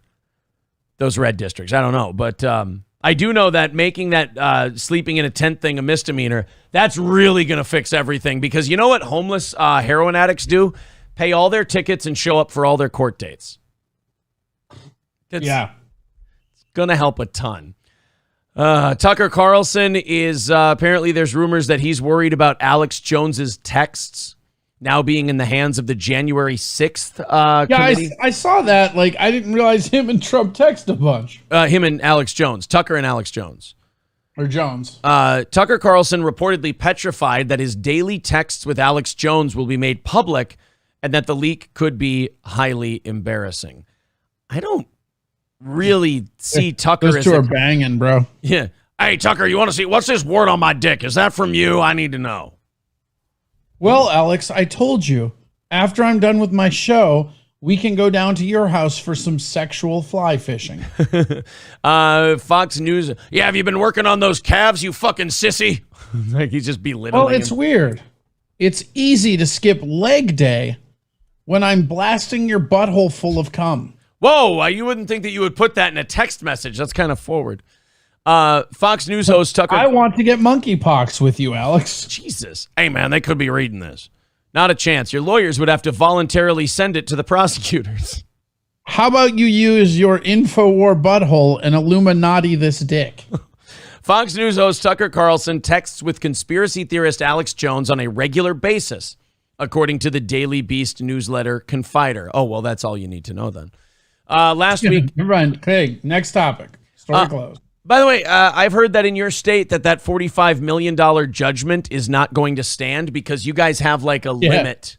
You guys have like a dollar limit you can put on that shit. Yeah, they have a limit. They have a limit. They have a dollar limit that's based on the percentage of the offense for all defamation suits here. It's fucking everything I learned about Texas just makes me laugh. It's fucking hilarious. Like they at every corner are set up for fuck the man. Yeah. So I think the most he's going to end up paying is like $9 million, which he has. So I think here's another fun thing in Texas, right? So my tabs are going to expire in August, so I have to get new plates, right? The DMV is all backed up. So as long as I have my appointment set, which is like 2 months in the future, they will do nothing about my expired tabs. Really? Because they don't even have tabs here. They don't have state taxes. Oh, so what do you put anything on your driver's license? They've got like a registration thing that you have to like pass, like an emissions thing almost, and it's a little sticker that goes on your window, but your actual license plate has no sticker on it of any kind. Oh, like the thing in Wayne's World where he takes his car in and they do the inspection, like that kind of deal. Yep. Oh, okay. John Smokin says Alex Jones' texts got Trump raided by the FBI. That's an interesting thought, but what I'd heard is that they've been planning this for a while. They've been planning this since the first impeachment. And the other weird thing with Trump that nobody's talking about is that one committee voted to force the IRS to disclose his tax information, which is so fucked up from an authoritarian standpoint. They just can't leave well enough alone. Like the country was kind of moving on from him. They'd been finding other people. He still had his hardcore group of supporters, but DeSantis was kind of gaining on him. All they Not had anymore, man. This is going to galvanize him. I'm telling you this. If they do not produce a conviction out of that, like this will put Trump in the White House. Or a conviction, or just something that makes him ineligible to run for federal. They better freeze him. They would need to have a conviction for that. That's what I'm saying. Like if they get the thing to stop him from running, that's all they want. There's a goofy rule that says even if you're not charged, if you get caught with confidential government documents or something, you're not allowed to run for federal office. Like it's just some weird loophole. And that's what they're going for with this. And you know what? Honestly, I'm sure they're going to find something. I'm sure they're going to find like a letter he wasn't supposed to keep or some ticky-tack thing that I'm sure every president has had, and it'll end up fucking him over. But then it's going to look like you basically had a preemptive coup. So it's going to make you look even worse. I think they really backed themselves into a corner here. I think they either paved the way for DeSantis to run unopposed, or they just made Trump stronger for 2024. Either way. Yeah, I mean, there's no situation in which this is good for them. No. Because even if Trump gets locked up forever, let's say, not going to happen. But let's say Trump, they find the smoking bullet, they finally prove everything they've been saying, they put him away forever, right? Yeah. DeSantis just frog stomps the shit out of you. Right. The only thing that can stop DeSantis at this point is a primary with Trump. And honestly, if you're the Dems, it might be nice to just put Trump in you have a better chance of beating Trump than you do DeSantis. They don't think that way, though. They are just petrified. They operate completely on fear. You've seen how much money they're dropping into like pumping conservatives, right? Like, have you seen this shit that's been going on? Oh, you mean like promoting like Liz Cheney and shit? Not just Liz Cheney, but there's a bunch of them, and I don't have the list on me. I can find it, but it's irrelevant. It doesn't matter. Like the whole thing is the DNC has been spending money on ad campaigns being like, this person is too conservative. And in all these places they've been doing that, they've lost. Right, because a lot of the people in those states want conservative people. Right. They're basically just advertising these because the whole strategy is that these people will be harder to beat or easier to beat in the election. So they basically help these hardline Trump Republicans win their primaries. Yeah. And honestly, the Mar-a-Lago thing is probably going to help any of those Trump people. Dude, if the Mar-a-Lago thing, man, I'm telling you, if they swung and missed on this, there will be hell to pay. It's always weird to me watching these people in power be shitty and scummy and everything else, and then watching it going, dude, I'm not even on your side, but I know that if I were you, I would be executing this way better than you are. Like, you're even shitty at your evil plan. Like, if you and I were in the DFL, we could have done this better. Yeah. Like, we're like, wait, you want to what now? We want to raid Mar-a-Lago. And you slap that person in the face. You're like, no. Just slap that Batman meme that has him slapping Robin. Yeah, exactly. Like Christopher Wray from the FBI is Robin and you're Batman. You're like, you're not fucking raiding Mar-a-Lago and making him a goddamn martyr. And cut the shit out with that January 6th stuff. Nobody fucking cares and we just look like assholes. Now, please, can we do something to fix the economy? It's fucking ridiculous. I have an idea on fixing the economy. All right, Joe, go ahead. How about we print $800 billion? You know what? I'm fucking out of here. I'm leaving. I can't. You guys don't stand with Ukraine. That's the problem. We could print a bunch more money and send it over there in the form of weapons. I fucking give up. I don't. Taste Fairy says, I don't see how he would be disqualified from running. The Constitution lays out qualifications. No, if he gets caught moving sensitive data over, he can no longer run for federal office. That is a law. Yeah, like he doesn't even have to be charged with anything. It has nothing to do with the SCOTUS. It has nothing to do with that. It's just a policy thing. Yeah, it's just it's something they actually put in place 10 days ago. No, I'm kidding. You know what's fucked up is like, I would believe that. If I didn't know that was wrong, I'd believe it. I mean, shit. It's called the Trump Act. It's called tactfully running up many political scores. It's called the Trumps Act, and they put that rule in there just to stop Donald. I wanted to go over this story today out of North Carolina. I know it's kind of... He can't run as VP either. Like, he can't run for any federal office. No federal office. So he can be like a state senator. He could be a governor somewhere, but no federal office. Nothing. Yeah, Skeezy says that never stopped Hillary from running private server and emails. They never claimed that she had. They never went after her confidential. they they never claimed that she had confidential information. They never declared she wasn't eligible. They tried to go after her for negligence with critical information, but the thing about it, and this is the thing with Trump and like his taxes and stuff too, is if you think that he's going down from any of that, you're insane. You think Trump did his own taxes? He had people doing that. Yeah. Those people will take the fall. You think Trump hauled a box of paperwork to Mar-a-Lago, or do you think he made somebody else do it? That person's going to take the fall. Exactly. What if people write in Trump when they vote? If you write in someone who's ineligible to hold federal office, it just won't count. Yeah, you guys need a civics class, not a entertaining morning show. Yeah, we suck at this, guys. We're not going to help you here. Let's talk about this cop from North Carolina. You know, I sometimes get a little annoyed at the thin blue line types because they think when the shit hits we talked about this during COVID a lot, that when the shit hits the fan, the cops are not going to help. Like most of them are going to choose the paycheck and the job. And a lot of that's because it's a total fraternity and they kind of look out for each other more than they do like the citizens they're supposed to be serving and protecting. And I always thought that was basic level shit. Like people just kind of understood that. But here's a story from North Carolina. You know, when you guys talk about like, oh man, cops would report bad cops. No, they fucking won't. And this story is exactly why. It's designed for them not to report bad cops. A local sheriff's deputy fired after reporting his supervisor using excessive force during an arrest to the State Bureau of Investigation. Look at that. Does everything right. You know, sees a guy fucking something. This is like the George Floyd thing. This is why I kind of feel bad that some of those cops that were standing there went to prison. Because if those guys would have done one thing and would have saved George Floyd's life, if they would have pulled like Chauvin's knee off him, they'd have been fired the next day. No pension, no nothing. They would have been ostracized. They would have been demoted, the whole deal. When you see something like that, you're like, we arrest people for that and we submit felony prosecution packets for this. Tonight, that deputy is speaking only with WBTV's chief investigative reporter, Nick Oxner. He is detailing the concerning police brutality he says he witnessed and what happened when he tried to document it. Nick joins us now in the studio. Nick, first, set this. I kind of feel bad for guys like this because this is a guy who got into policing because he actually thought it was to help people.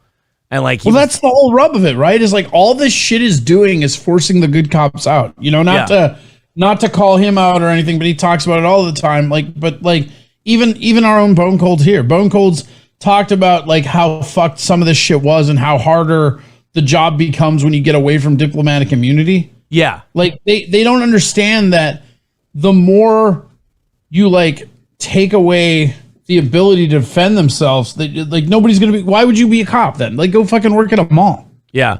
Well, yeah, guys like this are like true believers that they're there to protect and serve. And then guys like it's like a guy or a girl who goes through a really bad breakup and like was really an innocent beforehand.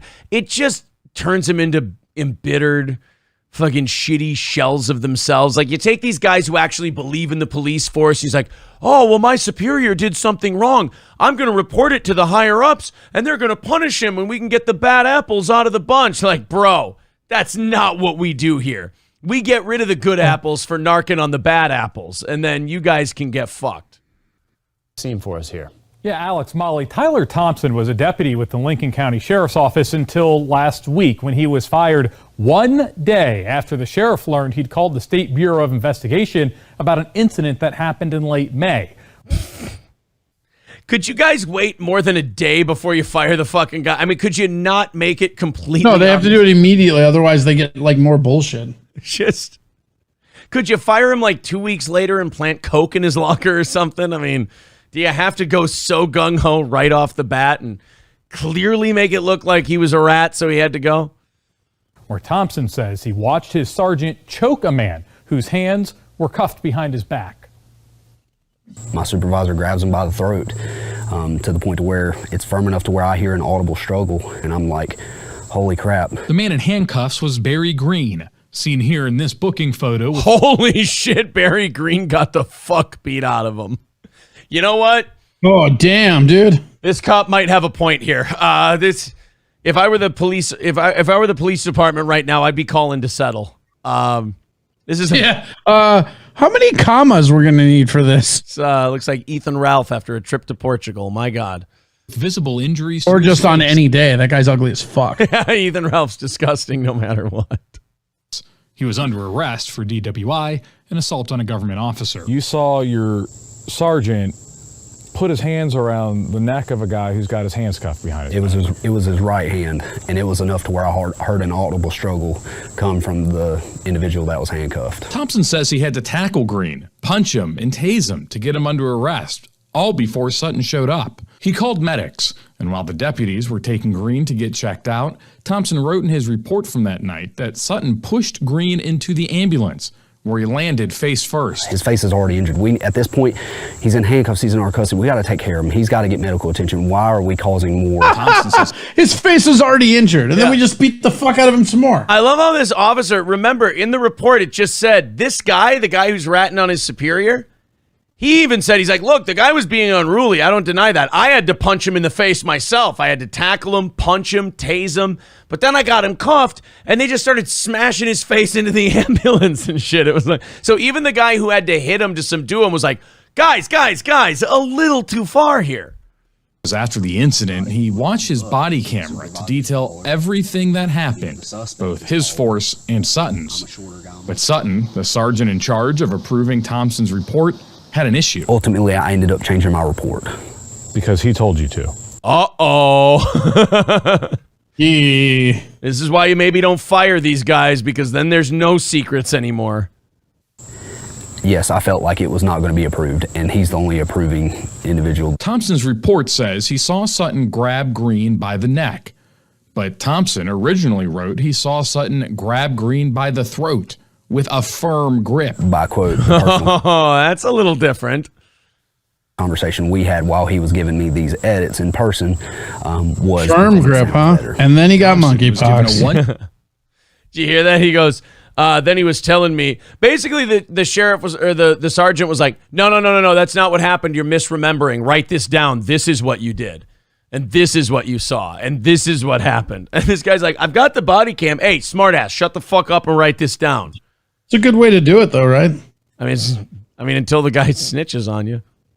1-day suspension for what the sheriff's office command staff said was improper use of his taser. Sutton, who choked a man whose hands were cuffed behind his back and later shoved the man face first in an ambulance, was suspended for just 3 days. We were ordered to leave it behind us. We were ordered to never... I wasn't beating that guy. I was doing a Chauvin impression. Yeah, I was being a little goofy for the guys, to pick their morale up. You guys just don't appreciate comedy. Yeah, it was just some gallows humor. Come on. The guy was shit-faced. He didn't feel a thing. About it again. We were ordered... No, we literally shit on his face. Oh, I guess you're going to report me now for shitting on his face, homo. That didn't happen how you remember it. Give me the toilet paper and write down this. Leave it in the past and not bring it up again. Sutton continued as Thompson's supervisor, and that's ultimately what this former deputy says prompted him to call the North Carolina State Bureau of Investigation. He thought it would be to get a status update on their review of the incident, but that's not what happened. Hey, give me the details on this, cop to cop. What's going on with this? Are y'all even looking into this? And he had no idea. He had no idea at all. We got these emails. So his report. What a fucking asshole, though, outright. Hey, you'll tell me cop to cop. Fuck you. Yeah. I don't know. Yeah, something seems a little off with this guy. Like, he doesn't report it for a while later, and then he calls to check on it. Something tells me something happened between these two. He's the father of that group. Like, they had me on radio. Yeah, like, something tells me something. Like, there was some personal shit between these two. This Tyler Thompson and this Barry Green. Like, there's more than just this guy choked a handcuffed man and this cop was just being a good guy and just, reporting these bad things he saw. Like, this guy mashed the dude in the face and tased his ass. It's not like this seems a little flimsy to me. I get it. There are instances where good cops do good cop shit and they end up getting fired and ostracized. Whenever has that happened? Uvalde? Wait. Yeah, I suppose you're right. From the SBI, showing Thompson talked with an agent, who then relayed the complaint to Lincoln County District Attorney Mike Miller. But the SBI can't investigate without Miller's permission, and Miller hasn't given it. Instead, he called the sheriff to let him know Thompson had filed a report. Oh, that's kind of dirty.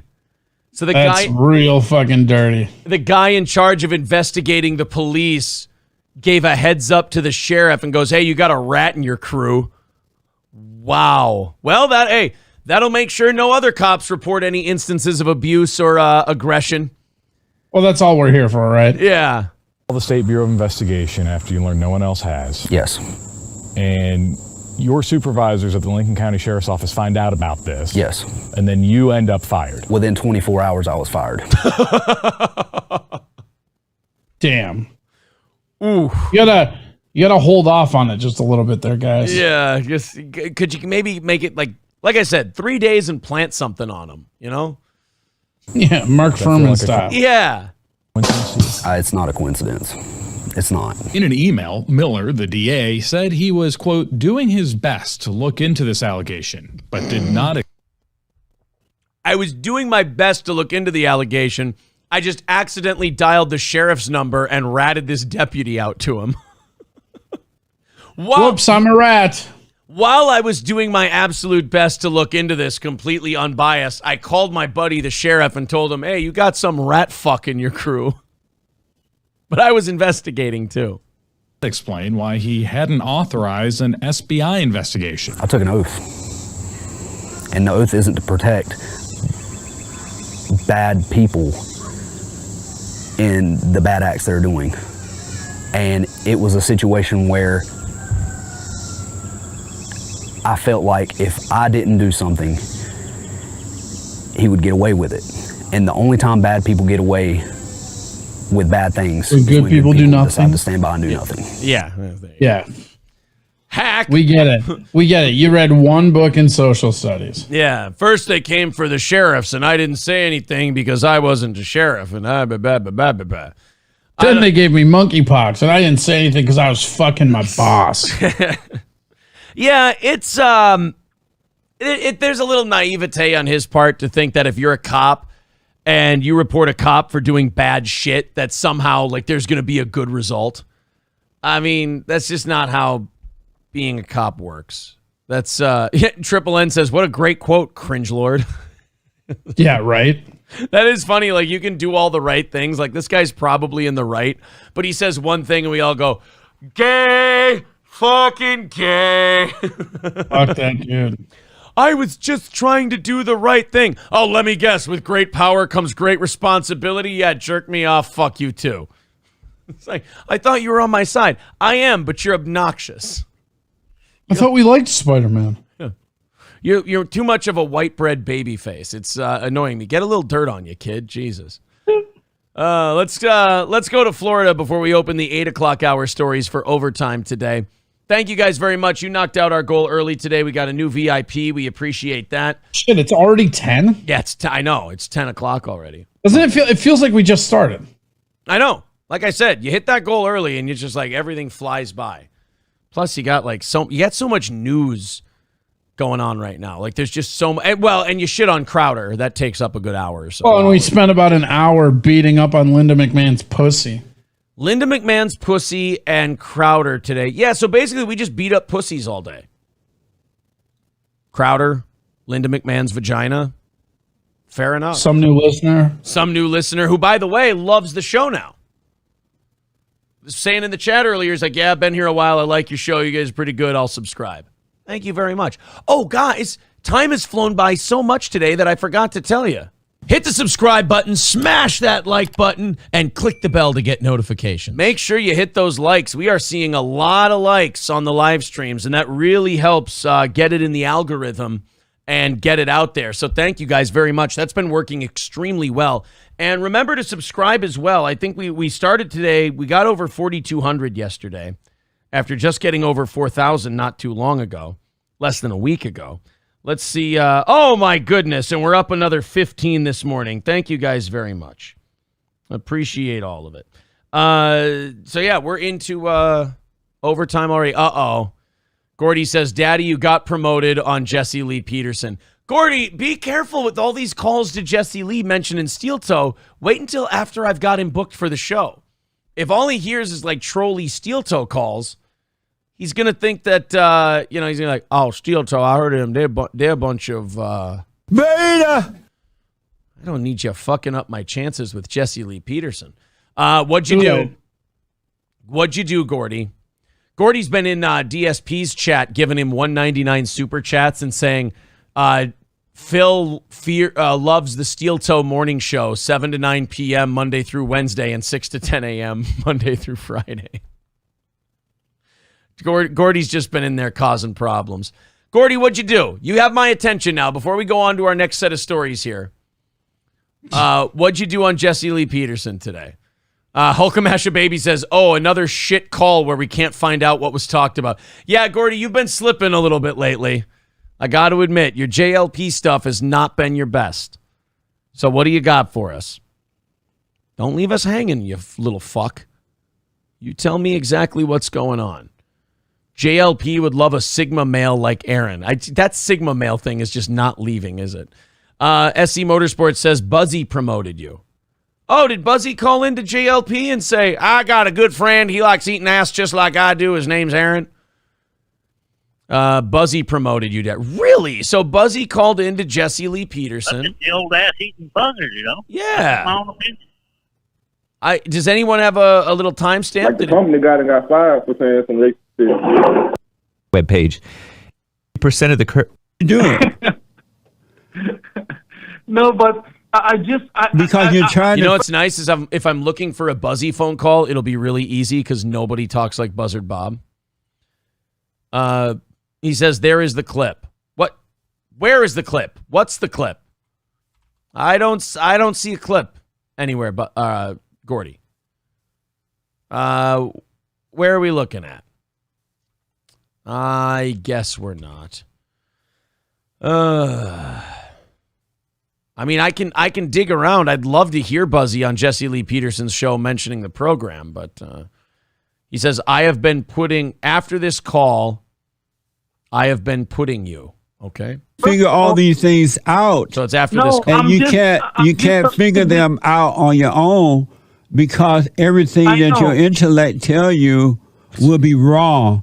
Because the intellect is of the devil, and everything it tell you will be wrong. That's why you have to be still and let the light do the work on your behalf. Fucking right, Jesse. You tell them about the light and the dark and the shit. This is a topic for another discussion. Snakes said, yeah. Oh my God, we believe in you. You're the to you. That's why.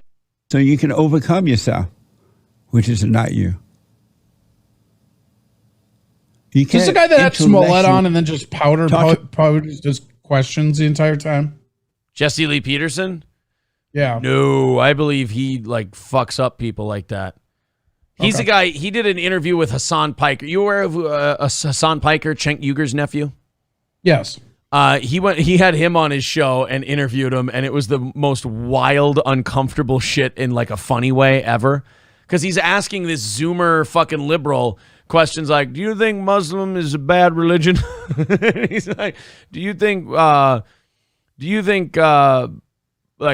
single fathers in the black community is fathers not taking care of their kids in the black community is a serious problem? And making the Zoomer millennial or the Zoomer liberal. Oh, that's really what it is. Yeah. Because he went after that guy for saying that it was he did a lot of the family. Yeah, was the cause of. So I remember him. Yeah, that's what I remember. White versus black. Are you on the speakerphone or something? Come identify. Where's Buzzy? Come on. Source. Well, I got another thing. I don't agree with it. Go ahead. Being a group thinker is not going to stop that.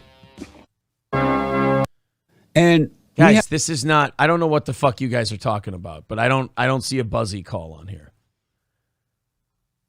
Before. Oh, now they're saying it was before that call. Well, which one is it? Is it right after that call or is it right before? You didn't agree on. You didn't bother you. Don't. How you? Walking on water. All amazing books. And what's causing you to cry right now? I hope this is Buzzy. Body pain. Body back in a moment. That just sounds like one of those old church healers. Yeah. What's caused your pain right now? Hey, Heal him, Jesse, how Jesus. Oh, I think this might be our boy. are you? All is well, Ben John. So am I pronouncing your name correctly? Perfect. Ben John, yes. No, that's not. Guys, I'm going to give up on this. Is that not Buzzy? You're telling me that's not Buzzy? Hey, guys, if I don't find this in the next couple of minutes, you're really bogging the fucking shit out of the show. Responsibility. And they will fight your battle for you. You will start to then see all this other mess that's going on inside of you that you were not aware of before. The imagination. Gordy says after the Swede, He's damn it. being born again. Just So after this guy. You're trying to figure all these things out. You know why I actually... There's nothing I would love more. I know. Oh, there. All right. Not you. That sounds kind of like him almost. You can't intellectually figure this out, folks. The intellect is of the Maybe devil. don't say Look how intellectual evil if you can't say the intellectual people are. Bob is the first time call out. Oh, Buzzard Bob. Here we go. Let's listen to Buzzy. What's Buzzy got for us? Utah. Bob, welcome to the show. You're on the air. Yes, sir. This is Bob. They call me Buzzard Bob. I'm an over-the-road truck driver. Yes. How you doing? All is well. Thanks for calling. All right. Listen, I absolutely love your show. There's nothing I would love more. I know good radio. I really do know good entertainment. I'm on Twitch myself, but I would God love damn it, Buzzy. Did you really sneak in a fucking plug for your Twitch on Jesse Lee Peterson's show? God damn it, Buzzy. to have you on the Steel Toe Morning Show. Bob, give that to God damn it, Nick, you guys. Not So he said Steel Toe Morning Show and then hung up on him. Yeah, a lot of old school radio guys, they don't like having other shit plugged on their show. Like, they don't appreciate. And now, if I email him and my email has Steel Toe Morning Show in it, if he sees that and he goes, oh, Steel Toe Morning Show, those they must be having their listeners fuck with me. No, it's not it at all. They're saying that's not Buzzy, that's Gordy. Oh, Buzzy says that's not me, that's an imposter. Oh, wow. You know what? If that was Gordy, I have to say, Corey, that's a pretty good Buzzard Bob impression. Yeah, that was, got me at first. That got me the whole time. Hold on, let's go against the sound clip, shall we? I'm just the old ass eating buzzard, you know. Yeah, that was pretty good. That was pretty good. Some people are saying that didn't sound like Buzzy. All right, fine. Fuck me then. Yeah, April, why don't you send the email today before Gordy fucks up the entire thing for us? Just no offense, Gordy. Very funny. I like the bit. I appreciate the attempt. But April, why don't you send that email out before Gordy really nails us to the wall with old Jesse Lee? All right, let's change things up. That really sucked all our momentum away as we were talking about how quick the show was going. Let's go to Florida. Yeah. Hey, you know what? I'm just glad that happened to finally make it feel like time is passing on this show. Yeah, now it feels like it's about 10:30 and we should be going home, and now we got 19 minutes left. Let's go to this story. Somebody return some donations so we're out of overtime. Here we go. Just 14, whoever's out with him, he does have a lot of charges in his history of Batleo and resisting with us. Looks like they're all en route. No one's on scene as Fuck, of yet. this isn't the story I got. God damn it, I hate this shit. I hate it when I grab a link the night before and the fucking link changes. There was a whole news story about this guy in Florida who was running through the streets naked, armed with a machete, and tried to jack a guy for his clothes at a gas station. Shortly before 10 a.m., deputies arrived to an area near the Volusia County Fairgrounds after a surveyor worker in the area said the suspect, later identified as 34-year-old Brandon Wright, was picking palmetto berries in the woods and suddenly approached him with a large machete and demanded his clothes, wallet, and phone. What a fucking fever dream of a robbery. You're sitting there doing surveyor work and you come across this naked dude picking berries and then he just turns around with a machete. Give me all your fucking clothes right now. You're like, are you serious? Like, I don't, because you're naked and picking berries, I don't really see you as the confrontational type, but, well, fuck me anyway. Go back that Jesse Lee Peterson thing. Yeah. That dude that called in's voice sounded a lot like the guy that said the N-word on our airwaves. Well, no, Gordy, I mean, I like the Gordy character. He's fun in the chat and shit, but that could be I Sneeze then. Maybe I Sneeze is Gordy. I don't think it's I Snitch. That could be him. Shortly before, so anyway, this guy approaches, says, give me your clothes, your wallet, and your phone. When the surveyor began to comply with Wright's demands, so as soon as this guy starts taking off his clothes and giving them to the guy then throws the machete at him, throws a handful of palmetto berries at him, and then takes off into the brush into a white Dodge Challenger. So the guy maybe he was just mad about Olivia Newton-John. Maybe. So he just goes, give me all your clothes. The guy's like, all right, I don't want any trouble. Fuck you. Throws berries and a knife at him and then takes off. Deputy said the handle of the machete bounced off the surveyor's chest. Oh, fuck. Damn. That's close then. If that thing would have turned over one more time, that's a bad day for you. It left him uninjured. Oh, they had a whole news story about this yesterday when I grabbed this story, and now they just have the aerial chase footage of it. Hey, great news, guys. The inflation numbers came out today. Oh, for fuck's sakes. They just came out a little bit ago. All right, give them to me. How bad are they? Well, you know how in June it was 9.1? Yeah, but that was transitory, so it should be gone now. Listen to how they write this fucking headline and tell me the news is fair. U.S. inflation slowed to 8.5% through July. Oh, thank God for that slowdown. Oh, thank God. I mean, so wait a minute. You're saying inflation slowed down? Yeah, indeed it did. What do you mean it slowed down? Only 8.5% increase in prices. So the slowdown is the third biggest increase ever. So that's really shitty though. Yeah, but it's down. Yeah, I'm still paying 8.5% more for my shit than I was at this time last year. Yeah, but that's good, right? No, that's really, really bad. This is a slower pace than the 9.1% increase in June. Hey, congratulations, everybody. The inflation increase today is it's half a point lower than the record high increase we saw last month. Core inflation, which does not include volatile food and fuel prices, rose 0.3% from last month. Oh, okay. So when you take out food and fuel, everything else actually went up another. So wow. Just fucking wow. So they put food and fuel there to lower it down. Oh my God. Basically all it was, dude, was the gas prices went down a little bit this month. So because they've been flooding and working on that specifically. Right. So 0.6% drop in inflation was basically the gas prices. So now they're cheering that as a victory.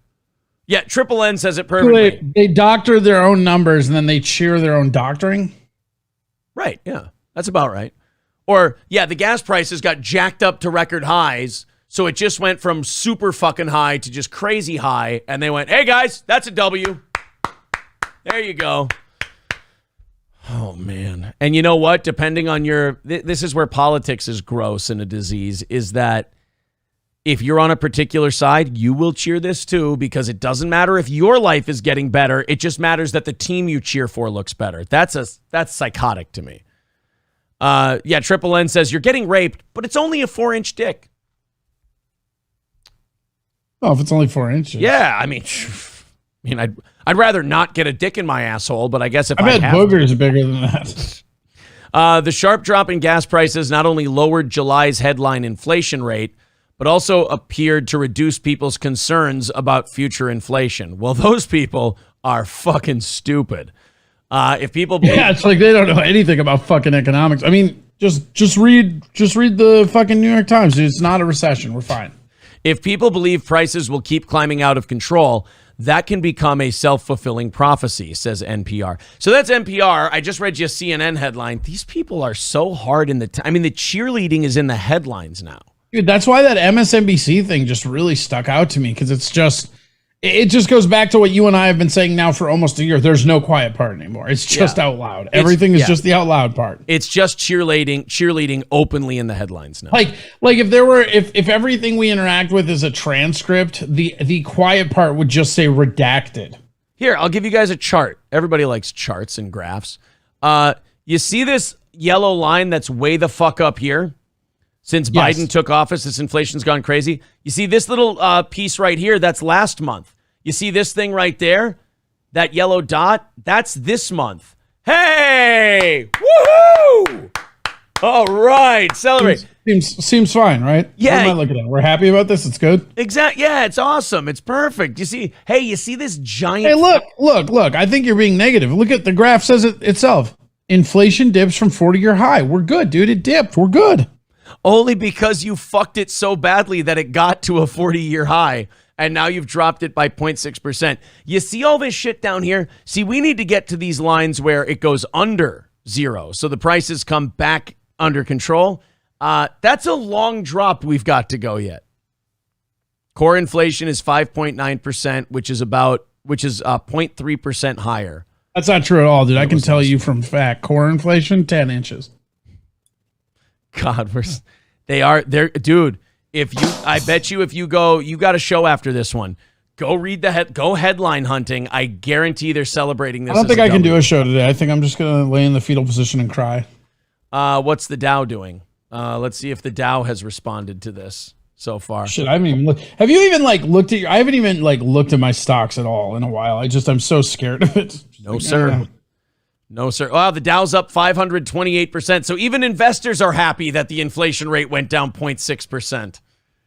Well, there's a lot of movement in the tech sector right now because of the CHIPS Act. Everything's going to go nuts. You know what? That's a good point, too. Because if you look at the breakdown of the sectors, tech is going to go through the roof for a little while because we're basically giving billions of dollars to these tech companies. Just pop it up. Hey, great news. I just saw this in a news tweet. The IRS, we're all worried about the IRS with those new agents. Typically when the IRS does that, they go after lower and middle income people who can't hire lawyers to fight them. But the IRS today said that it will, quote, absolutely not target middle income Americans for audit. Oh, we're fine then. Yeah. There you go, guys. Middle Americans are not going to get hit with an audit because of this new IRS thing. And you know who told us that? The IRS. We're good. When have they ever lied? Exactly. You guys have been freaking out over nothing. Kent H says, I knew they would suck their own dicks when gas prices dropped a little bit. Still 8.5% higher than last year. It's funny too, though, because when gas prices were going up, it wasn't their fault. But now that they're going down, they're sucking their own dicks about it. Right. Yeah, exactly. Oh, isn't this great? I like that people are tweeting. They're like, oh, man, I'm really loving this Putin price drop.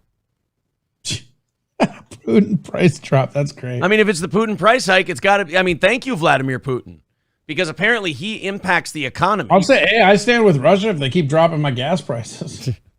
Gordy says, I know how mommy feels now. Nothing I ever do is good enough. Fuck me, right? Ryan G., who hates it when we rip on one particular side, says, the cognitive dissonance when Aaron says when you are on a certain side, you're only going to look at this through your ideological view, as he presents a story implying that Democrats are the party of inflation. I guess those $4 trillion in Trump stimulus is irrelevant. Corey, how many times have we obnoxiously said that, yes, Trump is one of the big reasons for this inflation because of all of the stimulus money we've been passing out? I mean, this episode, none. But in total, a lot. All the fucking time. I'm sorry, Ryan. I mean, here's the thing. You've heard me say this before. I think it's hilarious, super big Republicans that are Trump backers, when that dude was the most liberal president we've had in a while. What do you want? Yeah. Gave out the most subsidies since what? Bush? Oh, wait, another fucking conservative giving out socialism. Running up that debt like crazy and causing massive inflation. Stocks. Yeah, Ryan G., you keep doing this thing where you keep self-owning yourself and you keep thinking you're catching us on something. This is what people do, man. Yeah. They go, oh, the cognitive dissonance of this and that. It's like, no, we're making fun of both sides, you idiot. Yeah. That's not the cognitive dissonance is you trying to apply some weird back and forth between the parties that just doesn't exist. I am a huge libertarian, and like I hate the Libertarian Party. I hate everybody. Libertarian. Ryan. Doesn't matter. Ryan, liberate yourself, buddy. And look, I laugh every time we get to do this to you, but I want you to liberate yourself. Admit you're probably a little more center or left than you are right, and it hurts your feelings a little bit when we bash on the left side of things, and you never really give us any credit when we bash on the right side of things. Just admit that, and then you can move on and keep enjoying the show because you are a huge fan of ours. You know what I've been realizing lately that's really interesting? Is that people project all their political bullshit onto you? Yeah, well, that all the time. That's been happening my whole life. Ever since I washed my hands of the two-party. If you're arguing anything with a Democrat, they'll call you a Republican. If you're arguing anything with a Republican, they'll call you a Democrat. But what's really interesting about the makeup of America right now in this moment in time, you have the left who are being super fascist. And everybody's like, no, this is equality, democracy. And then on the right, you have everybody that's like super anti like socialism, but their people are getting out the stimulus. You know, I shared a meme a while ago that said most Americans wouldn't know what socialism was, even if it directly deposited their social security check into their FDIC insured bank account. I saw that one. I remember that now. That was pretty good. And it's just what it is now. It's crazy to me. Because again, you have basically the Republicans, by endorsing Trump, you're endorsing a guy that issued a bunch of socialism, was super bad on gun control. And if you're on the left, you're basically looking the other way while a fascist regime takes power while witch hunting a guy for being a fascist. That's what our country's doing right now. Yeah. Ryan G says, story after story with right-wing Fox News talking points. You guys are so nonpartisan. Yeah, we actually are. We're pretty much one of the few shows out there that just kind of makes fun of everybody. We showed an MSNBC clip today, dude. What are you fucking talking about? And Ryan, no offense, but there is like truth to like, you can't just be phony. I can't just sit here and go, we made a joke about a Democrat, now we have to make a joke about a Republican. You have to go where the comedy is, and usually the people in charge are where the comedy is. You should probably change your profile picture to a blue dot, too, while we're at it. Yeah, probably, Ryan. You're kind of embarrassing yourself. You're humiliating yourself, kid. You can do better than this. No, Ryan, yeah, I'm sorry, but we have to make fun of the people who are being more outrageous. Jon Stewart always said this. He goes, they asked him, Obama's going to be president. Are you going to be able to make jokes about him? He goes, if they do outrageous things, yes, it will be very easy to make fun of them. I'm sorry, Ryan, but you can't sit here and tell me that the nightmare that Joe Biden is presiding over right now is not funnier than like the minority Republicans that are in the Senate sitting on their ass doing absolutely nothing and waiting for these guys to fuck up so they can go in there and fuck up things on their own. Like, or watching a president not be able to put on his jacket or remember who he's shaking hands is more entertaining than a raid that's not even disclosed why. Yeah, I'm telling you right now, Ryan, the Republicans, the reason you can't really make fun of them right now is because they're sitting on their hands watching the Democrats fuck things up so they can get their turn. What are you going to do? I mean, we've played all those, during campaign season, we played all those ads of those crazy Republicans that are doing like the Klan commercials and everything else. I know you're just a butthurt lefty, Ryan, but I'm sorry. We can't force jokes that aren't there. And right now, yeah, the jokes are on the left side. Sorry, buddy. And we can do this again the next time you get all pissy, but I would like to think you'll learn next time. We'll see. I do want to say before we have to go today, potentially rest in peace to Royce Lopez's Daywave channel. Wait, what just happened? YouTube, apparently, some of our Daywave listeners, our crossover people, are telling us that Royce got a strike. That kind of sucks. I mean, his channel's still there, but yeah. Hey, Team YouTube, why did you take down my live show again for spam? I've been doing my show for 887 episodes. Please remove the strike. This is the second time this has happened. Our team has reviewed your content, and unfortunately, we think it violates our spam, deceptive practices, and scams policy. Oh, they just removed the video.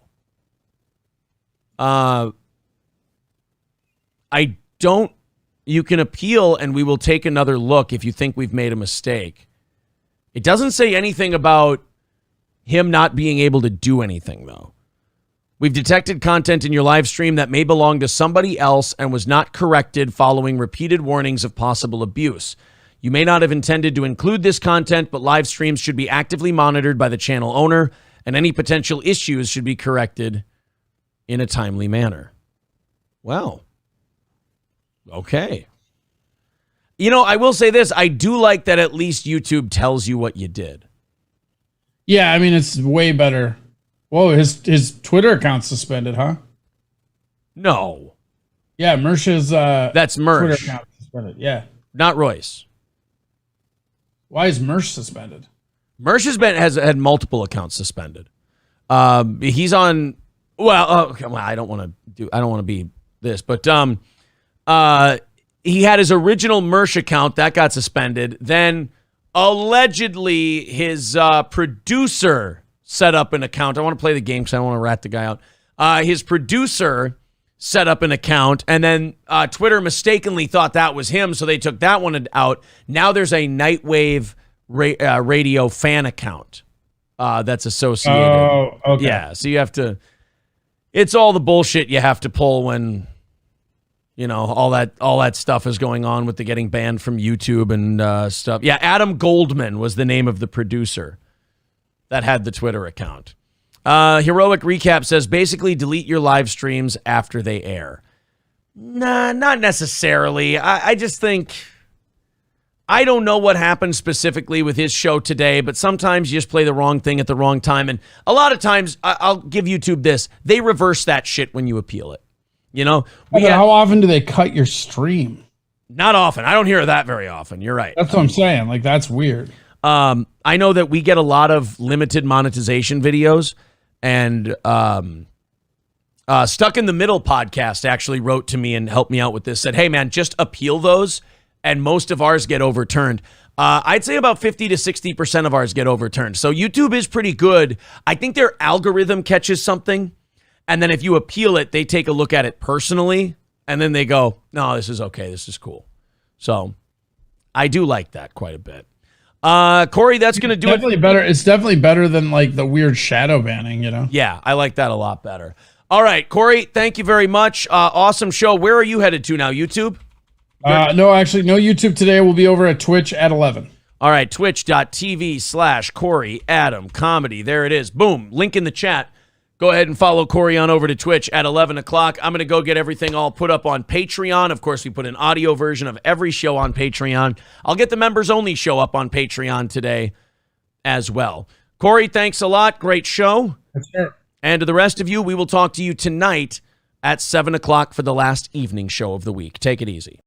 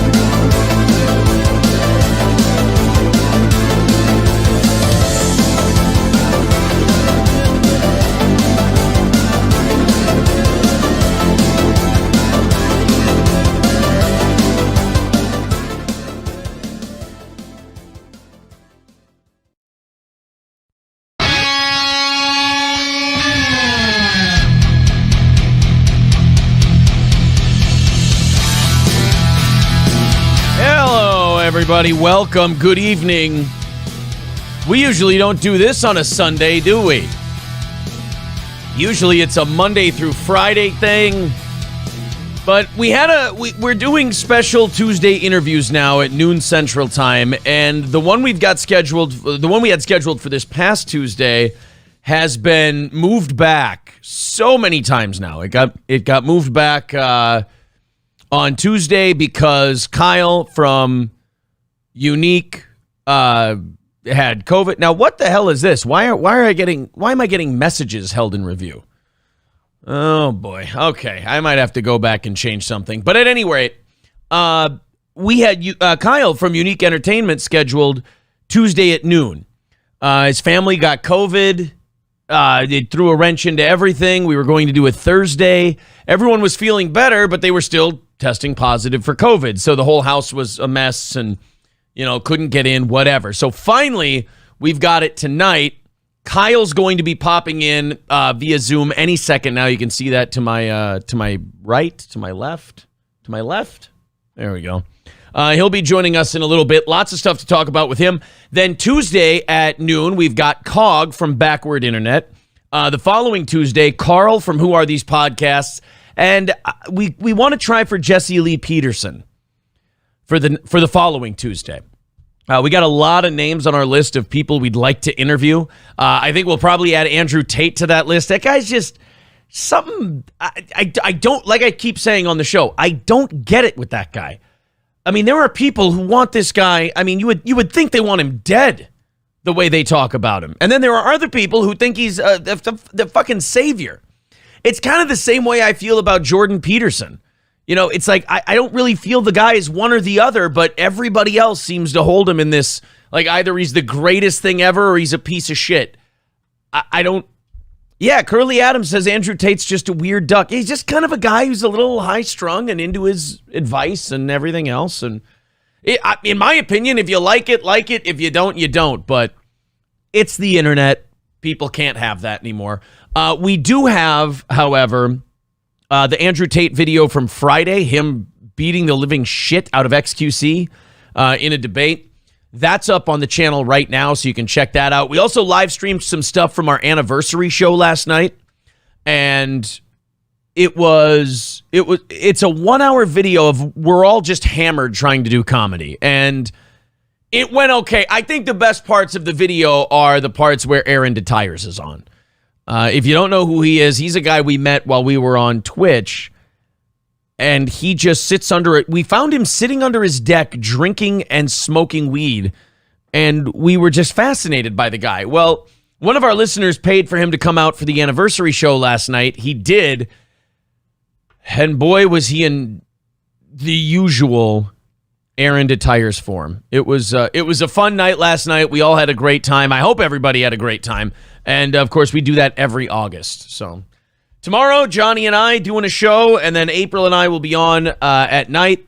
Right now, we're just waiting on Kyle from Unique Entertainment to join us. Wouldn't it be funny if he didn't show up again and we were left holding the bag, and then we just go, you know what?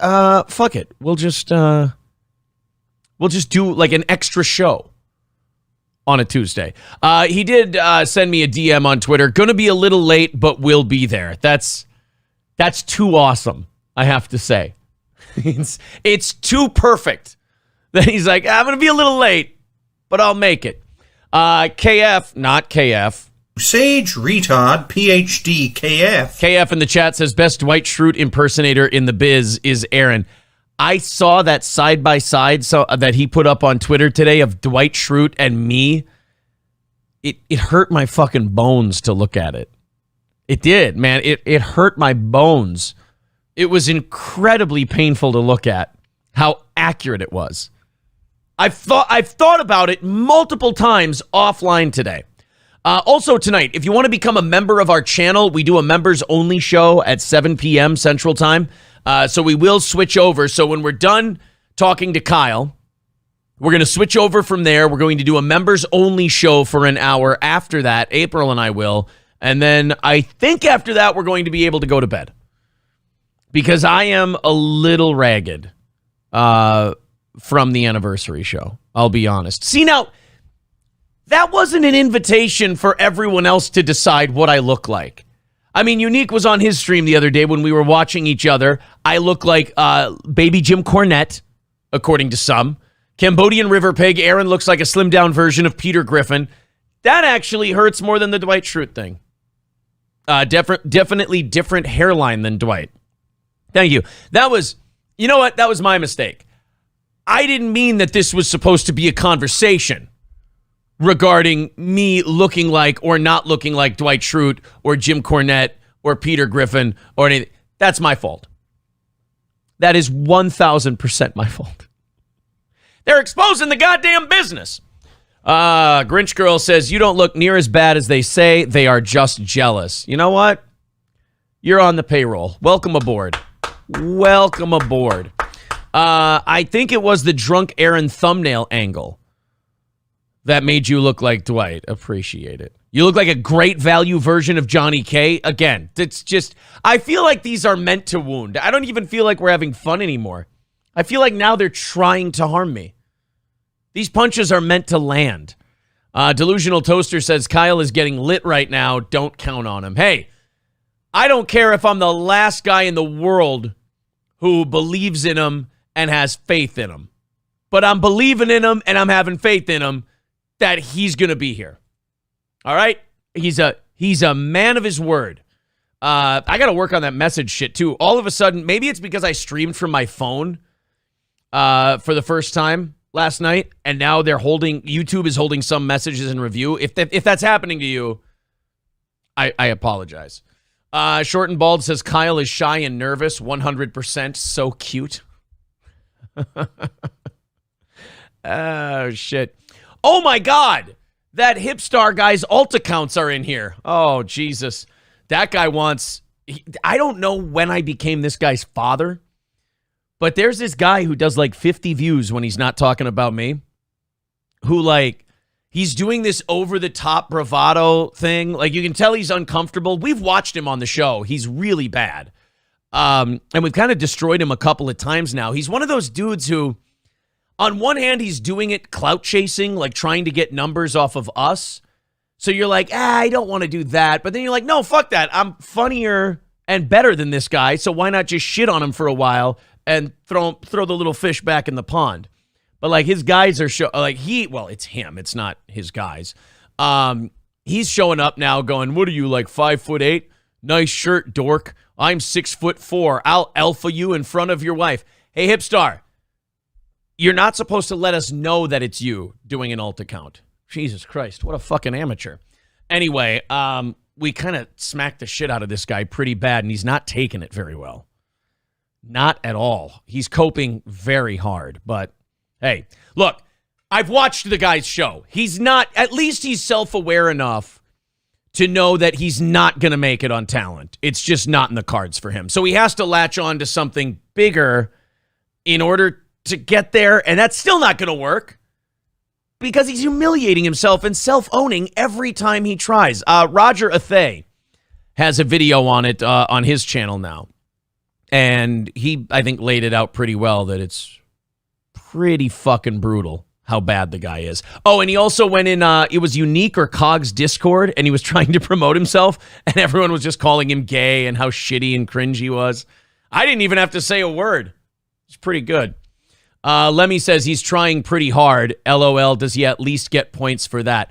Oh, for sure. Like, he gets points for making the attempt. And I think that's about it, though. People are saying, do you want us to ban David Balsh News World?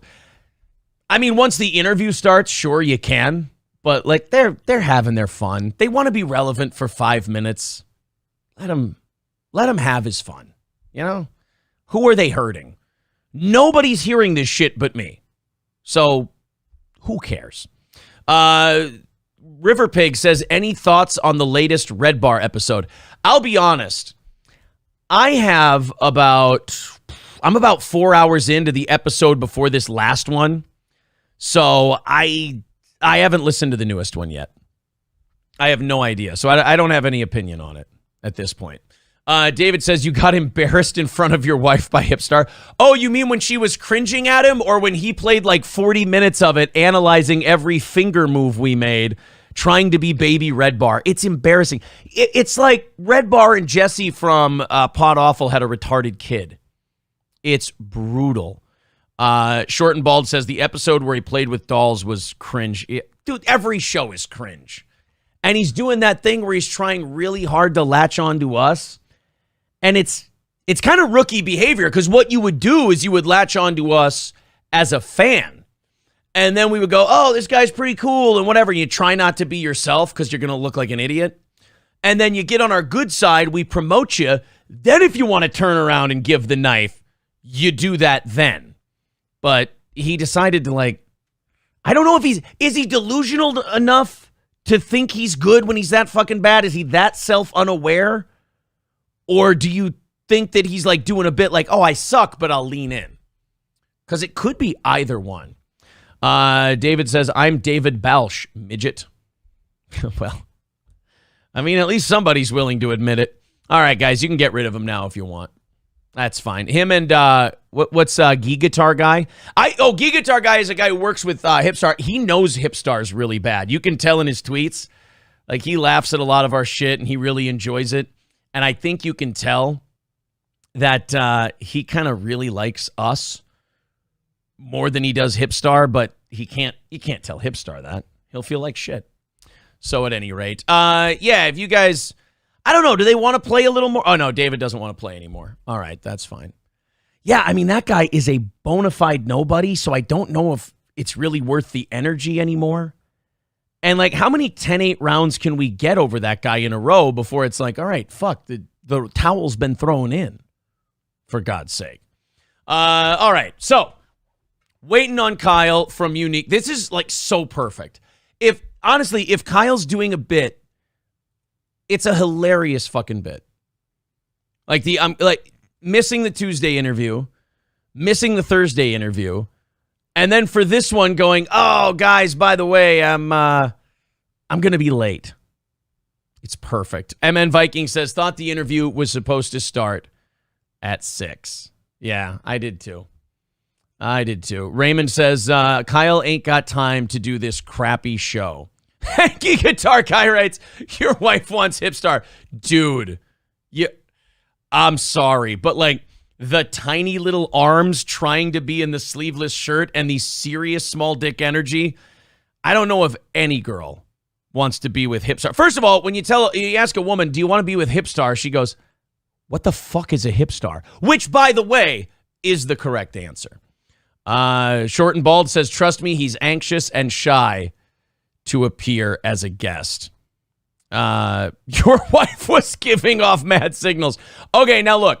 If you guys are fucking around and doing a bit, it's probably 3 out of 10. If you guys are serious, you're the most delusional fucks I've ever met. KF says, please, for fuck's sake, never interview Hipstar or any of these clout-chasing losers. Oh, that would be pathetic. If I had those guys on, there couldn't be a more literal definition of nobody watching than that channel. It's 0. I think it's got such low views that it's got to be all bots or them at this point. So yeah, you guys are right. It's probably not worth bringing them up. Hipstar is his fucking inability to spell hipster when he filled out his profile because he's effing retarded. Well, that's pretty brutal. The only way to settle it is an amateur boxing match. I think that one would be pretty easy on this end. Awesome for this week. Jake, or will you change your mind next week? Oh, is Jake in the chat telling us how great we are? Yeah. Jake's a fan of the show sometimes. And then other times, Jake is not a very big fan of the show at all. Unique is just behind in the chat. Yeah, a little bit. Give this dork till 6:15. If he's not here, he won't show up. This is one. I'm a fan of this guy's content. I really am. I like him. So, I'd like him to show up. I wanted this interview pretty bad, to be honest with you. And we had a nice thing going there. We had Rich from Review Tech, and he did an awesome job on our show. Then we had Kyle scheduled. Now we've got Cog on Tuesday. Then we've got Kyle the following one. I'm really excited to get this Tuesday regular interview thing going. So I don't want to miss one. Oh my God. These guys. You got to give them this. They're trying really hard. But God, they're bad at it. The Review Tech episode ruled. Thank you. Do you have any plans on using Streamlabs for PayPal donations? We do have a Streamlabs. We probably should throw it back up there for everybody. You're probably right. Probably something worth doing. Rich from Review Tech isn't a drunk. There's a reason he showed up. April says if he doesn't show, just consider this the members only, and I will come down when you're ready. I don't know. The members only we're going to do for just members. So that's going to start off at 7. Here's what I think. If Kyle doesn't show up, then why don't we just do a 1-hour stream fucking around? I don't really have anything prepared, but we can just rap with you guys in the chat and fuck around for a little bit, and then maybe cut it off at 10 minutes to 7, and then switch things over for the, what do you call it, the members only show? We could do that. There we are.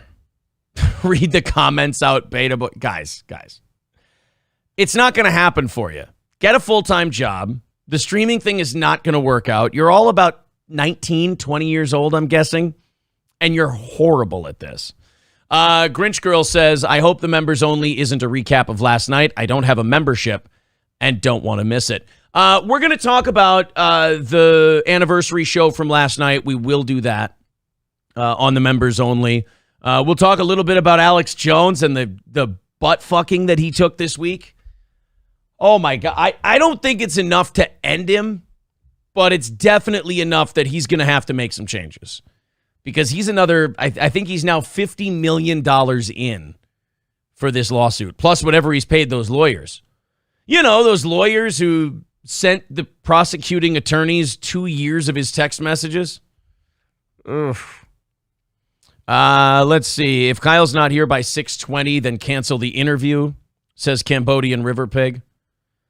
Honestly, I really should just have the River Pig on when his channel comes back. That's what I should do. I should have Cambodian River Pig on the program. $10 from Curly Adam. Thank you very much, sir. He says, I'm all in for a fuck around show. KF with $4.99 says David Walsh, Turbo is still dead. Sorry. Yeah, I think so. The Hipstar people are so tragically awful. Dude, how many different times can you say, oh, this guy's wife wants to fuck this guy we're simping for? Before you're like, either, okay, we get the bit, it just didn't, your punches didn't land, so you can try something new, or is this just it? Did you guys fire your best shot and that was it? Again, we've smacked the shit out of you guys for 72 hours. I'll give you this. You guys get cracked in the fucking jaw and get your skull broken, and you still just keep saying the same shit over and over. I'll give you that. You're too stupid to know how bad you're getting your ass kicked. Cambodian River Pig says, yes, we will talk about my political campaign slogan, sterilization and deportation. Fair enough. Now, River Pig, are you a guy who wants to be behind the scenes, you don't want your voice or your face on your video? A lot of people are like that because they've got lives and they don't want to get fucked with. And when you post clips of people, sometimes people try to fuck with you and stuff. Or do you just like doing the clipping thing? I'm not, it'd be interesting to know. Ashley says, why can't you have Pig up now? We could have the Cambodian River Pig on now, sure. I mean, it's up to him because I don't know kind of his background or anything like that. Trident says, we make jokes about Kyle being late, but it must be a nightmare being his friend or wife. Lemmy says, you know what the weird thing is? If he came in here being cool, we probably would have promoted his shit. That's what I was saying. I mean, these guys are those Hipstar guys really played this one poorly. They really did a terrible job of it and got the shit kicked out of them. And for what? Like, you're still going to have 40 views on everything you do. You're going to move on to something else. It's going to work out the same way. Like, I don't think there's anybody online they could fuck with who they would look better than. Not Kyle, not anybody, because it's just so over the top, cringy, wannabe Jesse. And by the way, that saying wannabe Jesse from Pod Awful and wannabe Red Bar really hurts their feelings because they really start going off on that. That's them getting caught, is what that is. And they're frustrated as fuck right now in our chat. They are screaming at me, but they can't help it. They can't help it. Yeah, everyone in our chat just saying lame fucks. They're terrible. Honestly, I could do this for an hour. I could beat the shit out of Hipstars guys for an hour. It's honestly, they're like the Foot Clan. They just come at you one at a time, and you're like, oh, bye. And then every time they create a new account, they get angrier and angrier.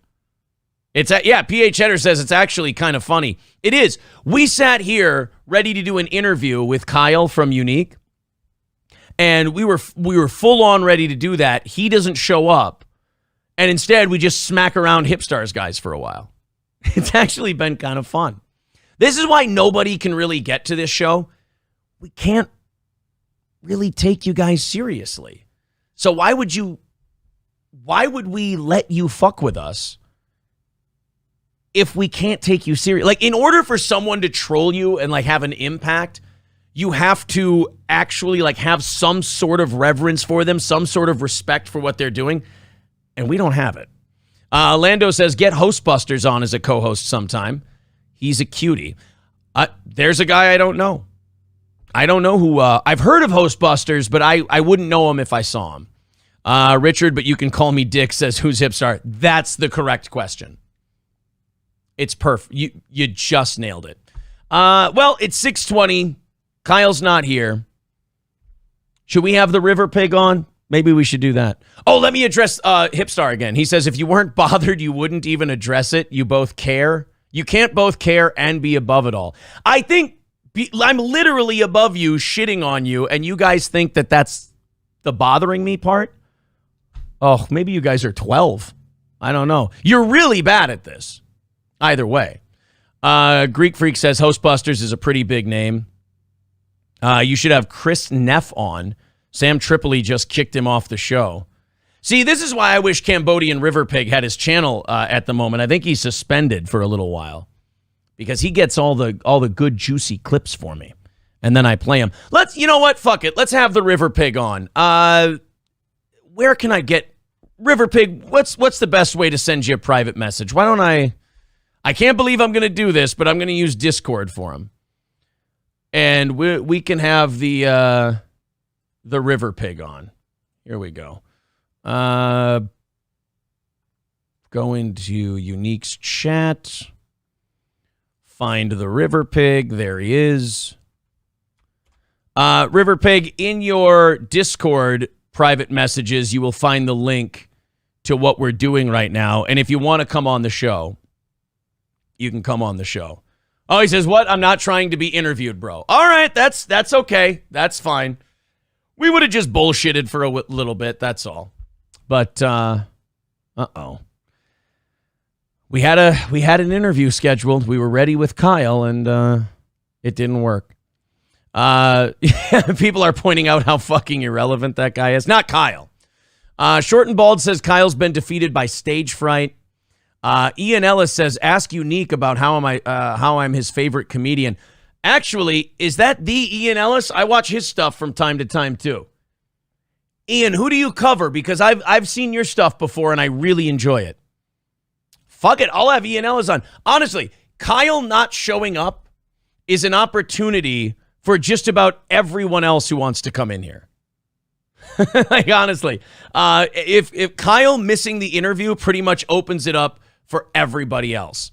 Coltrane with $5. Thank you very much, buddy.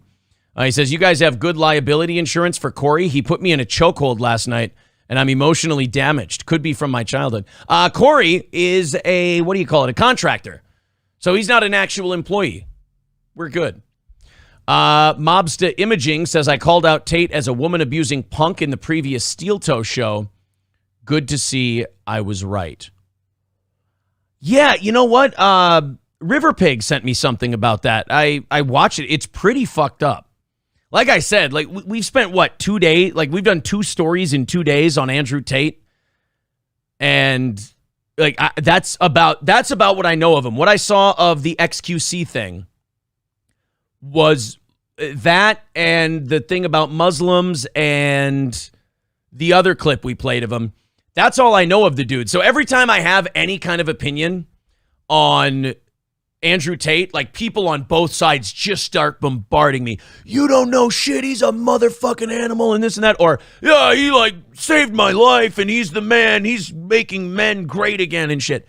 It's so, like, there are so many times where I'm the guy who just doesn't have an extreme opinion on a guy, where I end up in this weird limbo where you would think I would get left alone for having the kind of middle of the road opinion, but everybody else wants you to be on their side so bad that they all just start beating you with bats. And you're like, God, can you give me like a week or so to fucking get to watch clips of the guy so I can know if I hate him or not? There he is. There's Kyle. Kyle from Unique Entertainment. How are you, sir? Uh-oh. Do we not have him? I don't think he can hear me. Uh-oh. I can hear you. Oh, you are. You're there. All right. How you doing, man? What's that? What's that? Well, I tell you what, we finally got this interview done. How's everybody feeling? Like COVID ran through your house again. How are you guys all doing over there? A lot better now. Good, good. All right, man. Well, it's been a long time coming. I've actually been watching your stuff for a while. I discovered you when the O&A stuff was all falling apart and back in the O&A subreddit days, and you were kind of covering all that stuff. So how long into your career of streaming that kind of stuff did I jump in? Was that kind of how you got started? Yeah, that's how I started. My first video ever was Opie got fired. Oh, okay. So you were in the taking pictures, videos of Roland taking a shit days. And it's all just like gone downhill from there. I mean, Anthony has had his issues, Opie's had his. I mean, in a weird way, don't you think like Jim Norton and Sam Roberts, just by kind of staying out of the way and not making any headlines at all, kind of won this thing? Yeah, but you could probably fire them and just use Travis and Troy Kwan and get the same amount of ratings. Yeah, I mean, you probably could. I mean, they don't keep ratings at Sirius. It's based. I think Sirius just like goes on cruise control for 4 years until it's time to talk about Howard's contract, and then that's about it. Probably. So the O&A stuff, now, do you feel you've kind of moved on from it? I don't really see you doing a lot of stuff on O&A. I mean, do you revisit it when shit happens, or are you just kind of done with them? Mainly just during my live streams. I'm a lot bigger than the both of them. So like I made a Stuttering John video like a week ago, and I feel kind of disgusted for even covering it. But like during my live streams, I talk about all that shit. Isn't it funny, like the Stuttering John thing? Like I was DMing with Carl from Who Are These Podcasts, and I told him like I don't do a lot of Stuttering John stuff because you guys have kind of saturated that market. So I kind of feel like you do. Like if I do anything Stuttering John related, I'm just like, man, why don't I just tell people to go watch Who Are These Podcasts at that point? Yeah. So but now, I'm the one who got him into YouTube originally too. So. Wait, Carl or no, Stuttering John? You got him into YouTube? Yeah. One of his first videos ever was he just took my video and posted it. The one where he's bothering Shuley at that gig. He just posted my video with my commentary in it. I didn't care, but then he started streaming, and he would ask me questions. How do I stream? What? I was like, you should use Streamlabs OBS and shit like that. So yeah. So now I didn't know he was gonna do politics, and that's all he does now. Like he had like the chick who's running against DeSantis in Florida, I guess. Like he's actually getting names, which I don't know how he does it because he's completely unfucking listenable. That blue check mark is his entire career. Jeez. On Twitter. That's all it is. And they flock to that. Yeah, I guess those politicians, you're right. Anytime they see that blue check mark, they don't look any deeper than that. They're like, they look at a follower number, a blue check mark, and go, oh, must have a lot of fans. I'll talk to them. Exactly. What about the Brendan Schaub stuff? This to me is the people who don't know who you are. And we have the link to your channel in the chat. People can go check it out. Click on it. Follow Kyle. He does awesome work. This is actually, Unique Entertainment is actually your second channel.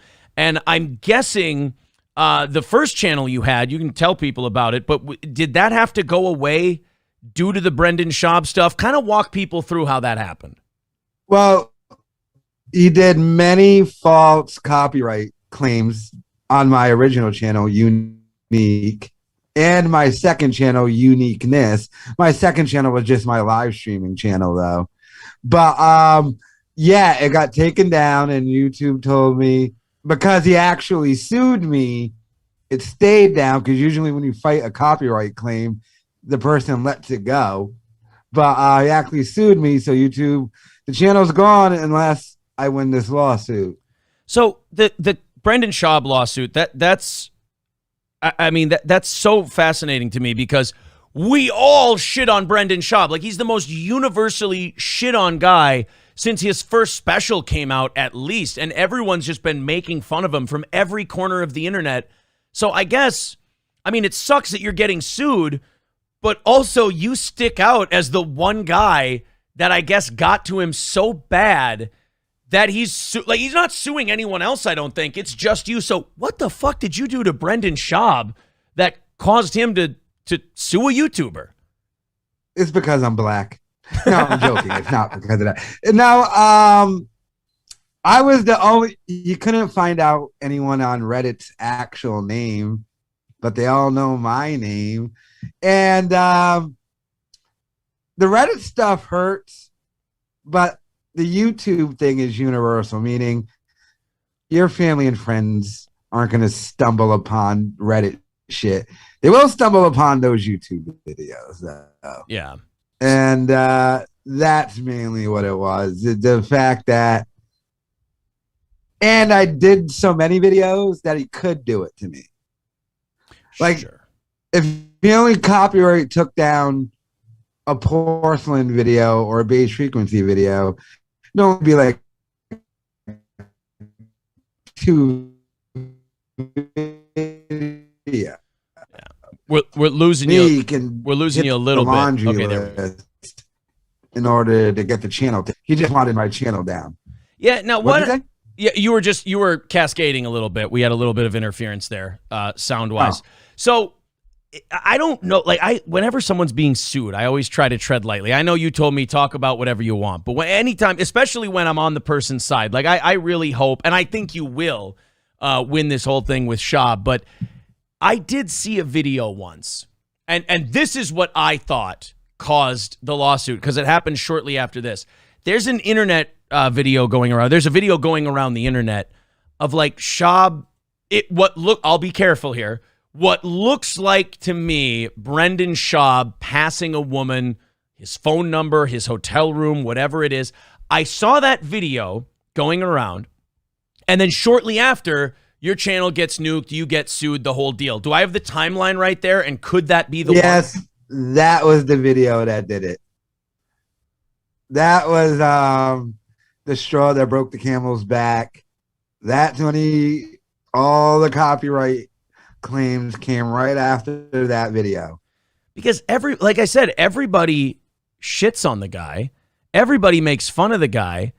But you're the one who kind of really leaned on that video and you end up getting sued. I just don't think that's a coincidence.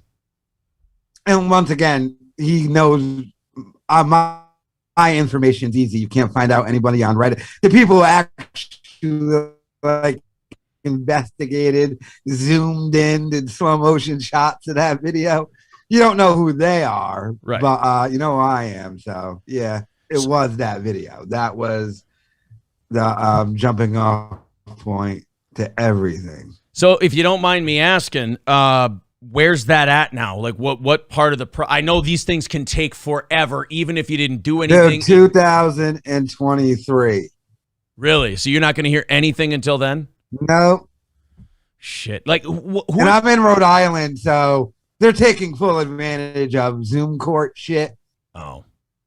So, yeah, 2023 is when I heard we're going to ever even speak again during a Zoom call for court. And what have you heard, like, in terms of legal advice? Do you feel pretty confident the advice you're getting? What have you kind of heard that you can tell us, I guess? Yes, lawyers have made papers for me to hand in, and I have. So, like dismissal papers, or yeah, full detailed answering every in their court gibberish that they do to justify their own jobs and shit. Yeah, like lawyers have broke that down to me, sent it to me, told me, all right, hand this in. I did everything for you. So yeah, I've done that. And what I think is kind of badass is you're still shitting on the guy. Yeah, the only thing that sucks is that like I can't play any of his shit anymore until this lawsuit's over. Okay. So like if he says something stupid on his show, I can't play that clip and do that again. Oh man, well you miss something daily then in that case. Yeah, exactly. So like, but if that's why I don't drop as much. People are like, Kyle, why aren't you dropping daily? Well, I can't just play stupid, saying something stupid on his own show because I'm in a lawsuit with him, and I can't go to court and have his side say, by the way, he's still doing this. So, like, so what are the rules? Like, if he shows up on Bobby Lee's podcast and shit like that, then I can play it. Okay, all right. Just as long as it's not his. What did you make of that, by the way? Because like I said, you're neck deep in this shit, so I get to kind of learn through you. That's why I like your videos so much. Like you get to dive deeper into this shit than I do. What did you think? I mean, that whole Bobby Lee, Kalila, Brendan Schaub thing, it's almost like the power rankings change every day on who's the biggest asshole. Because did you see that guy's documentary he did on Kalila? No, I seen it recommended. I didn't watch it. Yeah, it's worth a watch. It made me think that, honest to God, not that she was behind all the Reddit shit, but that Brendan might have actually had a point, and she might have been fucking around on there. But all the comedians are on there. Oh, fuck. I don't think it's on my new channel. It was on my old channel. No, Dan Soder during the bonfire with him and Big D. Yeah, he was talking about Brendan and the Kalila thing, and he was like, dude, they're in their hard PF Chang's making orange chicken. Like, all the comedians and their friends are on that Fighter and the Kids subreddit because that nigga's a joke. So like they didn't start it though, they didn't run it or anything, but that he's such a joke. They all hate him and resent him, rightfully so, because he is a fucking fraud. But he's Joe Rogan's pet project. That's why Joe Rogan said I'll always be down for him. Well, you talked him out of fighting and to become a stand-up comedian, so right, you're not gonna ever throw him under the bus, but they're all on there. Yeah, if Joe Rogan would have just shut the fuck up, then Brendan would be in a wheelchair with brain damage by now. Exactly. we wouldn't be dealing with it, and you wouldn't be having to go to court in 6 months or whatever. Let me ask you about another guy who I find wildly entertaining. You've gone back and forth with. You've even been on his show. He's also been accused of like really going crazy on the Red Bar stuff. I want to ask you about Sam Tripoli, your experiences with him, and since you've dealt with him on a higher level, is he really that out of his fucking mind? No, he's a grifter. He's 100% a conspiracy grifter, which I don't mind, and I don't really care. But like, he's just a conspiracy grifter. I think he's a funny guy though, like, and a cool, chill guy, kind of. But the reason why I got involved with him mainly, and why he hates me, is his baby mama hit me up one time and started giving me all this shit. And so I made a video, and that sparked like he's gonna sue her. There's child custody things happening, so I had to take down the video on her behalf, and like, but I thought she wanted me to make a video about it because why would you DM me shit about this nigga, knowing I'm the guy who makes YouTube videos. Right. Boy, it seems like what is it? What are we at now? Like 2 out of the 5 people you talk about, there ends up being a lawsuit. Yeah, but he threatened her illegally. Yeah. They have twins, and she went to this whole thing. They won't let me leave California because she's from my state, Rhode Island, but apparently she can't leave California because apparently he has all the power because he's with his 65-year-old girlfriend who has money, I guess. I don't know. Must, yeah. But that whole thing is weird. Yeah. But yeah, Triple H is just a conspiracy grifter. Okay. People in the chat want me to talk about so many different things. I'm going to tell the chat right now, everything that you guys have said so far of like, Kyle's not going to talk about this. We've been messaging back and forth. Kyle said, whatever the fuck. Kyle never said, don't talk about this. Don't talk about that. We're going to talk about it all. Give it a little time, everybody. I want to ask you about, you've got 2 guys I want to ask you about here back to back, and that's Red Bar and Mersh, because you seem to have a really weird back and forth, almost love-hate thing with the both of them. You got, like, I've seen you and Red Bar, like, live stream snipe each other and try to get each other taken down and shit. What's the deal with you and Mike David? Where are you guys at? He tried to get me taken down, and it was hilarious. In his attempt to try to get me taken down, he got taken down live. And I never tried to get him taken down. I don't try to get anyone down. I don't care enough. But yeah, that was funny. Red Bar came on my radar about a year into doing YouTube. Because remember, when I first started YouTube, I didn't even know there was an O&A. I didn't know what the fuck Reddit was. Right. And a year into it, I was like, oh, there's a Reddit with Opie and Anthony subreddit. And then that's when I learned, oh, there's a dude named Red Bar who talks about these guys too. Yeah. But yeah, he tried taking me down. Yeah, but Red Bar loves me. He knows he loves me. Okay. All right. Because, yeah, it's hard to tell with him. Like, you can tell when he leans in on somebody that he fucking hates them because he obsesses over them. But then there's other people who, like, he lightly jabs. Because, like, we got on his radar for a little bit.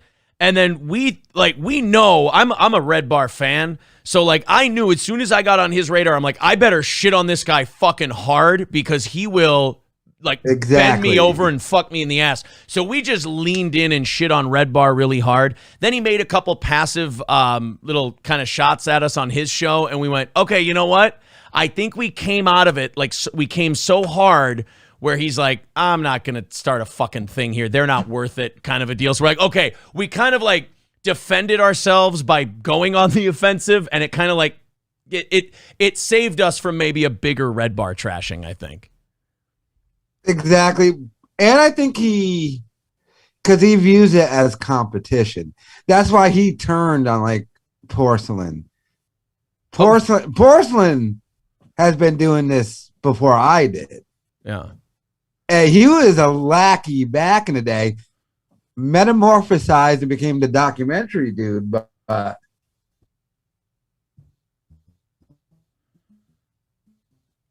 Red Bar. We're having some audio problems with you. Us as competition. Watching. Oh, are you? Yeah, now you're okay. You're good now. Yeah, Red Bar kind of views all these people as competition. I get it. Yeah, I understand. I don't though, because anyone can just watch all this shit.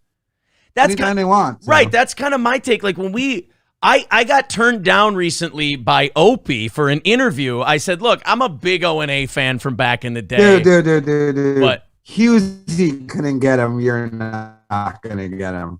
Well, I said he was thinking about it. He was like, oh, cool. All right. Yeah, I think that's it. He says that there. Husey can't get him.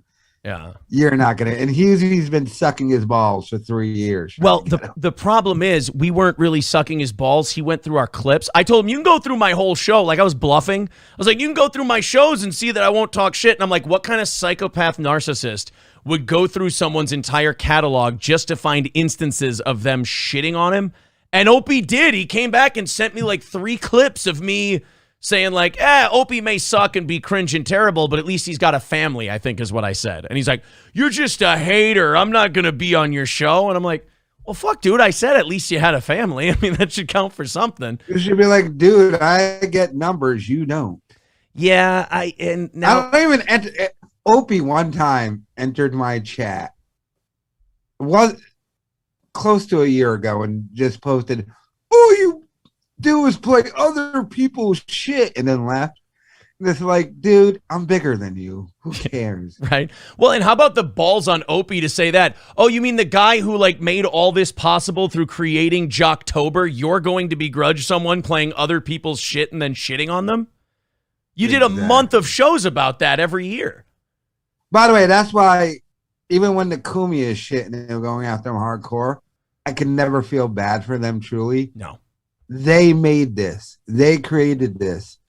They really were. People like Joe Rogan credits them with starting the podcast, like the atmosphere.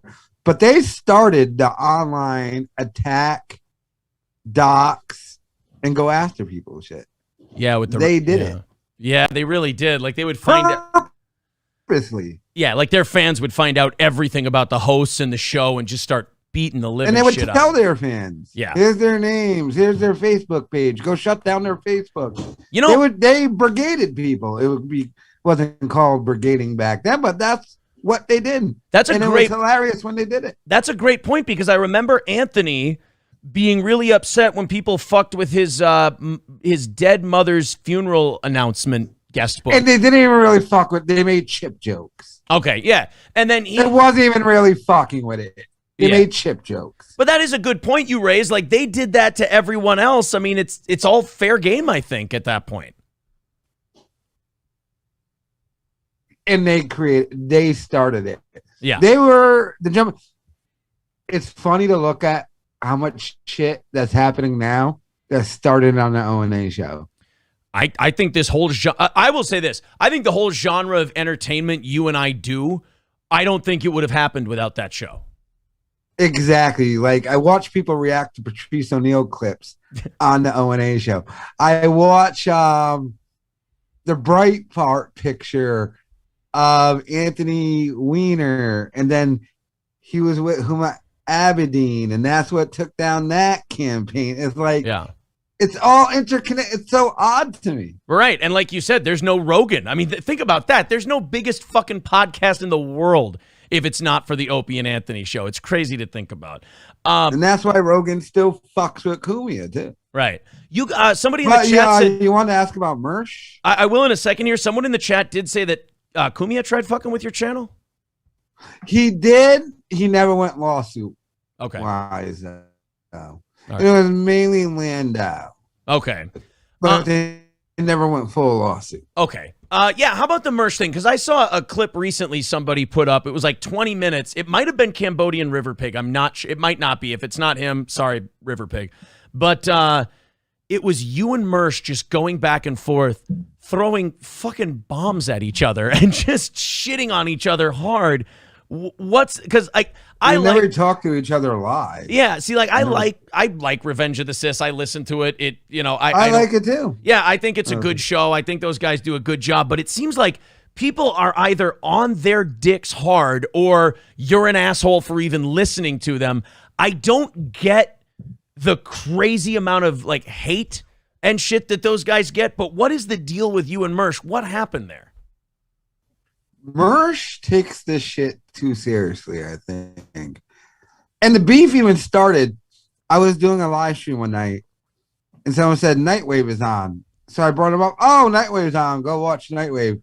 And someone in his chat said Kyle's stream sniping you. When I was really saying, all right, I'm getting off. Go watch him. Yeah. Started shitting on me. All right, then I shit on him and whatever. And then Mersh, that's it, though. We're enemies. Really? So I don't take this shit that seriously, dude. Right. Like, I don't take it, even if you shit on me, I don't take it that. Apparently he does, though. Yeah. I see that. I can't, I'm like you. I can't figure out how people like can take this shit so seriously. We sit on here, like you said, we sit on here shitting on people and making fun of people for fun. We get paid to do it. It's the greatest job. How can you be wound so tight that you would take, like you and I know that we're not being that serious or investing that much of like emotional energy into fucking with these people or talking shit about them. So it's kind of fascinating that other people can take it so seriously when it happens back to them. They talked about on their show right before this incident happened about how they were going to do something with me. This is back when I was saying Z Entertainment. Yeah. They're like, and maybe with saying Z, because they saw I was a big channel who watched them. I was actively in their chat. Yeah. But then it's just over because we shit on each other. Yeah, then you're fat and you get a lazy eye. You said whatever you said about me. But like, for them, it's a blood oath. It's like, we're now mortal enemy. I guess, are we? Like, all right. Even when that video came out with Big Alaska, before I made the video, I hit him up on DM on Twitter, said, I have to shit on you for this. Never gonna respond back. Oh man. That niggas are like, if you ever said anything about me, never talk about me or we're done. That's odd thing. I think he takes it too seriously. I don't know about Royce, but whoa. I've had Royce on my show back when we were on Twitch. He could not have been cooler. He did it was so fucking funny. We were simulcasting. And like at the end of the interview, he got me with the Opie hang up and everything. It was fucking hilarious. He's like, anyway, tell my audience what your show is. And I geared up, ready for the big plug. And I love hitting Daywave's chat because you can talking to Royce because we'll talk about some old school shit because they've been around even longer than I have. Yeah. And they were in the scene a little bit. So yeah, it's fun talking to those guys about it. But my God, a grudge. Yeah. So now it's not even like I'm pod awful doing a shit on Merch stream. Right, exactly. That's my thing. Like I try to book people for my channel. Like I try to book guests. Like I got, you, Cog, Carl. I got all these people coming on because I don't really have like these allegiances. But it's like a guy like Opie or other internet people will be like, you said this thing about me one time. And I'm like, dude, when I was saying it, I didn't even really think I was shitting on you. I thought we were fucking around having a good time. Like, I can't imagine not going on someone's show because they said I did a cringe thing one time. We all probably do cringe shit. Yeah, but okay, we're cool. Like, I shit on you, okay, and you shit on me, and it's that serious that we're at war. Yeah. Like, I mean, it's fucking, it's pro wrestling. Yeah, exactly. It's pro wrestling. Right. So let's hit each other with a fucking chair, and then next week we'll do a tag match. It'll be fun. We're going to drive to the next city together. By the way, when we were simulcasting that one night and you did the fucking cornet comparison, it had been like the third time in a week that I had heard it. Boy, did that one... say young... Jim Cornette. Thank you so much for the young part. That made it so much better. But yeah, I'd heard you have a little bit more of a hairline. Thanks, I appreciate it. And then you start talking shit about April, and then you find out she's my wife. He goes, oh well, shit, I'm not going to talk shit about the guy's wife. Her name's April. Yeah. What's her middle name? Diane. Did you ever see that Bundy's episode where he's like April, May, June? Why is your name April, May, June? She said, my parents are idiots. Like, oh, shit. But if I had a daughter and I named her April and her middle name was May and her last name was June, that'd be kind of dope. Let me ask you, since we got we got about 10 minutes before we got to head. We on Sundays at 7 Central we do a members only stream for an hour. I gotta start my stream. Oh shit, yeah, you do. And be sure to watch. If you're not a member of this channel, go watch Kyle when we're done here. The link to his channel is down below. By the way, I'm gonna be playing Red Bar Scars Club content. He cries, don't show. I'm gonna be playing all of it. Fuck him. So let me ask you real quick. I told you we were going to hit on this part. Your fucking home life on your streams, man, is some of the most incredible fucking content I've ever seen. It's a shit show over there. How are things? Because a few nights ago, you said some shit about the mother-in-law, and you guys had it out live on the stream. What's the status? I imagine sometimes it's like you're walking looking for landmines sometime in that house. One hater, after I admitted this, but he wanted to do a live stream thing. Failed, lost all his money, his welfare money, and his wife left him. Realized it. I'm doing that shit as a bit. Sure. It's just a bit. Right. So you weren't seriously, because I feel like she would have murdered you if you were seriously saying that you fucked your mother-in-law. Yeah, it's a bit I'm doing. Yeah. So live in the moment bit. People really want that juice. They want that It's gossip like, from you. What's that fucking? I love how it switched from kid hitting video to wife hitting video. I guess that's better. The context of that video is that was a bit being done. Yeah. So now, but they only play that part. Yeah. You don't see anything because I'm doing a bit, obviously. Right. But it's a bit. I'm doing bits too. It's just, I am a radio guy. I will say O&A and Howard Stern. I do bits. I will say when I watch it, it's very if it's a bit, I got to tell you, you're very good at it because it all looks like a shoot to me. Oh, complete bit. All right. Well, I tell you what, man. Wait. What? The first bit I ever did, and no one talks about it anymore. I pissed. I took a piss on a live stream. Jim and Sam said this during this when they first got launched. The dude who pees in his basement, and I was like, "Yeah, I got up and peed, but I moved off camera enough not to show my dick." All right, now are you worried that like doing a bit involving your mother-in-law and sex, like it might cause a little sexual tension? You guys might work yourselves into a shoot. No. All right, just checking. But like even the thing notice I did it, but just off camera. That's the bit. That's true. Yeah. Because the joke against me when I was saying entertainment, he pissed in his own basement.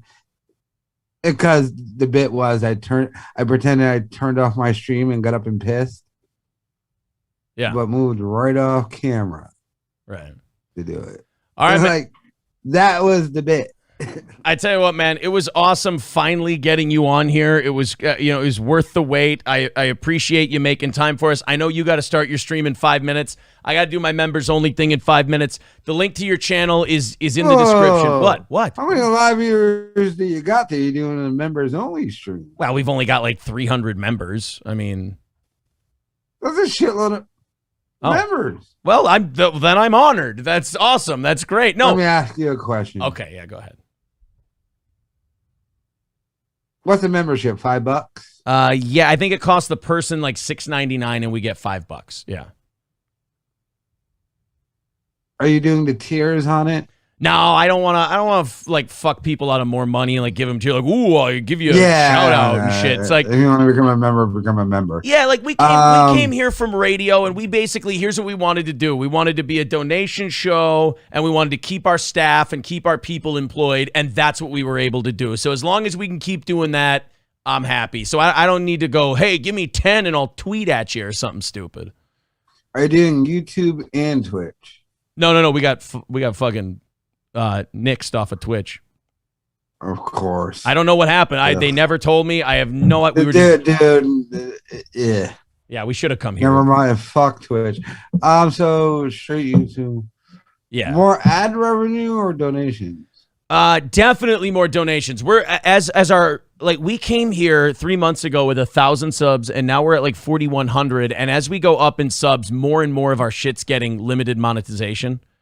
So I don't know if we hit like an algorithm radar or something, but it's Was it last month or the month before? Did they pay you late too? Yeah, it was. They started really hammering the monetization about probably 2-3 weeks. Probably last month. Yeah. No, I'm saying last month. Where I didn't get paid on the 21st. Oh, really? I did. Like the 23rd. They gave this weird. I was wondering if you went through it too. No, probably I can't remember. It was around the 21st. I mean, it seemed right to me, I think. I've always been ad revenue king. Yeah.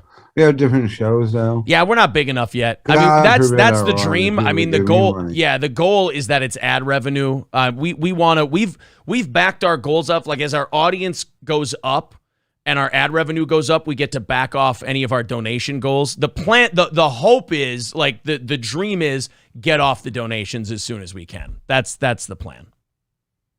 I hate having to rely on people doing. And by the way, I've had to do it back in the when I got demonetized.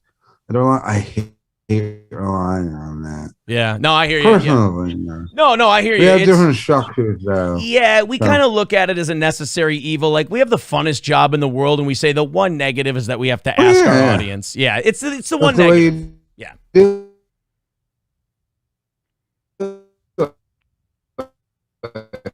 Uh-oh. We're breaking up again. Ah, shit. Well, Kyle, I tell you what, I've lost you here for there you are. Goddamn. All right, there you go. Nope, we got you back now. I tell you what. Oh, yeah, well, I'll say my thing is, yeah, my one skill in life, I got a shitload of views. I know how to do it. Yeah. And I like getting paid off of that. So, yeah. But we're going to get money off of live streaming. Yeah. That's great. For sure. I tell you what, man, thank you very much for the time. Again, I appreciate it a bunch. We're going to switch over to our members only. I want you to have a great stream. I'm sure Mike David won't be pissed that you're playing his Scars Club stuff.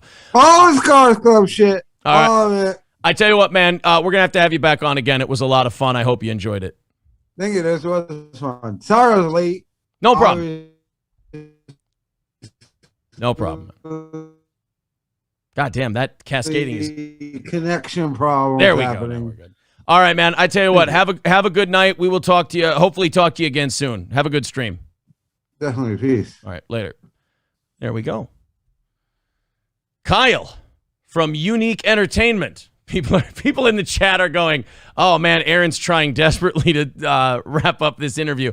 It wasn't because he was drinking or he was starting to slur or anything like that. It was legit because we have to do the members-only show. So I did have to go, but it seemed he was having fun. I was having fun. I thought it was a fun interview. I hope you guys enjoyed it as well. We'll have Cog next Tuesday. This Tuesday at noon. We'll have Cog on the show. Curly Adam with $5 says, is this supposed to be interesting at some point? Hang up already? Oh, no, that was fun. I had a great time with Kyle. I disagree with you there, which is fine. Curly Adam says, we learned nothing from this guy. Move on. No, that's the whole reason we had a stream. You can't say, fuck this guy, move on. This is what the whole stream was about. A lot of people in the chat having a great time, too. Balls Deep with $7 says, glad to be here. Glad you could make it unique. Yeah, we really thank Kyle for showing up and doing the interview. Ashley says, thanks, Steel Toe. Please have Kyle back on. I miss Kyle. I like the guy. I like what he does. Good job. Run away. I'm still waiting for my members only jacket. It was good overall. I was entertained legit. Well, all that matters, in my opinion, is that the Cambodian river pig is happy. All right, guys, I'm going to take off. We're going to do a members only show. If you want to grab a quick membership, come join us for an hour. We're going to do that until about 8 o'clock tonight. That's what we're going to do. Talk to you later. Thanks again. Watch this, rewatch it, like it, subscribe. You know the drill. Bye, everybody.